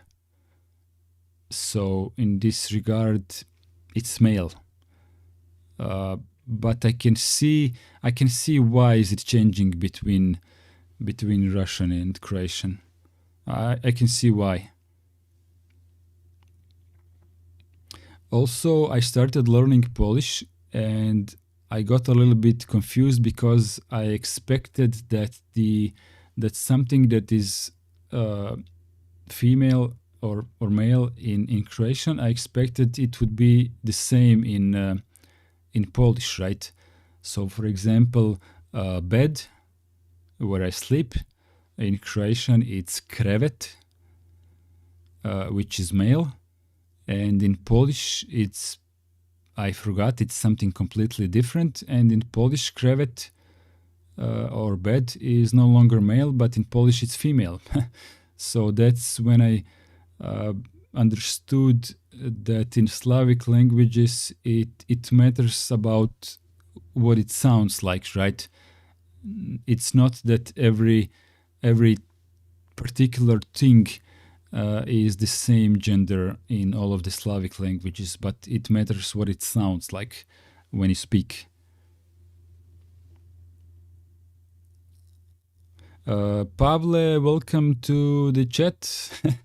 Pavle says in Croatian sučeljenje I monitor. Are you sure that you meant sučeljenje? That doesn't sound right. Did you mean sučelje? Like interface. Interface is sučelje, not sučeljenje.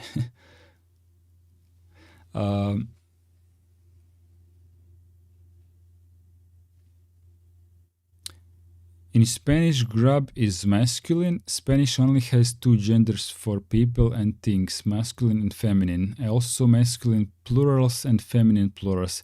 Chep Hebi, what about a child in Spanish?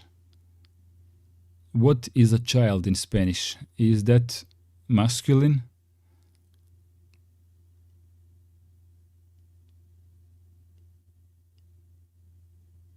Bed is female in Russian too. Okay, so only in Croatian it's male. Chep Hebi, what is a child? Is that masculine gender or feminine? Because in Croatian it's a third one. Water is aqua, which is feminine, yet in an exception so is masculine. I actually did not understand what you mean. Chephebi says child will depend. If it's a boy or girl, it will be Nino for masculine or Nina for feminine. Oh, okay. Okay, so you have two words for a child. Interesting. Interesting. That makes sense. That makes sense. If you only have two gendered nouns, then you have to have two separate words for a male child and a female child. But in Croatian, we just have a child. It's just a child. You cannot know which sex it is. Interesting. Interesting. Aqua in Croatian is voda, so that would be feminine. Pavla says, yeah, that I learned IT using Croatian sites that use the Croatian words. So many times this screensaver kicked in today. I learned IT using Croatian sites that use the Croatian words for computer hardware and software, while in Serbian you just appropriate the English words. It was such a culture shock. Okay, so now I know who I'm talking about. Okay, yeah. So yeah, in Serbian I did notice that in a lot of cases it's just the addition of the English word for something, but the pronunciation goes povuku. I don't know how to translate povuku to English people to understand what I'm saying. I don't think that Americans would be able to understand even if I tried to explain. But Alexei, being Russian, he might be able to understand. When Alexei, when we read English words, it's not that common in Croatian, but it is in Serbian. When they read English words, they tend to read them as they are written, right? Not as the English language has imagined that it should be pronounced. Like, for example, but then again, I do that as well when I read this. For example, GRUB, right? I always say GRUB because I am used to, but I could read it GRUB. GRUB would be how I would read it as a proper Croatian guy, right? What else? I did read some of these things the way my Croatian works. Like UID. I read this as UID, while English people would probably read it as UUID. To me, it's just UID. What else did I read? F-disk. Yeah, the other one, CF-disk. CF-disk, English pronunciation would be CF-disk. For me, it's just CF-disk because C is C, right? So why bother with C if it's just C? It's easier.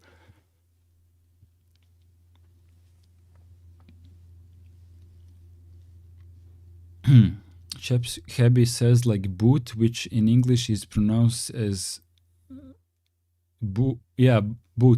In Croatian we would write B-U-T, and in Croatian and Serbian, when we would read such a word, B-U-T, we would read it boot. So it would be like a shorter version of boot. Sort of like difference between sheep and ship.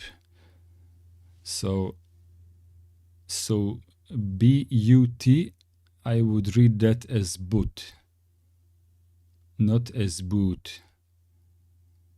In Croatian, we don't have boot. I mean, we cannot produce that with our language. It can only be boot because B is B, U is U, and T is T. So B, U, T, boot. Such similar to Spanish.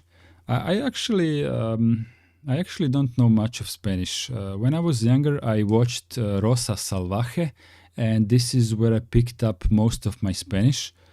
And that's not too much, right?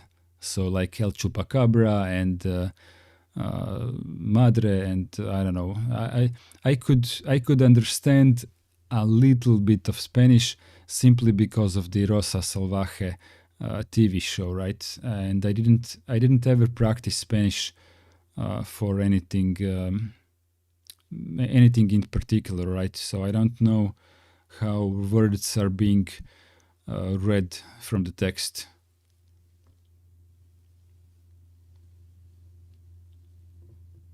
Oh, Dios míos, I do remember that. I'm just trying to rewind, but it was a really long time ago.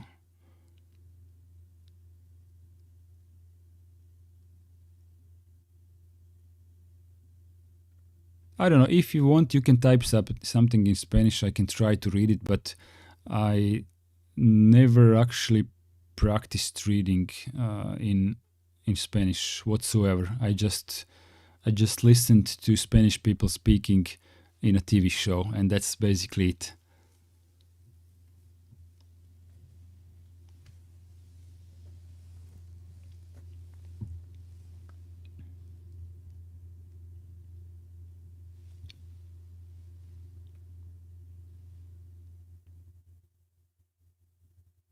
Oh, Dios mío, yes, it sounds just as you read it. You mean it writes just as I said it? I did not read it. I said it from my memory.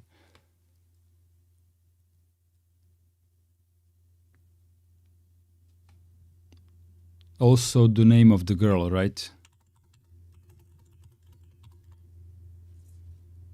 So Rosa Salvaje, the way I heard it being said, this is how I would type it in Croatian, but I have no clue how it would be written in Spanish. Ah, yes, you're right. The H changes to J. Yes. Yes, the H changes to J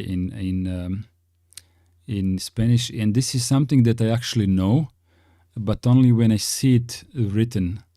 But when I want to write, then I have no clue. Chupacabras. Okay. Esto es un enunciado en español. This is an Spanish sentence. Okay, so esto es un enunciado en español. Best I can do without any training.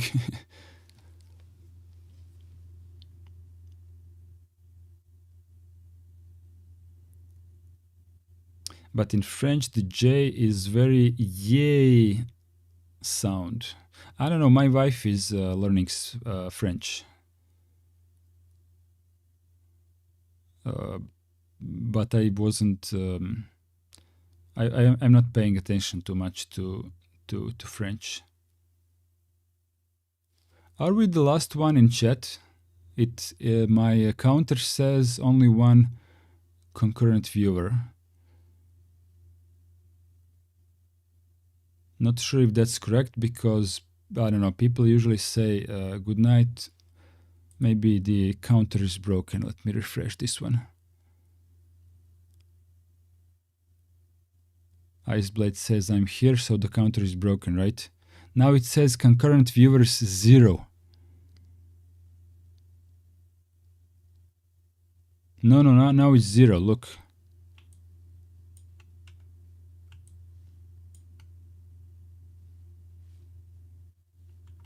Look, it's 0 now.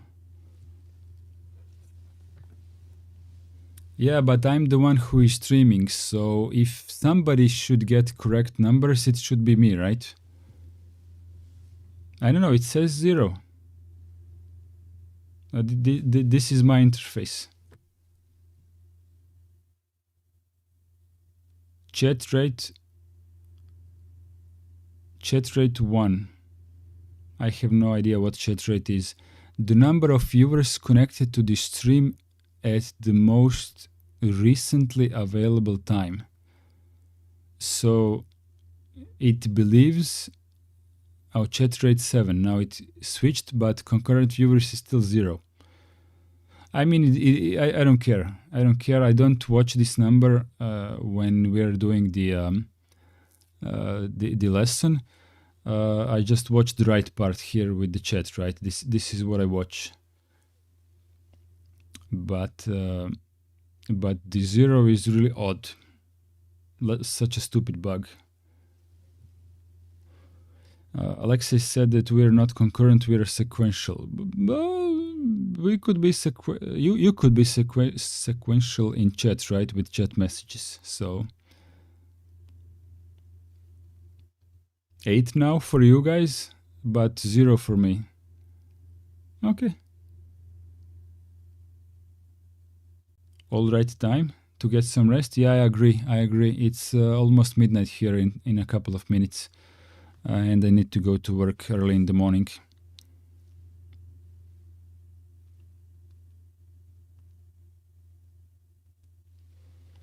Bad Wolf Cowboy has missed the entire lesson. Yes, this is correct, but you can still catch up with the video on demand. No worries about that, unless you wanted to participate, right? For that, I'm sorry, but if you will want to watch with the live chat, Bad Wolf Cowboy, then don't watch today. Watch it tomorrow, because for some odd reason when this stream finishes, you will be able to watch the video on demand immediately, but the live chat will not work. And there is plenty of useful information in the live chat, and for some reason it takes like half a day for YouTube to put together the video with the live chat. So when you watch the video on demand in 12 hours from now, if the live chat is not working, give it a couple of more hours while YouTube is doing its thing, right? Chep Happy says, thank you for the lesson. Have a good rest time and a great week ahead, everyone. Yep. From me as well. Bad Wolf Cowboy, rest well. I still have to review the previous lessons. I have been busy with my primary and secondary job. Thank you. I will keep that in mind. Alexei says, now you have 5 concurrent viewers. Weird bug. Yeah. It is what it is. Look, it literally jumped.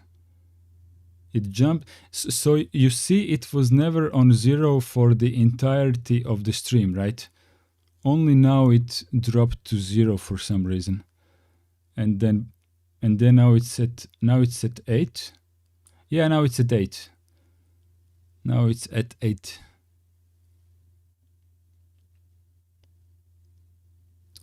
Much to review. Great intro to this topic. Thank you, says Dale Anderson. Okay, boys and girls, let's go to bed. Let's go to sleep.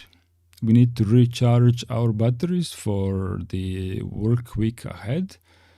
And if not before, then see you on the next Sunday, right?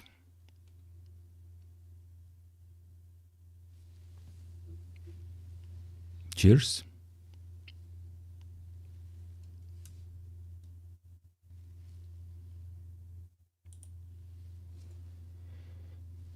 Cheers again. Maybe concurrent viewers is based on location. Have a good night. Okay, bye. Anyway, it's almost 2 a.m. for me. Thanks for the stream and good night. And thank you very much, Alexei, for helping out. This wouldn't be the same without you.